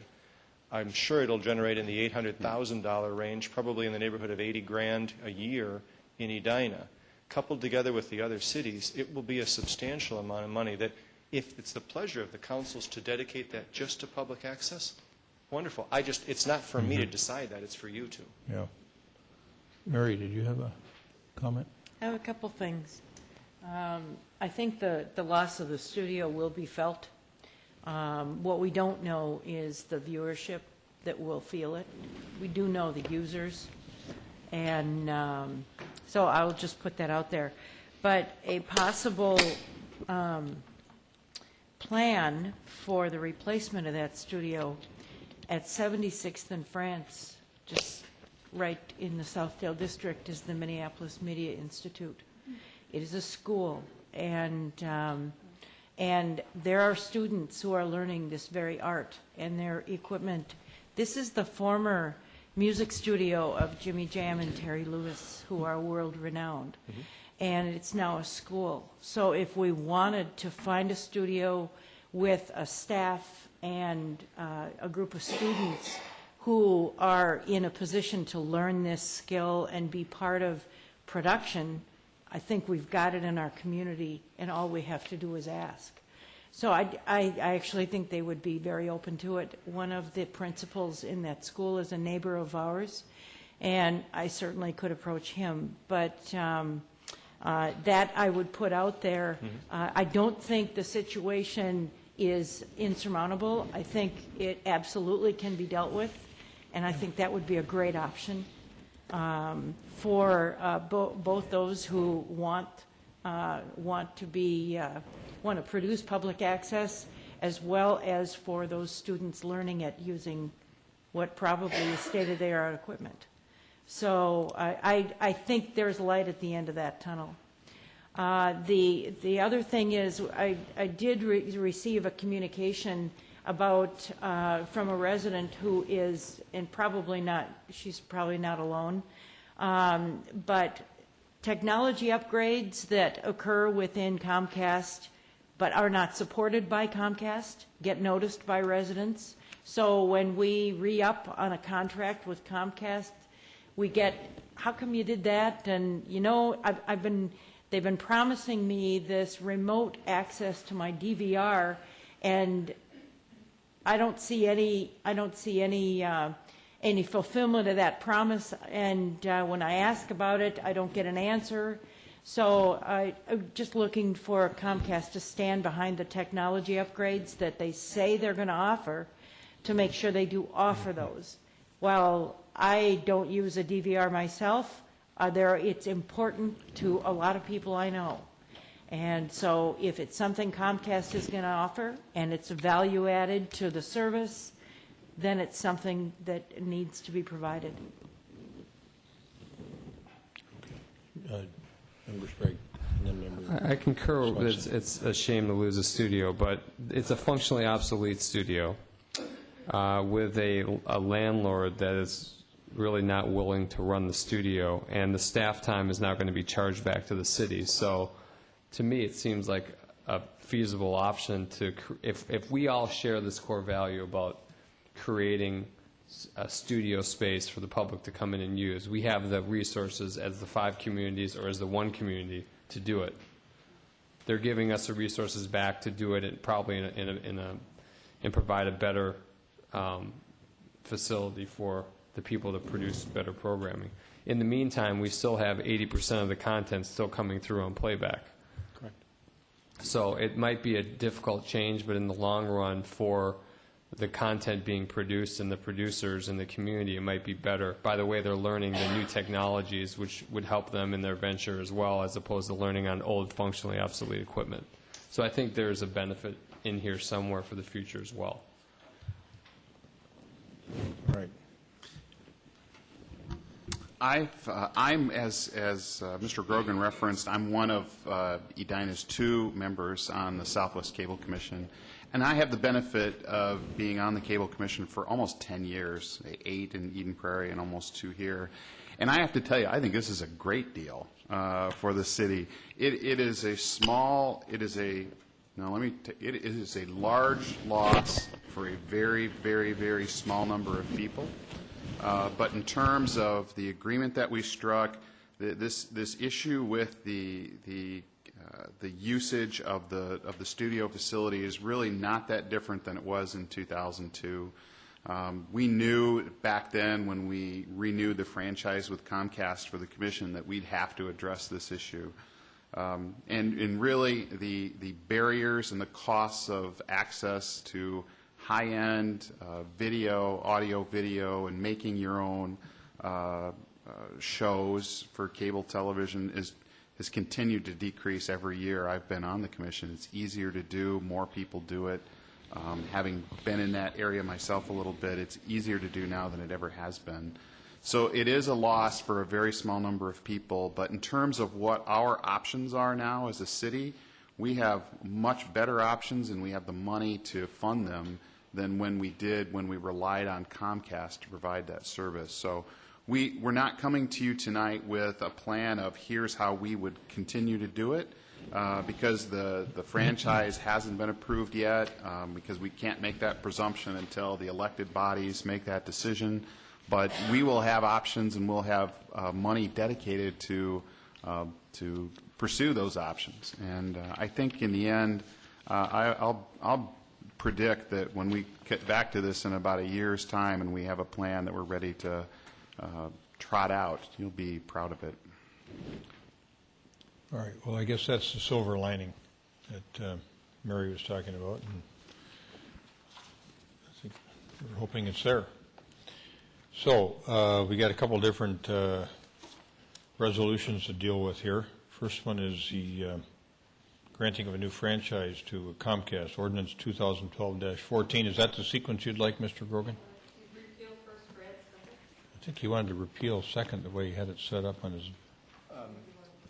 You'd think you'd. What's the sequence you want us to follow? Mr. Mayor, members of the council, I would prefer if we vote first or consider first the franchise agreement. If that's successful, then it would be prudent to move to repeal the ordinance. If it's unsuccessful, then I don't want the ordinance repealed because we still need that. Yeah, that's what I thought you wanted for a sequence. Ordinance 2012-14 recommend that we waive second reading. Second. Discussion? Roll call? Oh, If sorry. I will support this with the hope, the intention that we do follow up as we've been discussing tonight, both in terms of public access to production facilities, understanding that there are some technological choices that take people away from studios, but I think there still is. I liked very much Member Brindle's suggestion of trying to look at that partnership. And the other thing that I would like to emphasize is Mr. Grogan made a point of mentioning some of the enforcement options that are open to this community to prevent something like Member Swenson's daughter's experience. And I would really like to urge that we as a city take this up and do the advocacy that's needed to be done, the calling for the reports, so that we can advocate for our residents and help them obtain better service. Good point. Okay. All right, I intended to support it as well. Disappointed, but on this one issue. Appreciative of the work our members have done and the rest of the folks as well in renegotiating this, but hate to see the loss of this traditional studio.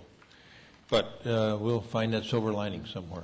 I will tell you that we are fortunate to have Mr. Grogan as our lawyer. He is one of the preeminent cable television lawyers in America, and it does this all over the country. And so we're lucky to have him, and he's been a long-term legal counsel for this commission. There's a movie coming out about him, I think. A Cable movie? lawyer guy. Cable lawyer?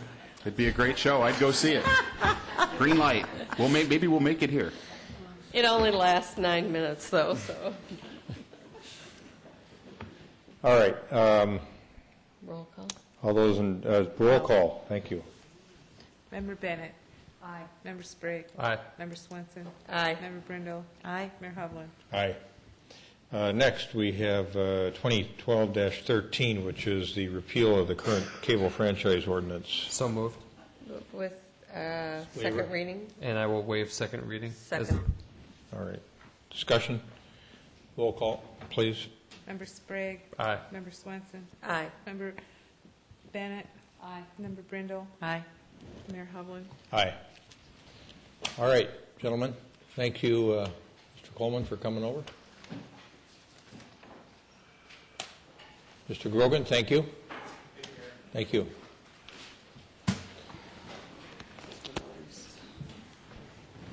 Last but not least.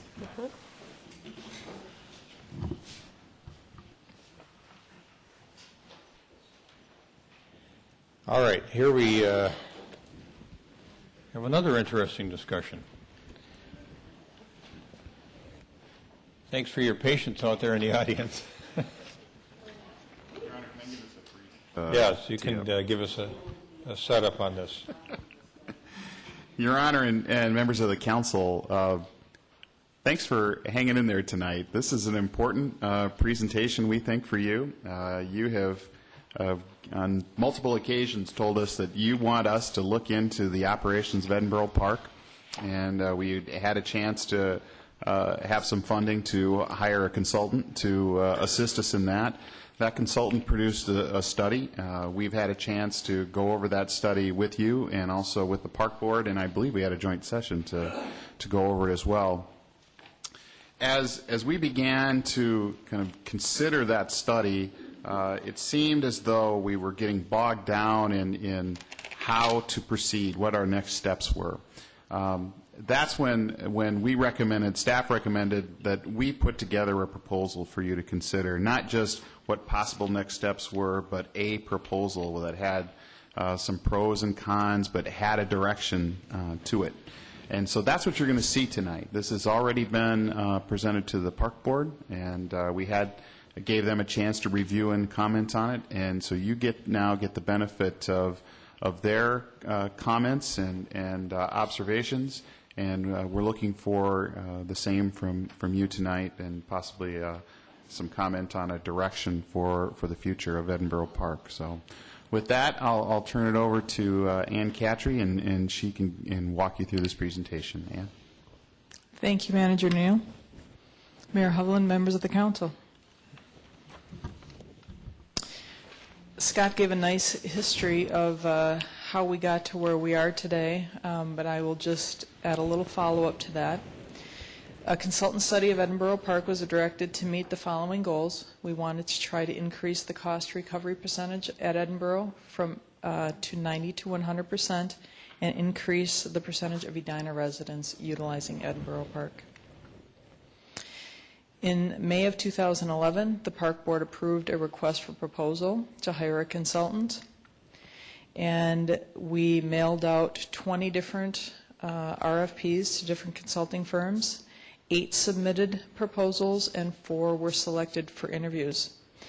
Director Keprius, Park Board Member Deeds, and I completed the interviews, and we selected ATS&R and Ballard & King to complete the study, and that was approved by Park Board on August 9th of 2011. On January 2nd of 2012, we submitted the consultant presentation to a joint session of the Park Board and City Council. 29 questions were raised from that meeting, and on March 20th of 2011, we presented again to a joint meeting of Park Board and City Council. And as City Manager Scott Neal stated, he asked that staff create a proposal for the Park Board review and council action. And that is what we have for you here tonight. The consultant report studied 10 different options, including selling Edinburgh Park, converting the facility back to a free public park and bringing back private rentals, and expanding the pool into more of a traditional water park. The final report didn't include a very specific recommendation, but stated that market conditions were favorable to expand on the following: filling in the pool, closing the fitness facilities, creating a soft play area for toddlers, constructing birthday party and meeting room space in the current pool space, and filling in the grotto to reduce expense and to provide an interactive media center. The staff recommendation process that we used started with completing some financial projection scenarios. Our Edinburgh Park manager, Susan Foss, and Eric Rogerman and I worked through 8 to 10 different financial scenarios that included revenue projections, expense projections, and capital improvement projections that went from now until 2018. We also met with the Edina Swim Club and Edina Community Education to discuss pool use and rental rates. We wanted to make sure that if we were proposing some rental fees, that those two user groups would be willing and able to afford the rates that we were proposing. What we found from the meeting with the Edina Swim Club was that they had a very significant interest in increasing the amount of time that they're using Edinburgh Park, and they actually suggested creating a home at Edinburgh for the swim club. The staff worked with the swim club to create a draft agreement for pool use and rental rates. And the scenarios that create the highest cost recovery percentage from this recommendation process are as follows. The first option we call option A, and this option would upgrade the pool. It would renovate the pool surface, and it would remodel the locker rooms. It would combine the existing men's and women's locker room into one larger locker room, and it would renovate a current storage room into a second larger locker room. It would also reduce plantings in the grotto, and it would fill in the grotto to create one level area. And it would eliminate essentially all of the trees in the park, but maintain all of the lower light plantings. This would give us the ability to revise our lighting in the park and create a much more energy efficient lighting option. Option B is the option that was presented by the consultant. That option would fill in the pool. It would provide soft play in that pool space, primarily for toddlers. It would provide 4 birthday party and meeting room spaces, and it would make the same renovations to the grotto, including the reduction of trees, filling in the grotto, and revising the lighting to create a more energy efficient system.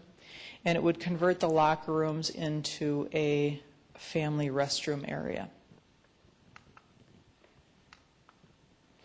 Option C was originally intended to be an add-on to option B. What this does is it creates a 1/6 of a mile walking corridor on the upper level of the park. As you can see, it cuts through the track. It utilizes ramps going in and out of the east and west sides of the track and circles around the upper level of the park. We thought that this would be a nice option to possibly add some art and call it an art walk and add to an art gallery experience in the park. Staff is recommending several changes to Edinburgh Park to meet the following goals. We would like to increase the cost recovery percentage. We'd like to improve the function of the pool, locker rooms, and lower level of the park. We would like to increase handicapped accessibility. We would like to increase Edina resident use of the park. We would like to provide much-needed updates to the facility, as the facility is now 25 years old. We would like to continue to provide recreational and fitness amenities that positively impact the health and quality of life of our residents. We would like to partner with the Edina Swim Club, and we would like to provide a mechanism for long-term funding for capital improvements. The recommendation that we are bringing forward tonight includes, in the pool area, we're recommending to keep the pool and fitness facility. We're recommending to complete capital improvement updates needed to update the pool, track, and locker room areas, and those are the recommendations that I had discussed in option A. And in the park, we're recommending to remove the large trees. Many of the large trees in the park were originally planted when the park opened in 1987. I have some pictures at the end of the presentation that will show you what the park looks like currently.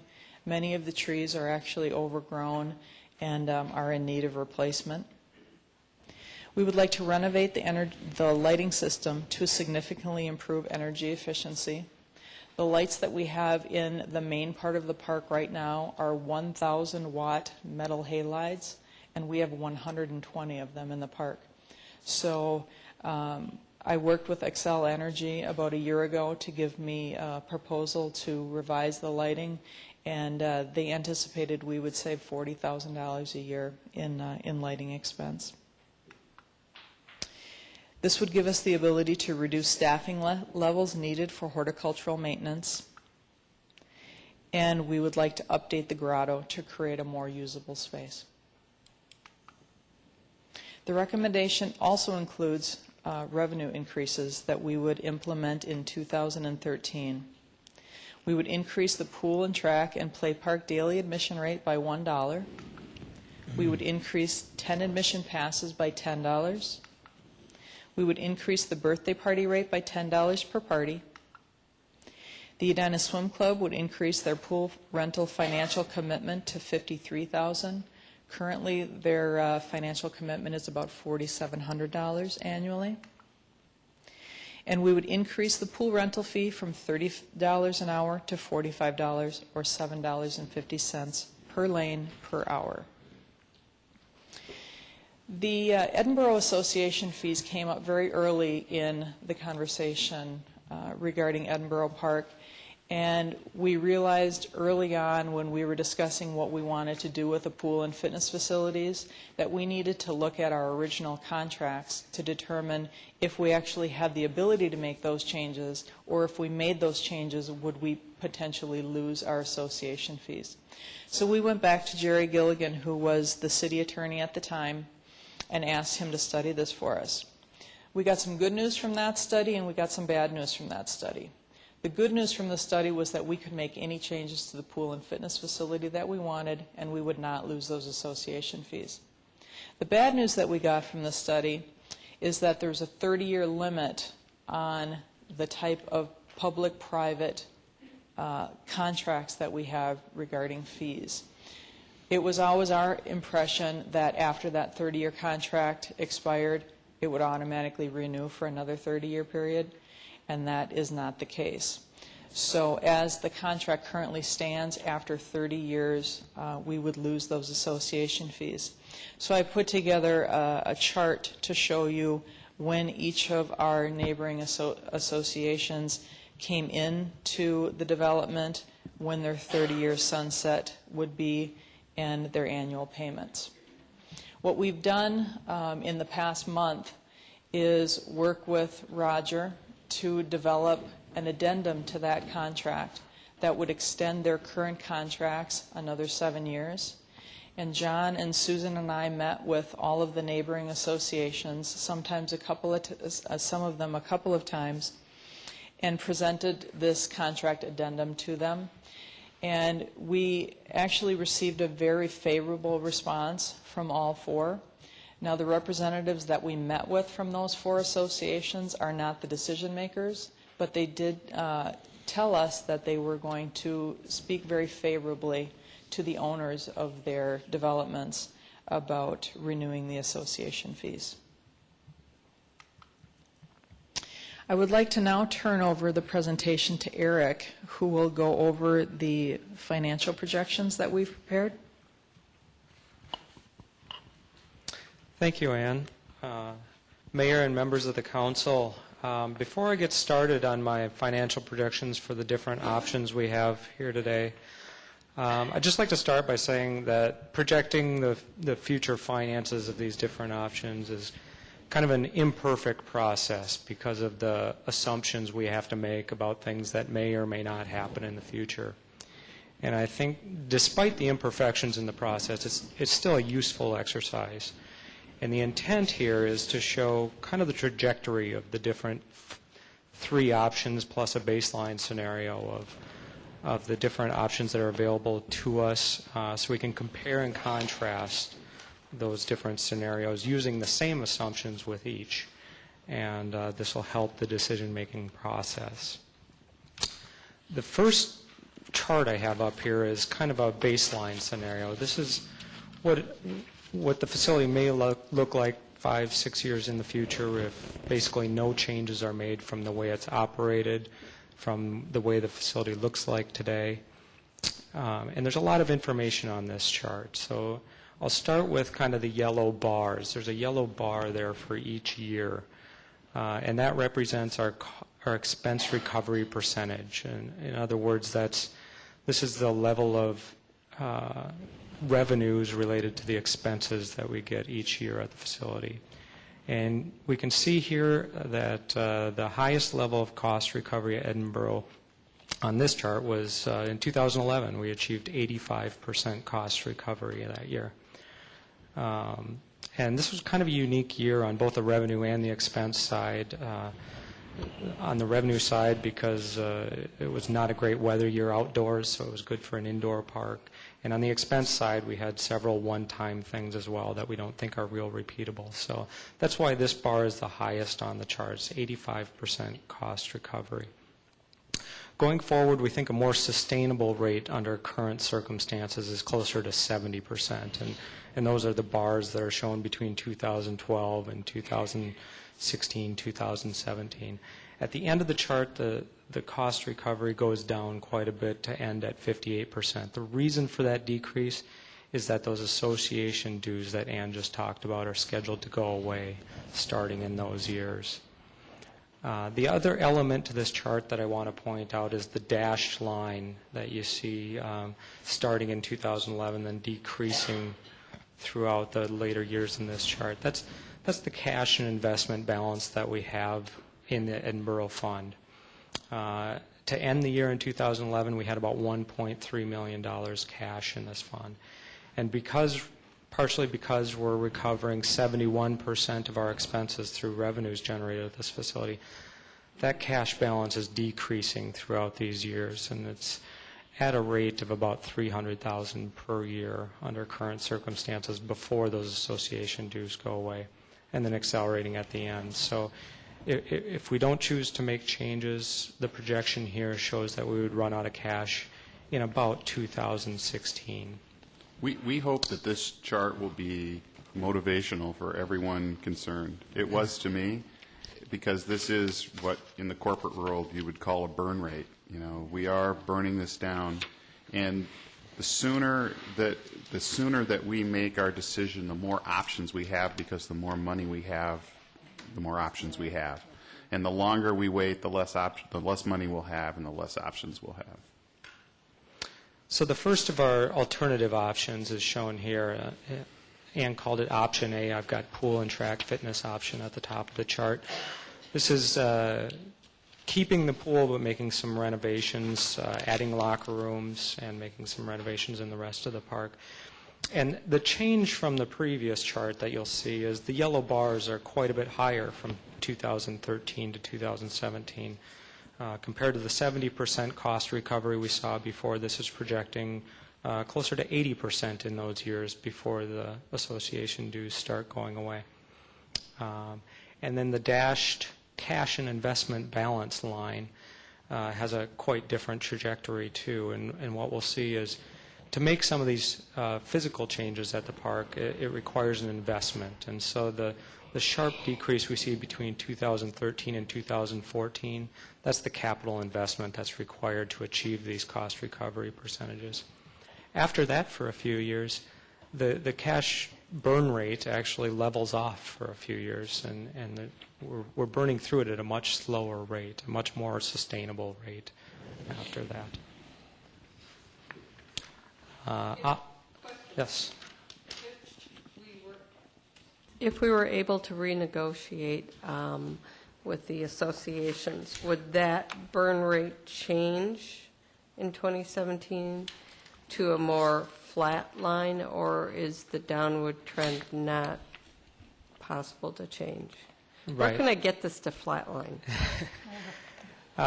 So in this scenario, the association dues really don't start going away until 2017, 2018.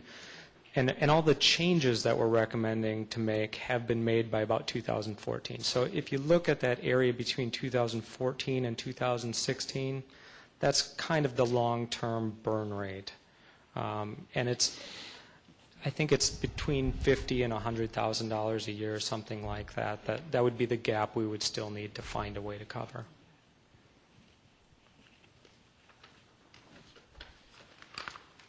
Option B that Ann talked about would be filling in the pool and creating some different play and meeting spaces in that area. And again, the change we see from the baseline scenario is that we have a much higher cost recovery percentage on an annual basis. This ranges from 80 to 86%, those yellow bars. Doing that, filling in the pool, requires a lot of capital cost. And so that's why in the years between 2013 and 2014, that cash and investment dotted line goes down quite significantly. In fact, below the zero line. So in other words, we don't have enough cash and investments in the fund currently to complete all these projects. We would have to find some new, different funding source to be able to do these capital projects, should we proceed in this direction.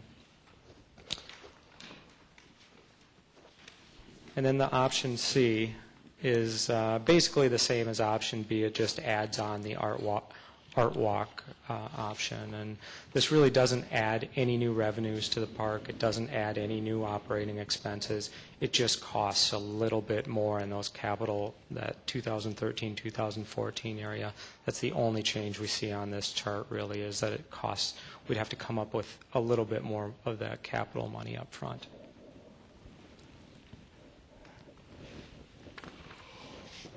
So those are the financial charts at this point. I think I'll hand. Mr. Rogman and Yes.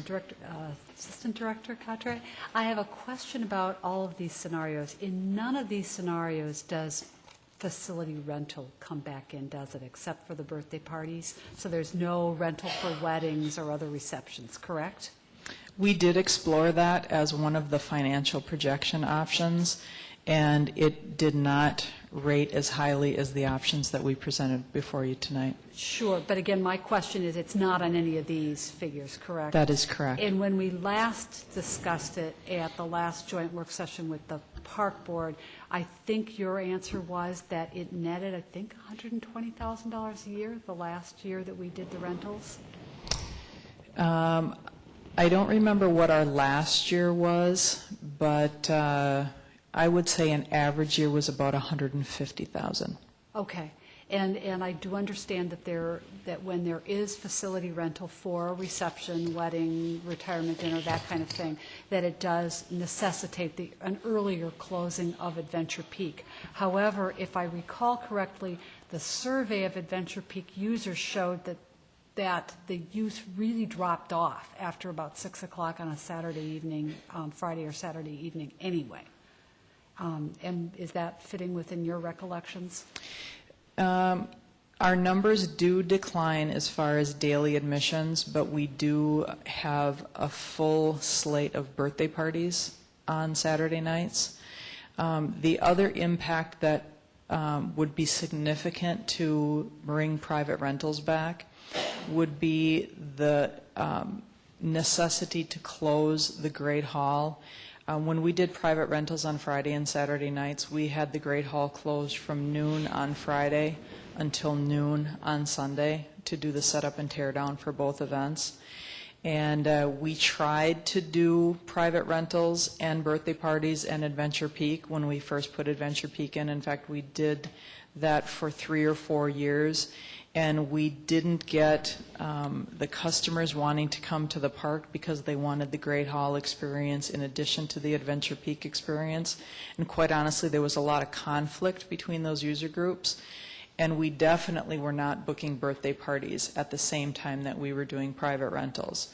So our goal in the elimination of private rentals was to try to replace that revenue with the birthday party revenues, and we have done that successfully. Mm-hmm. I have raised the question before, and I haven't heard an explanation about birthday parties being available on Saturday evenings before, and I did look at that survey of user information really carefully the last time you provided it. So I appreciate the additional information, but it wasn't information that I had before tonight. Thanks. You're welcome. Questions? Yes, a couple questions. In your associations chart with the fees, this one, Village Homes is in there, Centennial Lakes is not, and they are users of the facility. Can you talk about the history of that a little bit? Absolutely. The history is going back to when Centennial Lakes was first constructed. Centennial Lakes did not have any amenities at the park. They didn't even have their trails completed. They didn't have the putting course. They didn't have the amphitheater. And so it was the decision of our city manager at the time to extend association rights at Edinburgh Park. So we offered them free access to our pool and track facilities. And that was something that City Manager Gordon Hughes wanted to continue to extend throughout his tenure, and it's something that has just been extended. So right now they're getting free use of the facility while the other associations are paying the per unit or per square foot cost. Since we divided our budgets completely, and now that the Centennial Lakes Association fees are going directly to Centennial Lakes, yes, that is correct. Okay. So what covers Centennial Lakes? Centennial Lakes includes the Centennial Lakes townhomes and the Centennial Lakes office buildings on the South Park, and then the shopping center in the center, all the way up to Pinstripes on the north, and then the Coventry townhomes as well. So you're telling me everyone in those office buildings and everyone who either lives or works around Centennial Lakes can go use the pool for free? The residents can. The business owners or the business tenants pay a fee, but it is a reduced fee. So it's just the residential units at Centennial Lakes that can use Edinburgh Park for free.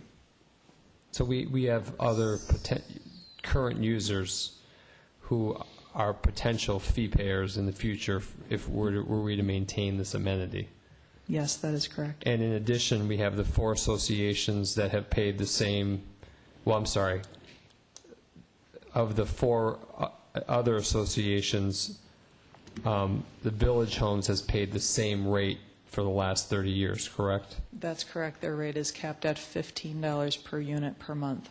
And when we went to them to try to renegotiate, and they expressed, even though they were not binding on the rest, their interest in renewing, it was at that same $15 a year rate they've been charged the last 30 years. That was the assumption in the conversation, correct? Yes, that is correct. And for the other Edina Park Plaza and Corporate East, did they have elevators or cost of living adjustments or something in their fees over the terms of these agreements? Yes, they do.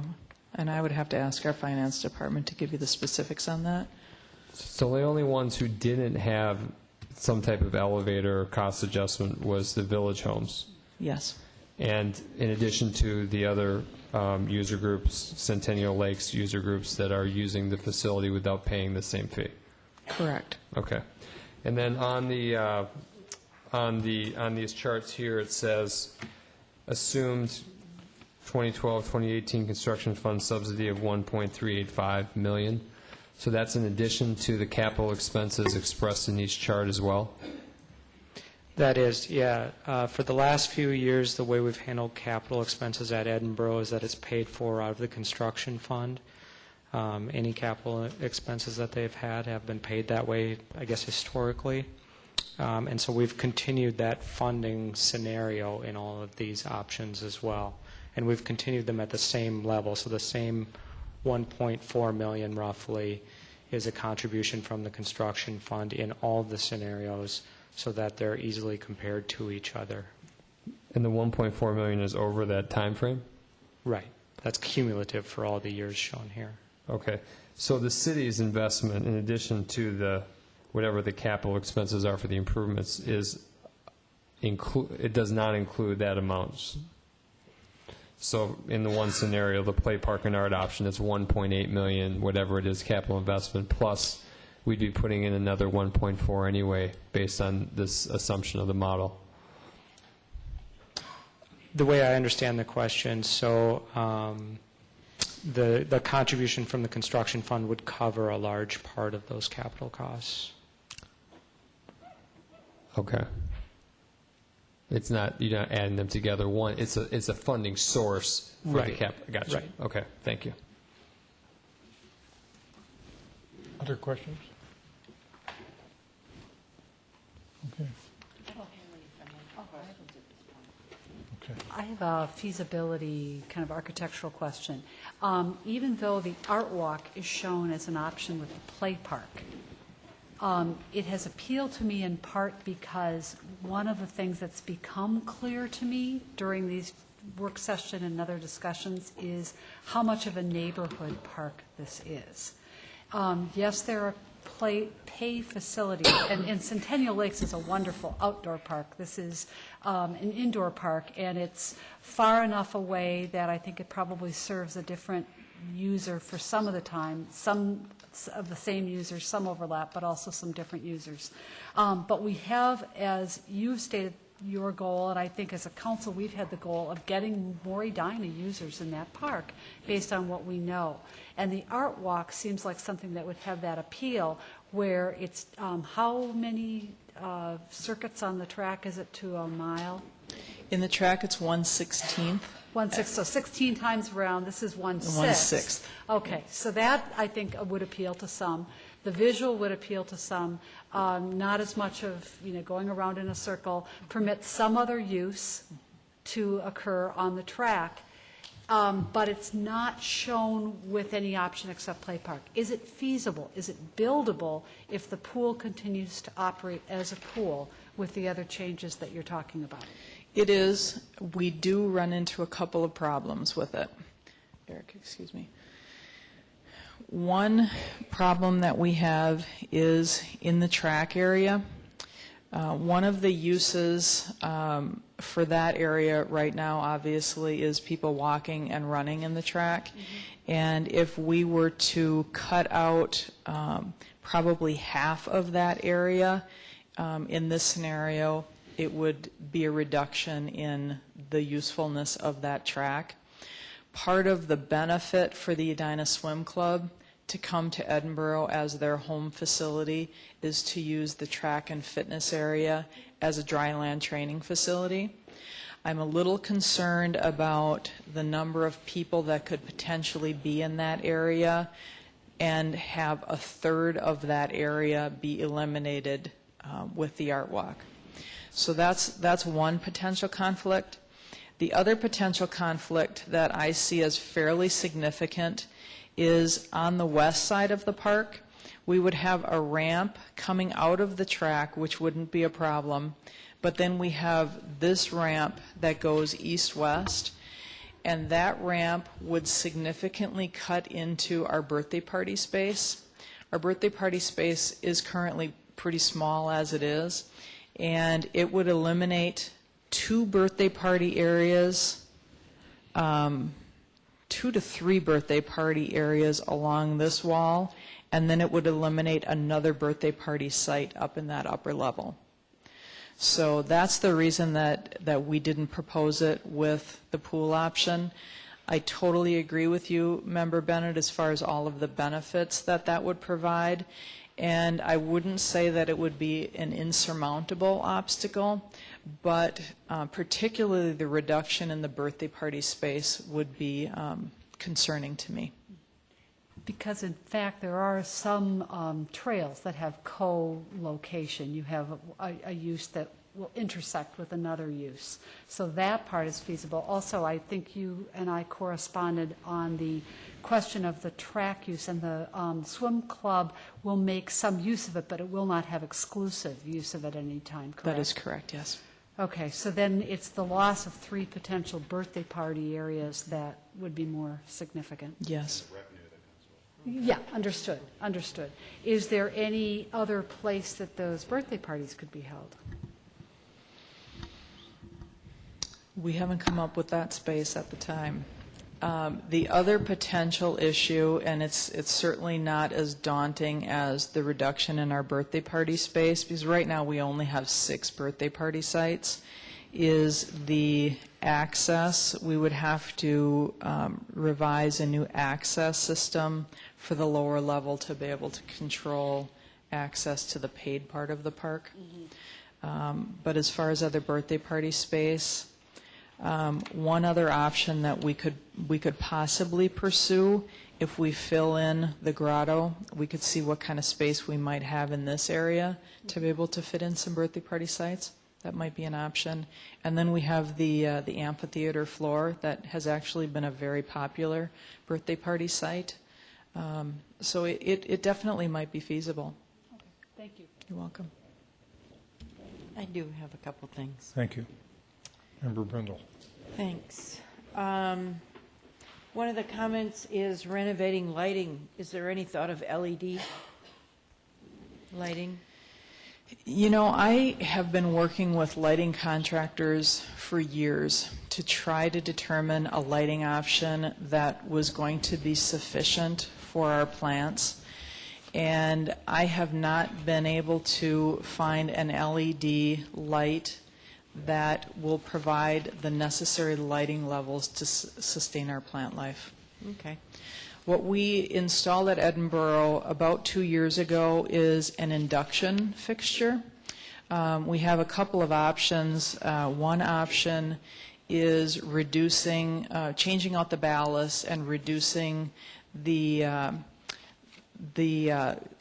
bulbs from a 1,000-watt fixture to a 650 to 700-watt fixture.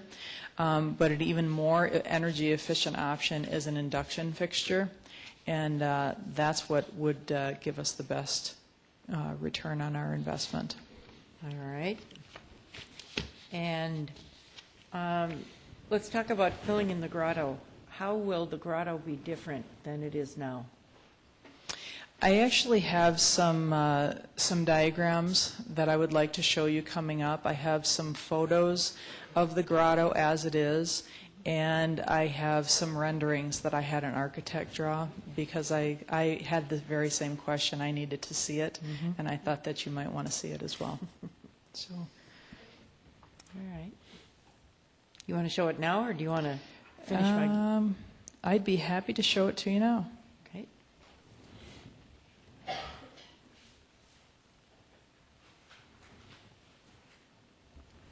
Okay.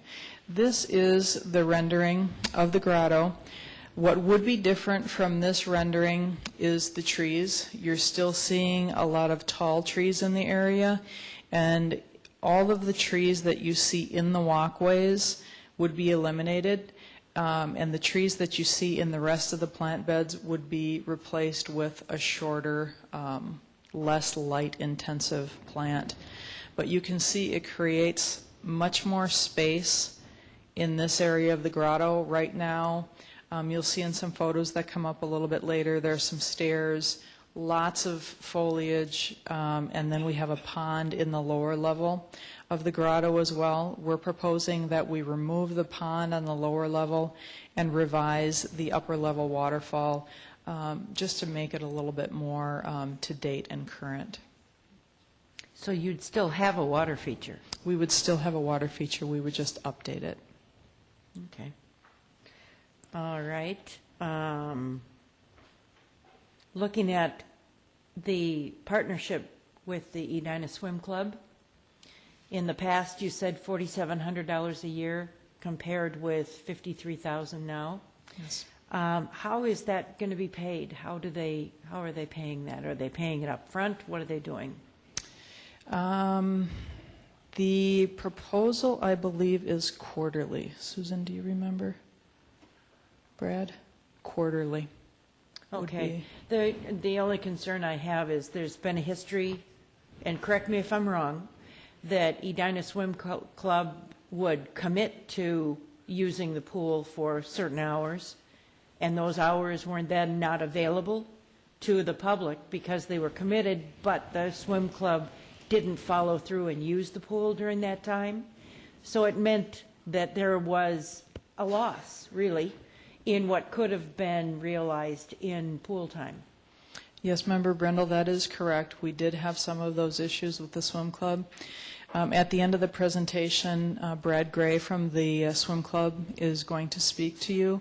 And I think what you will hear from him is that they intend to make a very significant connection with our facility, and they plan to essentially eliminate all of their pool time that they're renting from outside of Edina and bring everyone into the facility, and they feel very confident that they would be able to utilize all of those hours and possibly even some additional hours. Great, thank you. I think that sounds terrific.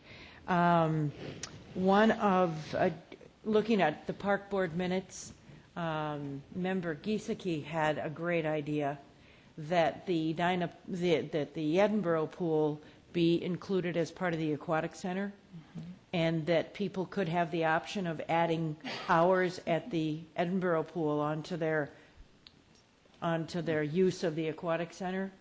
So, and that itself would then possibly increase the use, which would be great. Let's see. This is one that I think is just a tough one. You described for me once how you clean the windows in the track area, and it's by draining the pool, putting equipment in the pool space to get up to the windows.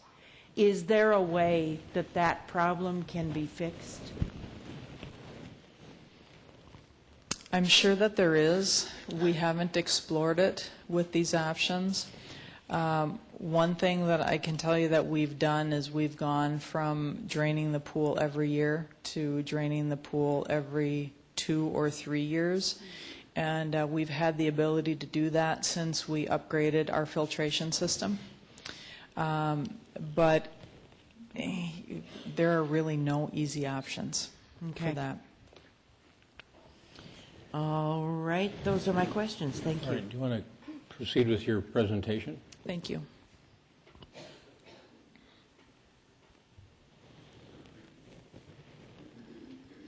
It's going to take me just a second to, okay.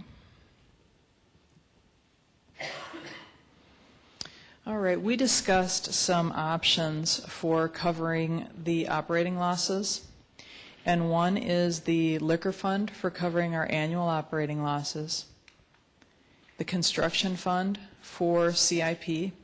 Historically, many of our CIP projects have been covered by the Edinburgh Fund up until the last few years when the expenses have been so large with the replacement of $500,000 rooftop HVAC units and $325,000 pool ventilation systems that were covered by the construction fund. Prior to that, the majority of our capital improvement projects were covered by the Edinburgh Fund, as were our annual operating losses. And raising taxes is certainly an option. And the reason that we wanted to put this out was to state that there are not easy choices, and because Edinburgh would be thrown into the mix for these types of dollars that we haven't before, it could possibly impact funding for other enterprise facilities. I'd like to introduce Susan Foss to discuss some of the marketing plans that we've prepared. Thank you. Good evening. Well, I guess it's not good evening anymore, but yeah, close to good morning. You know, I think with all of the options that we're presenting, you know, we realize that we definitely need to increase our marketing efforts, and that's just extremely important. With the option to keep the pool and the track, you know, the main purpose for us is really just to increase awareness, to make sure that, you know, members of the community, businesses are aware of what we have, and that we've got a, you know, a convenient, you know, a place that people can come and exercise and enjoy it and have fun. Some different things that we can do. I think do more cross-marketing with some of our enterprise facilities. We can do some different direct mail postcards. You know, really selecting the target. You know, we can look at demographics, people that we really want to target to get the message out there about the track and the pool. We can run some different ads in some of the local publications, maybe with some special offers on annual memberships and daily admissions. One thing we're able to do also now is a more accurate job of collecting email addresses, so we can do some different email blasts through sources such as like Constant Contact, and better utilize social media with our Facebook offers, doing even some human interest stories where it's drawing people into the facility. We can do also some open houses for some of the businesses that are near the facility, which include some of our associations, to invite the employees in. We can do some special things to showcase the facility with those employees. And then start a referral program. I think for us, the greatest way to get the word out is going to be word of mouth through people who are currently using the facility and really enjoy it. With the play park option, a lot of the same strategies that I just mentioned for the pool we would use for promoting the play park option. We would just change kind of our audience and the message. Some additional strategies would be, you know, contacting all of the groups that come into the facility. We have 12 to 15 different groups a week that utilize the facility to really build excitement for the expanded play park area. And then start a referral program for our birthday party customers. You know, it's one way, one area where we've got a lot of people in the facility, and by starting some type of referral program, we think we can really build on that. You know, these are some of the marketing strategies that really haven't been used in the past that we really feel will be successful for us to reach those goals. Thank you.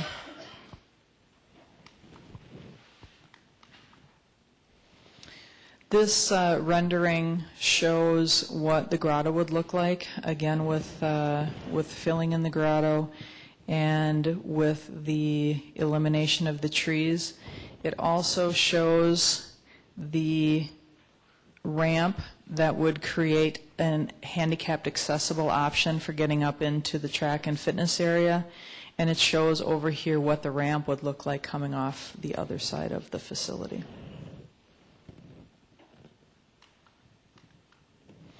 And then I just wanted to show some pictures of some of the trees that would be eliminated in the facility. On the left-hand side, you'll see some black olive trees that are in front of our guest services counter. And actually, that area, since the renovation and addition of our guest services counter and our concession stand and the addition of our concession tables, that area has become very crowded up in the Upper Commons.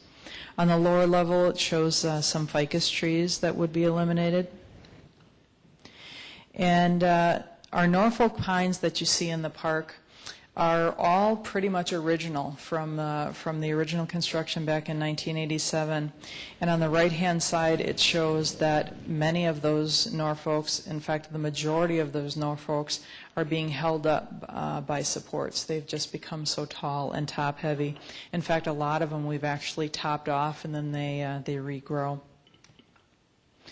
Here's a couple of photos of the grotto as you see it right now. As you can see, compared to the renderings, there's not a lot of floor space. It's a very pretty area, lots of foliage, and I think we can still maintain a green environment that would be a very warm and inviting environment.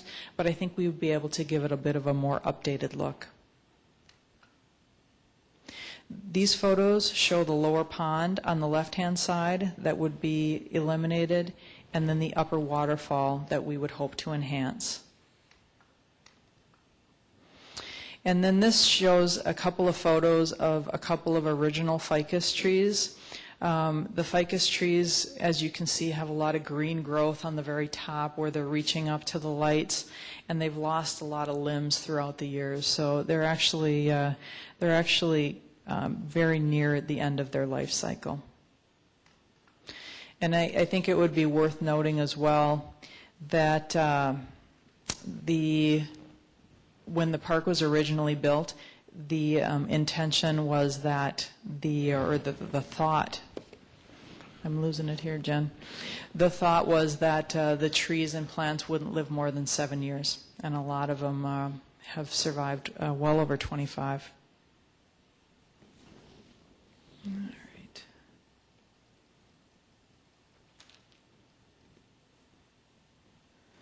And with that, I would like to introduce Brad Gray from the Edina Swim Club to make a brief presentation. Member Bennett. And before you finish, I'm sorry, Assistant Director Sure. Cotray, a question about the pool use. Yes. Seeing the projected hours for use by dedicated use or exclusive use by the Edina Swim Club is 8 to 9 o'clock on a weekday evening enough time to have public access for instance, people who are employed during the day but are rehabbing from an injury and so want to either lap swim or do some kind of exercise in a warmer water pool? Is that going to permit sufficient public access? I would admit, Member Bennett, that is one of the concerns from staff and was one of the concerns from very early on when we started our discussions with the swim club.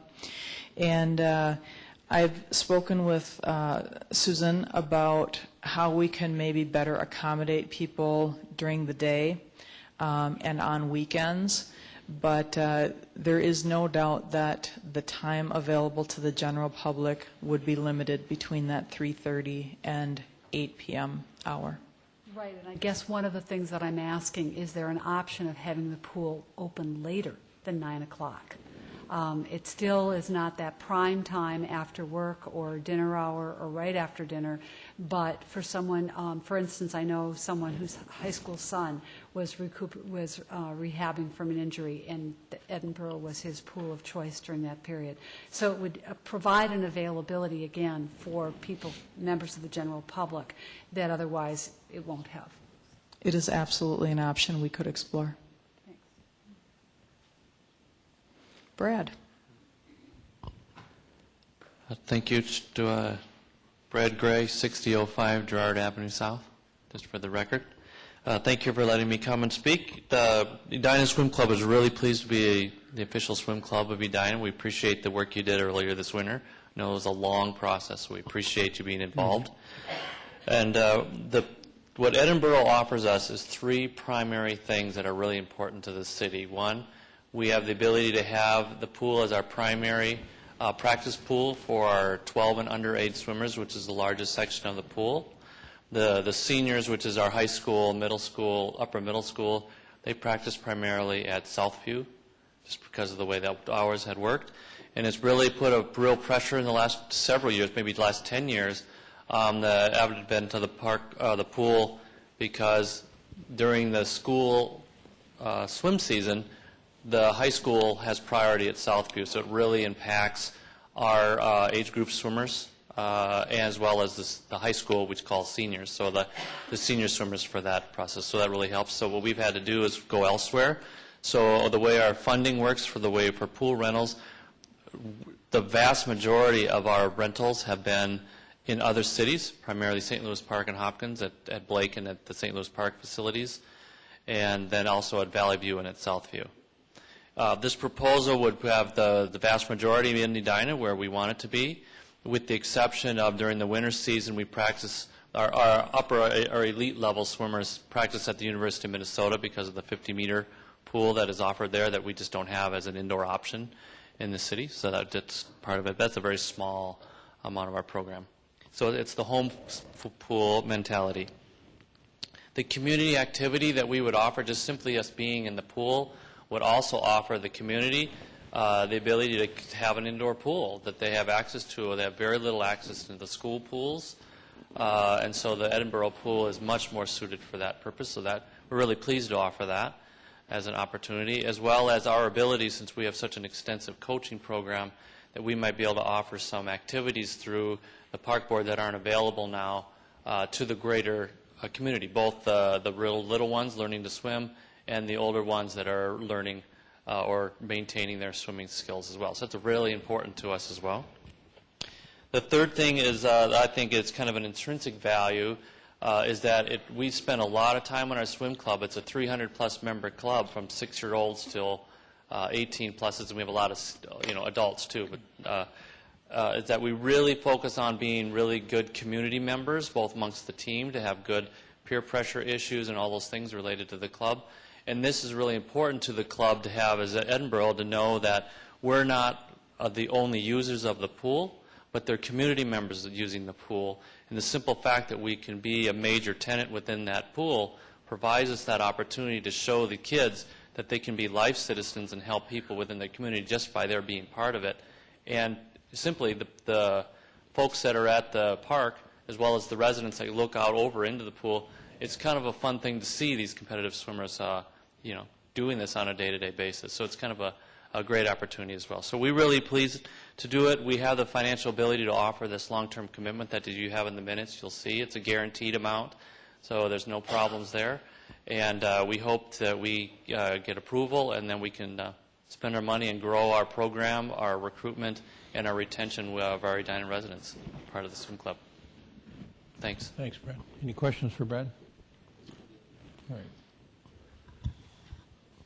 Edinburgh pool has been around for a while. Why hasn't it been considered before by your organization for expansion? It has. It just hasn't been available to us in the hours that we've been wanting for the various times that we've had. We've also had some contracts with other locations simply because of that unavailability. We need to contract on annual or multi-year bases based on just the way our club works, because we're a year-round club. Yep.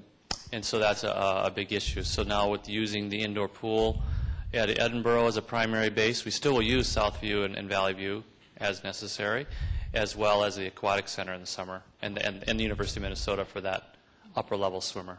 So what changed in our hourly usage that allowed for this opportunity? Did we just make a change? We just made a change, and to be quite honest, we had a really good conversation.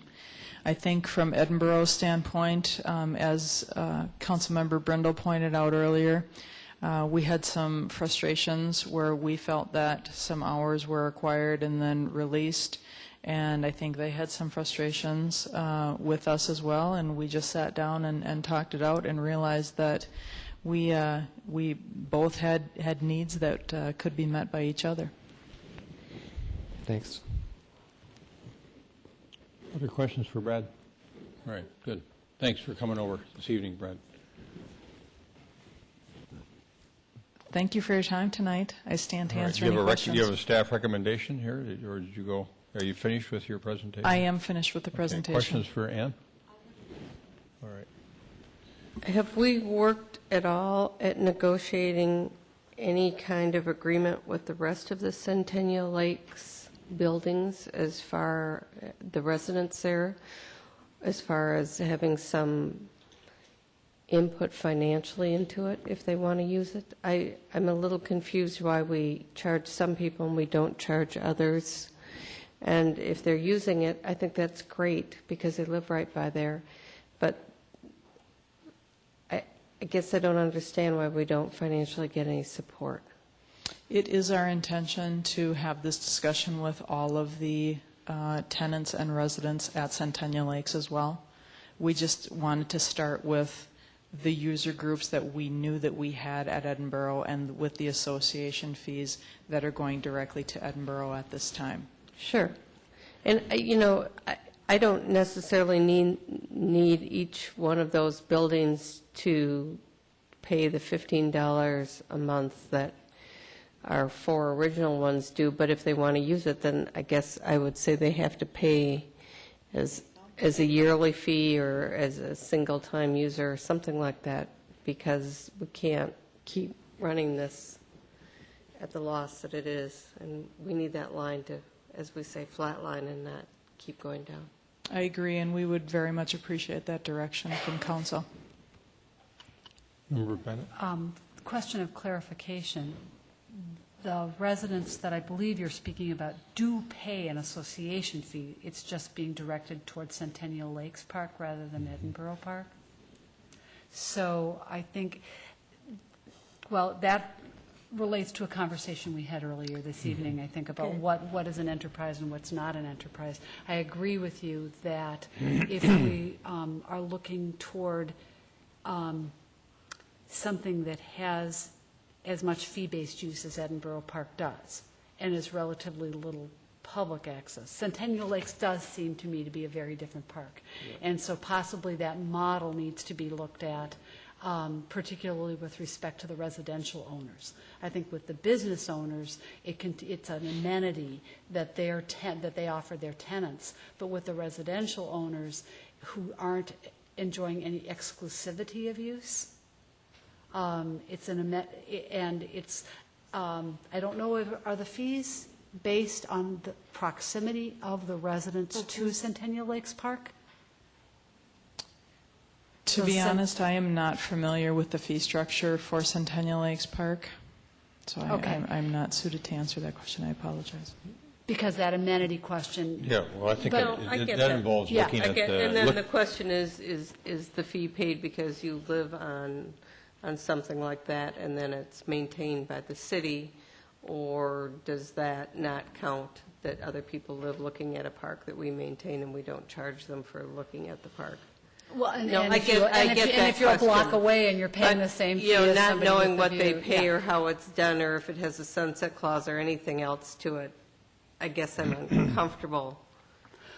Well, and echoing what you have said, and I believe what Member Sprague has said earlier, if we do, I think, need to look at all of these association arrangements, and we need to look at them in terms of current costs, not 30-year ago costs.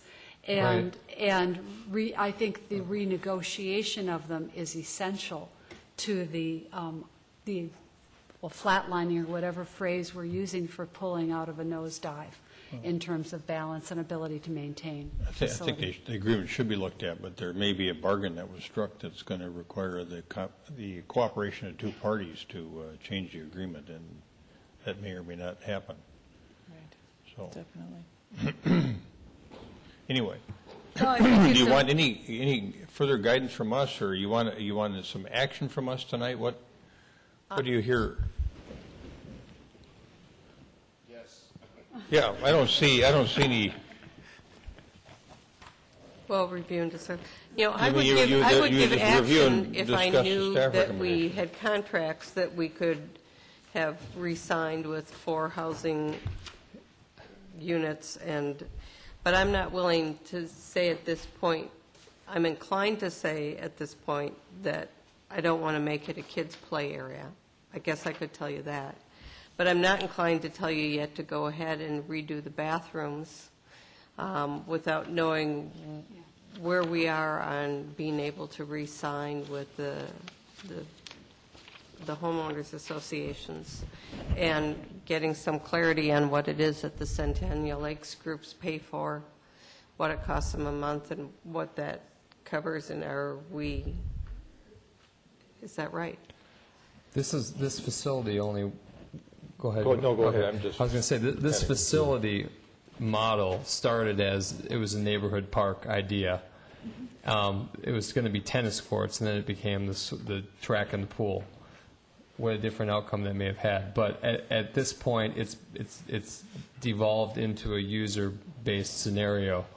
And every user group is essential to continuing and, frankly, justifying the loss that we're incurring, including the 4 associations you just mentioned. So, to me, approval of that, of the option of retaining the pool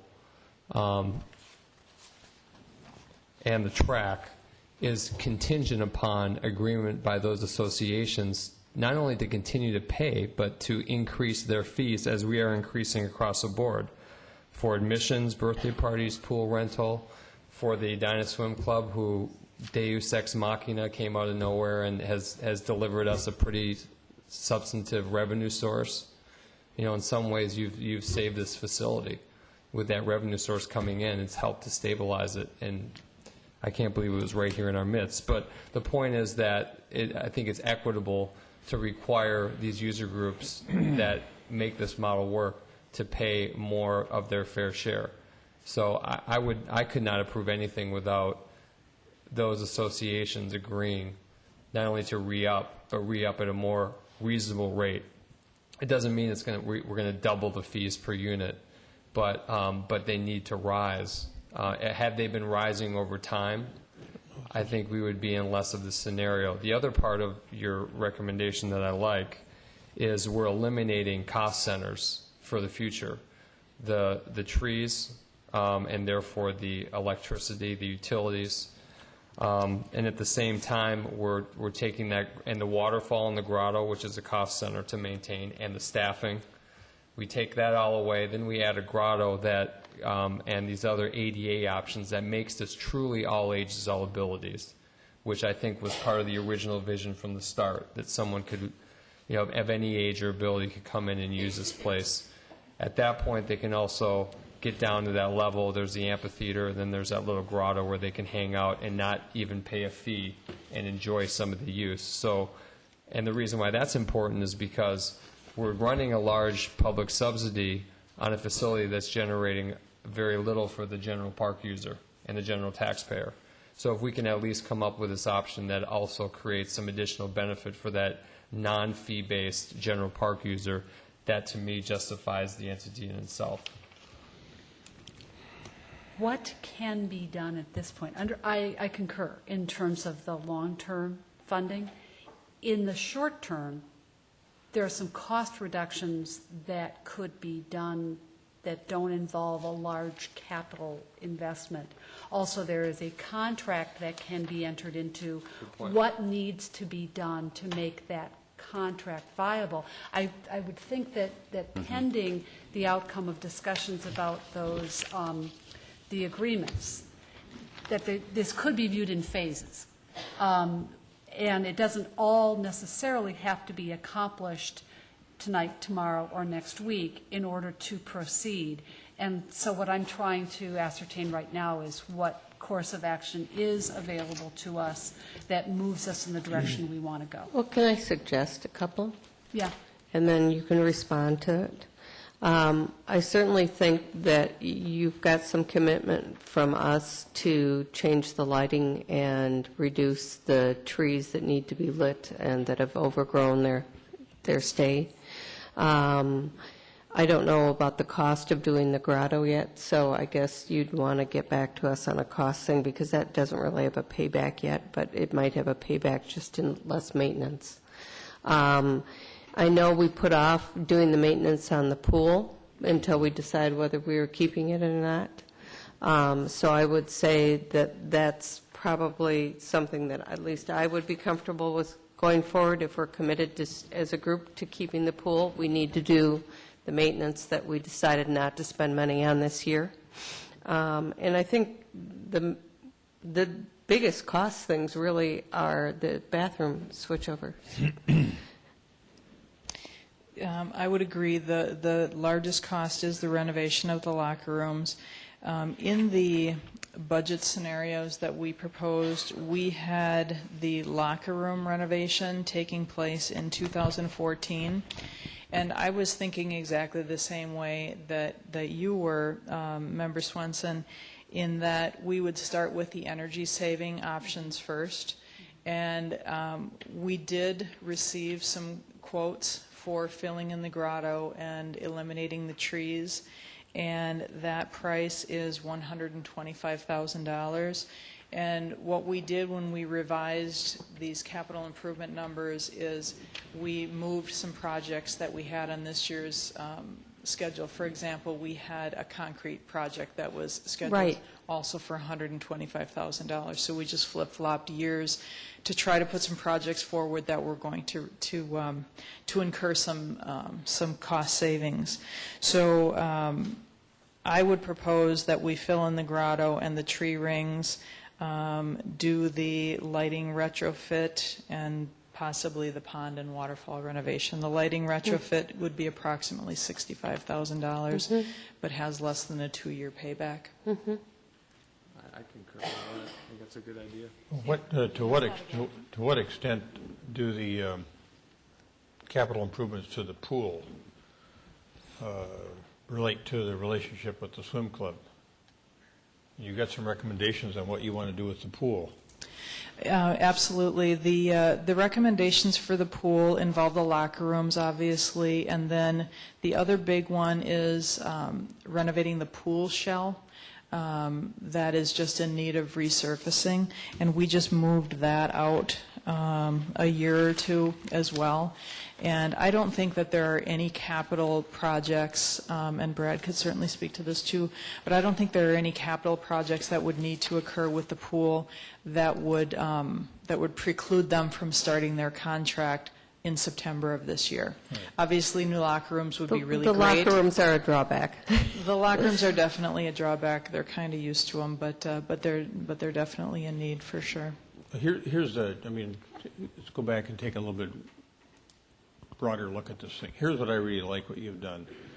You've faced up on a problem that we had at Edinburgh, and the first talk from the consultants was to get rid of the pool and everything else, and folks got worried about the place they lived and the place they recreated. You guys as staff came up with some really good solutions, took them to the park board. Now you've come to us, and I think the good news is that we're not going to get 100% cost recovery, but for me personally, we're all in this together. Government isn't a business per se. It's engaged in making sure that people have a good quality of life, and there's some level of subsidy involved in that. And because of the fact that we're in this together, we can sustain some of those losses, but we just don't want to sustain huge losses. So we're trying to feel our way. It's a subjective determination.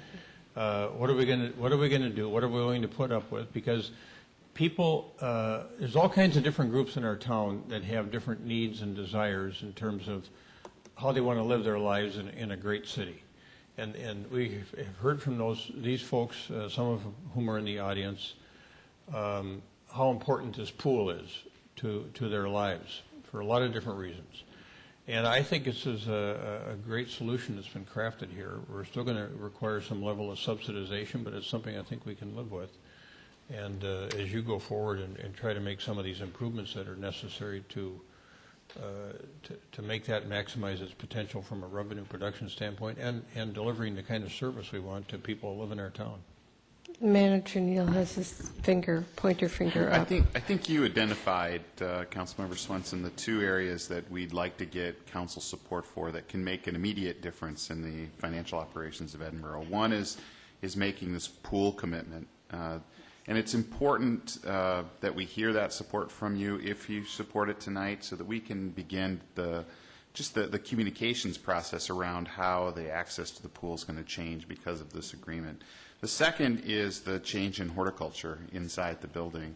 If you are of a mind to support that, you should know that has the energy spin-off to it that we've talked about. It also has a staffing component that we would eliminate a staff position, and we have had some communication with that employee to let them know that this is a possibility. So we've been clear about that. But if you are of a mind to support that, we should move forward with that and give that person some clarity about their future. But together, that's a significant cost savings, and we could start realizing those costs fairly quickly. But the other component to this, and I think those are all really good things, is that we still have a facility that if you look at every chart, we're having less and less money to fund it.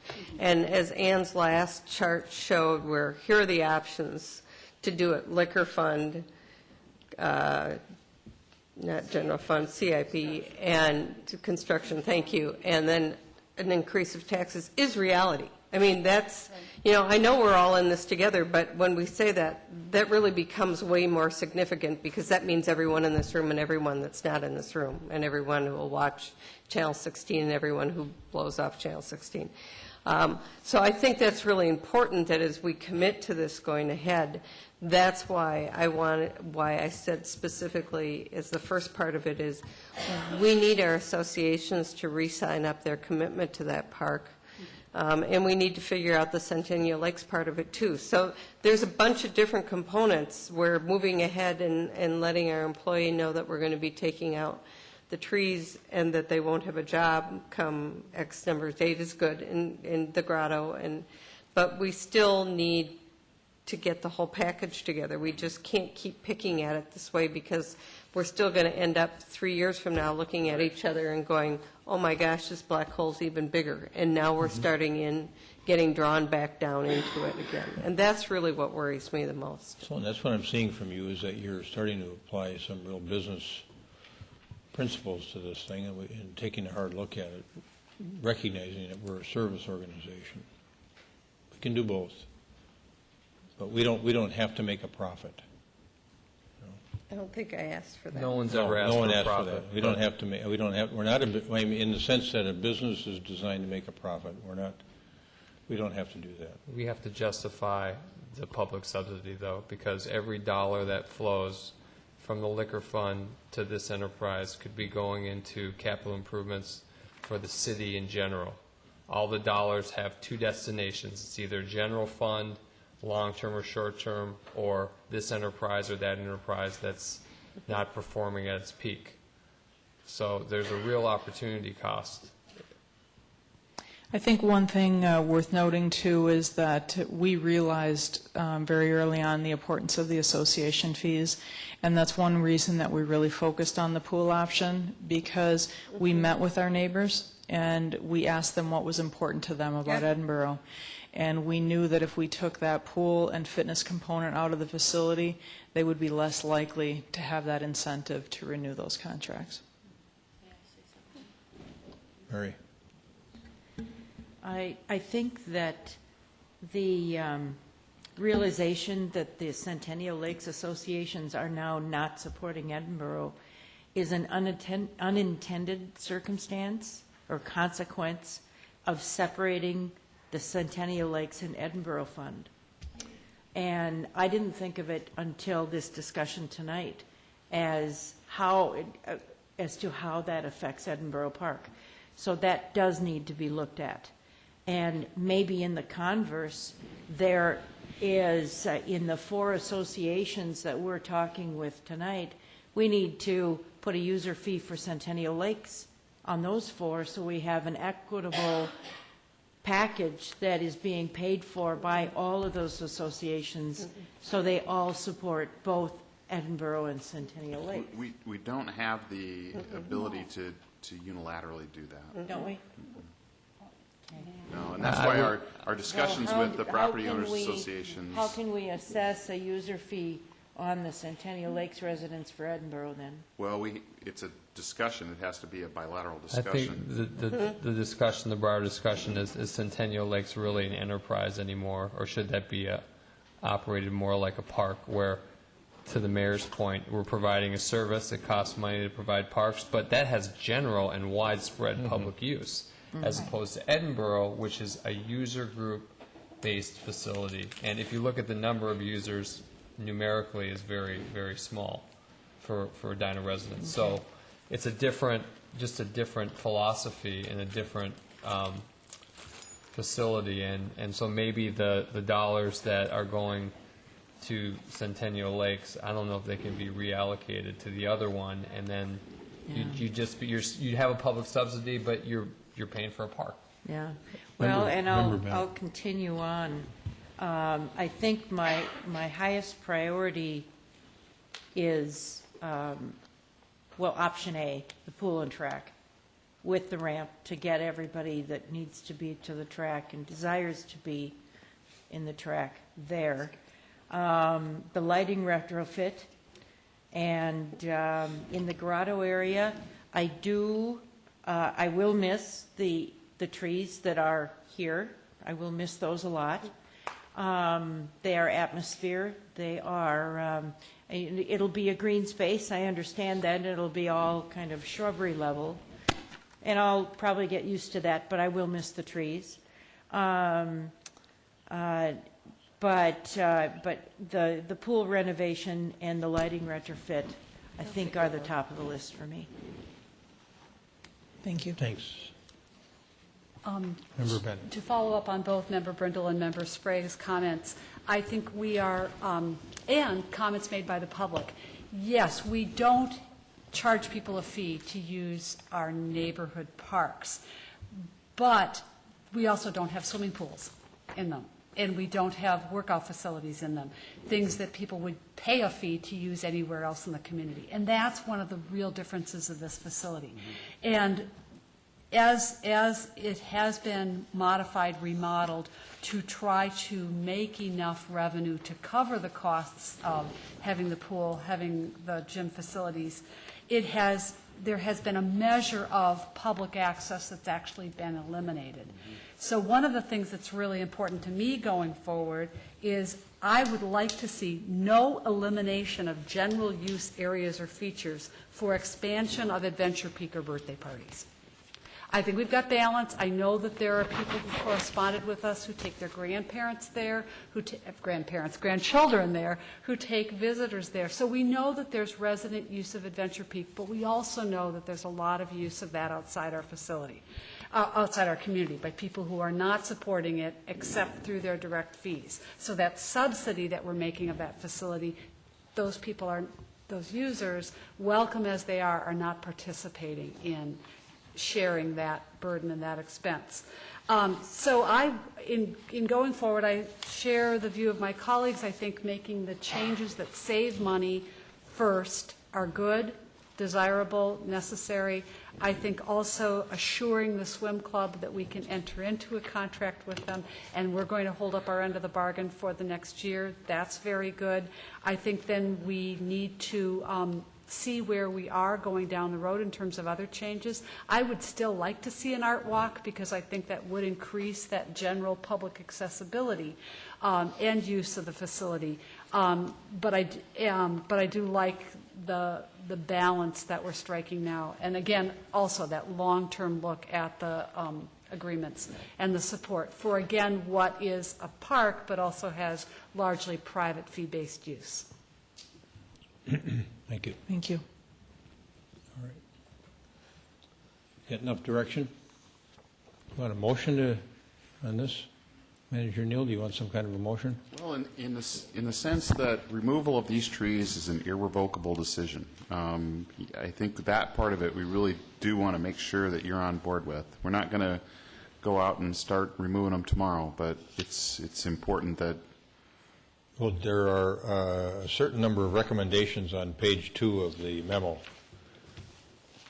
Do you want someone to move the adoption of those recommendations?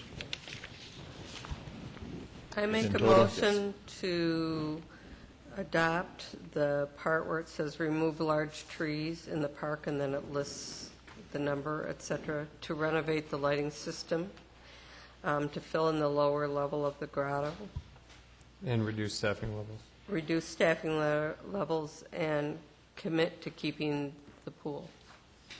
And the capital, Member Swenson, does your motion include also to complete the capital improvement updates for the pool shell, the pool deck tile? So it's the second bullet point. It's not the locker room renovation yet, it's the pool No, shell. that'd be fine. Are you my second, and I I will will take that as a sec- friendly amendment? I How will about that? I will second. Okay. So just for clarity again, it's the first 2 bullet points under pool, keeping the pool and fitness facility and completing the capital improvement updates related to the pool, but not yet renovation of the locker rooms. That decision will pen. Can I play devil's advocate on that for a second? Yeah. We still have to get 4 associations to agree to re-up their fees, and we're looking at 7-year extensions.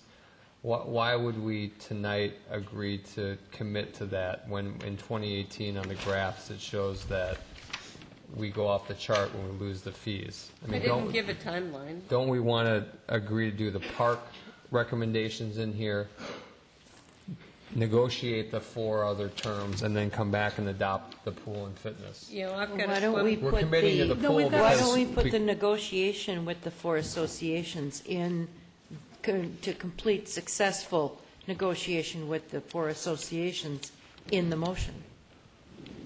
Well, right now. Well, that's what he wants to do. Right now, we have a contract on the table that can be, and we know that filling in the pool is going to have a rather large capital expense. So it would seem to make that, again, at least the first bullet point under pool, and Right. all of the bullet points under Yeah. park. You guys, when I that's said exactly commit right. to giving the pool, I gave no timeline to how long that went, but I felt it was really important that we show that commitment She's saying because we this have a one. swim club. This one, this, plus enter into negotiations. That's fine, if you want to keep No, keep I the think that's a pool and mistake. fitness facility. I think that's a mistake to make those pool improvements contingent on being able to extend those existing contracts with those associations.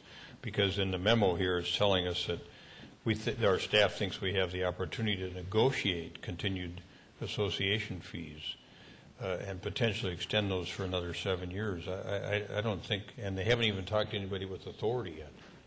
They've just gotten to people that say, well, we'll recommend to the people in authority that this be done. I'm not saying that I wouldn't redo the bathrooms without those association fees necessarily, but that's $200,000 a year. And if you look at the cost of redoing the bathrooms, aren't they $500,000, 400-some thousand? My point is that to your motion, I wouldn't make it contingent on getting extensions from these 4 I organizations. didn't put that in my motion. No, but Josh wants that in your motion. No, what I'm saying is No. just adopt point 1 on pool for now, and then move forward with the rest of this as the, It's fine. yeah. The locker rooms are $582,000 slated right now for 2014. Yeah. And the capital improvement on the pool shell, they've moved out anyway. so- Right. Yep. So I Okay. didn't have to All worry right, about that. I'm sorry I misunderstood you. No, Okay. I just want to make sure that, anyway. All right, There you so So what you're saying is remove from the motion the removal of the trees? No. No, No. no, everything's staying as the motion was originally So made. it's, Member Swenson, it's pool, first 2 bullet points, Pool, first bullet point, capital Okay. improvements is already in for 2013 or 14, you told us, right? 2014. And then the 4 bullet points under park. park. under park, the trees, the lighting system, reduce staffing level, fill and lower, Right. and then increase revenues. Do we need a motion on that, as will you add that to your motion? Would you like the? Yeah, can we add the, just add it in? Yep. Yep. Yeah. All right.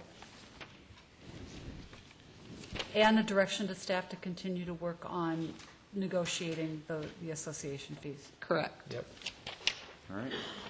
It's all bullet points under the increased Yep. revenue category, right? All right, we have a second? Is that I second Member it. Bennett. Member Bennett? Okay, further discussion? All those in favor say aye. Aye. Opposed? Here we go. Thank you.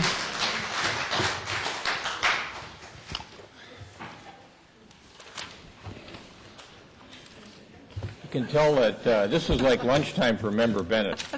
This is like when she just gets rolling.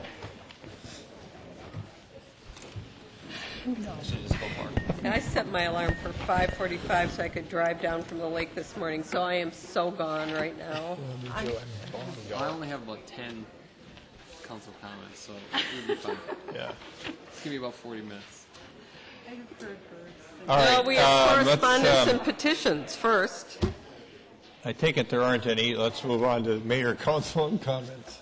Can I start? Mayor and council comments. You may start.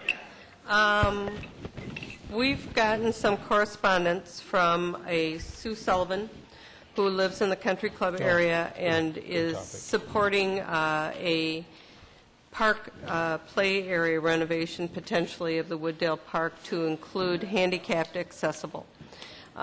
Universal play, inclusive play, it has a lot of different names. John Caprios and Scott Neal and I have talked, and I've already introduced her to Dick Crockett at the Edina Foundation, because this would probably be almost completely individual fundraising.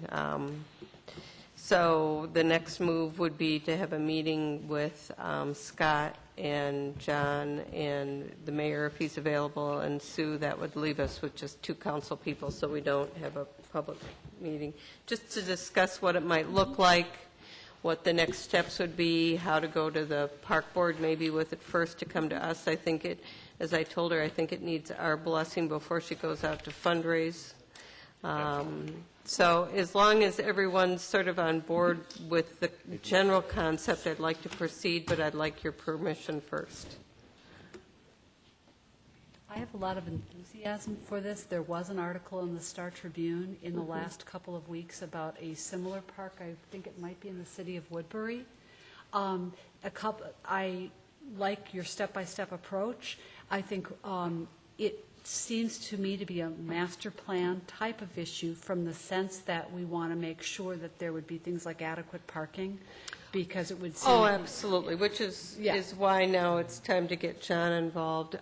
That park, Wooddale, has 13 parks ahead of it, which is why it will probably take private fundraising to get it going. But it is where she lives, so it is the one she has the most interest in.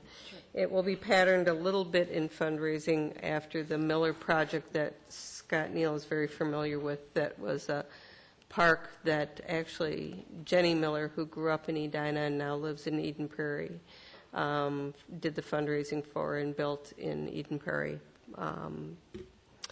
And this family actually does field trips and goes there, the Sullivan family. So they're very familiar, and they've talked to Jenny. So Sue Sullivan has a lot of good base knowledge on this, but she just needs direction from the city and the assistance now of the city as to what the plan might be, as to what fundraising could potentially need to be to get this done.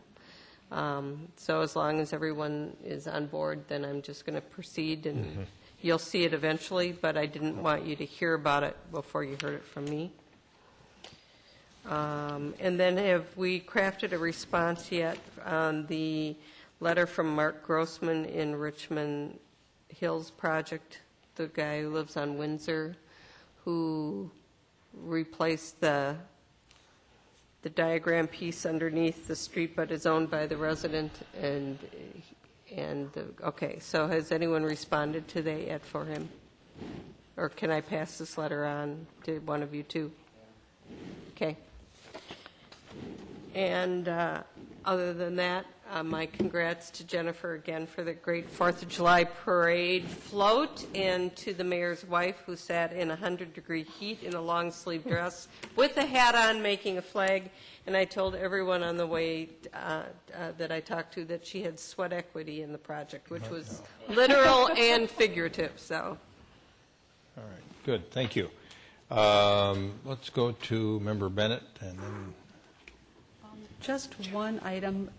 We also got a letter today from, or I received a letter, I don't know if anyone else got it, from someone who is concerned with the noise ordinance and this or enforcement, lack of enforcement, construction noise, which is also something that I heard from a resident who is participating in the Heritage Preservation Board's walk with the Historical Society in Morningside last Tuesday.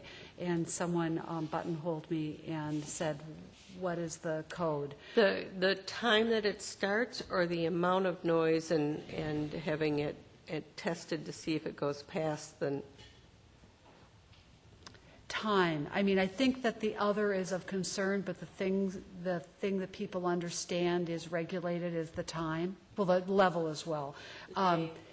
Time of day and day of the week. And I guess who responds to this, and is there particularly a place to direct people to call? Because the resident who was on the walk around, I said, have you called about it? And he said, no, I don't want to bother, I don't want to be a complainer. But it seems to me that if no one reports, then the activity isn't stopped. Well, if it's during the hours that the city is open, then it's legal, so it has to be the police department, because that's who you call when it's off hours, correct? Off hours. Generally, if those calls are coming in during the work there, during business hours, community health is the one that's going to go out and check a sound reading if that's Right, the issue. but if it's working too early in the morning before the hours that you're allowed to, or later, or...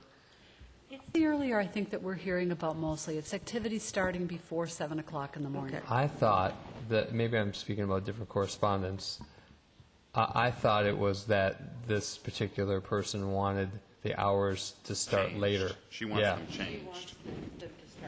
They want to sleep in until at least 8 o'clock before the jackhammer starts. This writer did not mention a time. She said that workers are arriving before 7 a.m. and typically push the limits and start a few minutes before 7. This is occurring 6 to 7 days a week, and I know we don't have a 7 o'clock start time on the weekends because we changed that back in 2007. So it does appear to be an enforcement issue. Yeah, okay. This isn't the Amy Smith. Is this Amy Smith? This has to be Amy Smith. Yeah, Amy Heights. Okay. Yeah. Well, so that was my question, and just directing people to the right place, but then hopefully we can get general compliance. good. And it was a lovely walk around. Thanks to the Historical Society and the Heritage Preservation Board. It was a great partnership. Josh? Thank you, Mayor. Just getting started here. It's only 1:10, so I've only got about 45 minutes worth of comments. Starting with the 4th of July parade, which I thought was a major success, and thank you, Director Benarott, for putting our float together. It was an honor to walk with my colleagues. I have some pictures from the event that don't work because we don't have Wi-Fi in the building, and I can't get them to Director Benarott fast enough. But anyway, the kids were there. They got to walk and then ride. And they were sitting with Betsy Ross in the float. Betsy Ross was Mayor Hovland's wife, Lorraine, and they had a wonderful time, and it just was a great event, and it was good team Edina presence for us all to be there. It was great seeing Manager Neal in a pair of shorts. Anyway. It's a vision. And so this morning I was at the League of Minnesota Cities Committee on Improving Local Economies, and we got started by looking at a community-wide, statewide survey, community conversations about government and how to, basically about city services. And the outcome of the the survey more or less was people in Minnesota value the core city services, and faced with a situation of cutting services would not do so, but they would change perhaps service delivery. And so as we're, innovating the ways that we deliver services to our residents, I think it's in keeping with this idea throughout the state that we want to continue to re-engineer government and keep it innovative and have a flexible delivery approach for services. So we have a couple more meetings of that, and I'll report back anything else that would affect us from those meetings in the future. You didn't get those pictures? Okay, thanks. I put my Wi-Fi block up. Member Brindle. I have a few things. Tracy Avenue reconstruction project is underway, and a couple meetings ago I asked about whether we could see the final design, and I think Manager or Director Houle, you said it would be posted on the website. I don't see it. I see the feasibility study there, but I don't see the final design. So if you could check on that, I would appreciate it. And I will add my congratulations to the parade committee. I do know how much work it is and how many months it takes to put that together. I have lots of firsthand experience. And just a huge shout out to Dave Anderson. This is the third, maybe fourth year in a row that Famous Dave's has provided a wonderful dinner for about 200 people the evening before the parade. It's something that in the early days of the parade we called the mission briefing, which is the military term for getting ready for tomorrow's work. And so we would get all the soldiers ready for the mission briefing. And that was, and that's what we do on the evening before the parade. And he very kindly provides very kindly provides all of the food for that dinner. And also a shout out to the veterans who put on their uniforms and come out on a hot day. And this year, I do want to pay special tribute and thanks to the young veterans who came, and they are Iraq and Afghanistan. They've had multiple deployments in Iraq and Afghanistan, and are now embracing our parade as part of what they do. That segues me right to Beyond the Yellow Ribbon. We are underway with the Southwest Coalition of Beyond the Yellow Ribbon. We had our first organizational meeting on June 28th. Our second meeting will be hosted by the City of Hopkins on July 26th. We are embarking on a one-year process to complete the action plan that the Minnesota National Guard has put together for us to complete. And together as our six-city coalition, we will all do this together.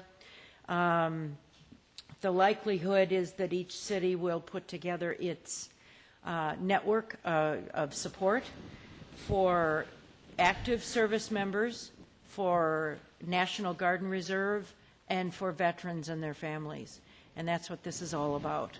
So, so I'm very excited about it, and we've got a good leadership team in place that is already very actively leading this group. So it's terrific. Let's see. A couple of other, a business note. The design for the parking lot at Southdale. When I inquired about this, I was told that we at the city have that design. Is it possible for City Council to get a copy of that design so we can see what they are planning as far as pedestrian movement through that sea of parking, for stormwater management, for landscaping, for a variety of things that we mentioned early on in our hopes and dreams for the upgraded Southdale. So I'd love to see that. Saw in the newspaper the other day that Blue Plate restaurants, including the Edina Grill, are encouraging people to bicycle to their restaurants. I like that. That's a good thing. On July 19th, Thursday, tomorrow, yes, tomorrow, it's Wednesday already. On Thursday, July 19th, Member Bennett and I will finish the student interviews for board and commissions, and I've blocked some time that afternoon, so I won't have to run off right afterward. So we can review all of our student applicants and get our recommendations kind of put together. I anticipate that and we'll talk more about this when we meet on the 19th, but I anticipate that we would have a recommendation on the agenda for our August 20th meeting. Okay? So that's what I have. Thanks. Thank you. Thanks very much. Back to the parade momentarily. A few more bits of recognition for Richard Olson, who ran the parade again this year. And then folks working so hard at that Veterans Dinner, Peter Crane, Scott Benner, Artis Wexler was over there working very, very hard. So thank you to all of them. The open space on Little and Lynn, Littell and Lynn, Manager Neal, what's the status there on restoration of that particular property? I met with the landscape architect that we picked to give us some advice on that project, I believe last Wednesday. He was going to work up a design for us, a simple design. We'd like to spend most of our resources on actual restoration. He told me we would have a copy of that this week. I'm actually expecting it later today. And then we would like to get a quick meeting with the neighbors that are concerned at the site to share it with them and get their input. Okay, good. Thank you. I just had a chance to catch the chief of police quickly on the way in. We had this coyote issue that I had mentioned to you last week. I got a call from a resident over in Rolling Green, and one of a dog was killed over there by a coyote. And then two folks were apparently chased walking their two dogs by a coyote, with the coyote getting pretty aggressive. So I don't know if that means we're going to have to revisit our policy or not, but they aren't satisfied with how things are being dealt with by the city over there with the coyote issue. So I think Manager Neal and the chief will follow up on that, and maybe it'll be coming back to us for some further consideration. Although we have a policy in place, I think, where you can get rid of the more aggressive ones. Our current policy just needs to be executed, and because it does allow us to take action against that kind of animal. Yeah. Was that attack during the day on the dog, did you say? I think it was. Okay. No, yeah, the parade was a great experience. I think walking together, as you mentioned, was really enjoyable. And then, let's see, we had Regional Council Mayors meeting on the 9th, Southwest LRT meeting, 169 meeting. The beat goes on. I've got dinner tonight with the Mexican consul who lives in Edina. I'm not sure what that's all about, but I said, okay, I'll do that. So I'll let you know if there's anything interesting there. That's it for me.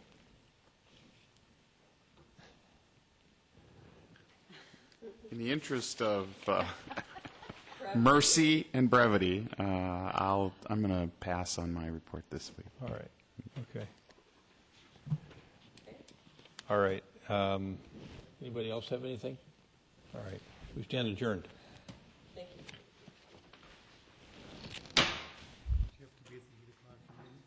We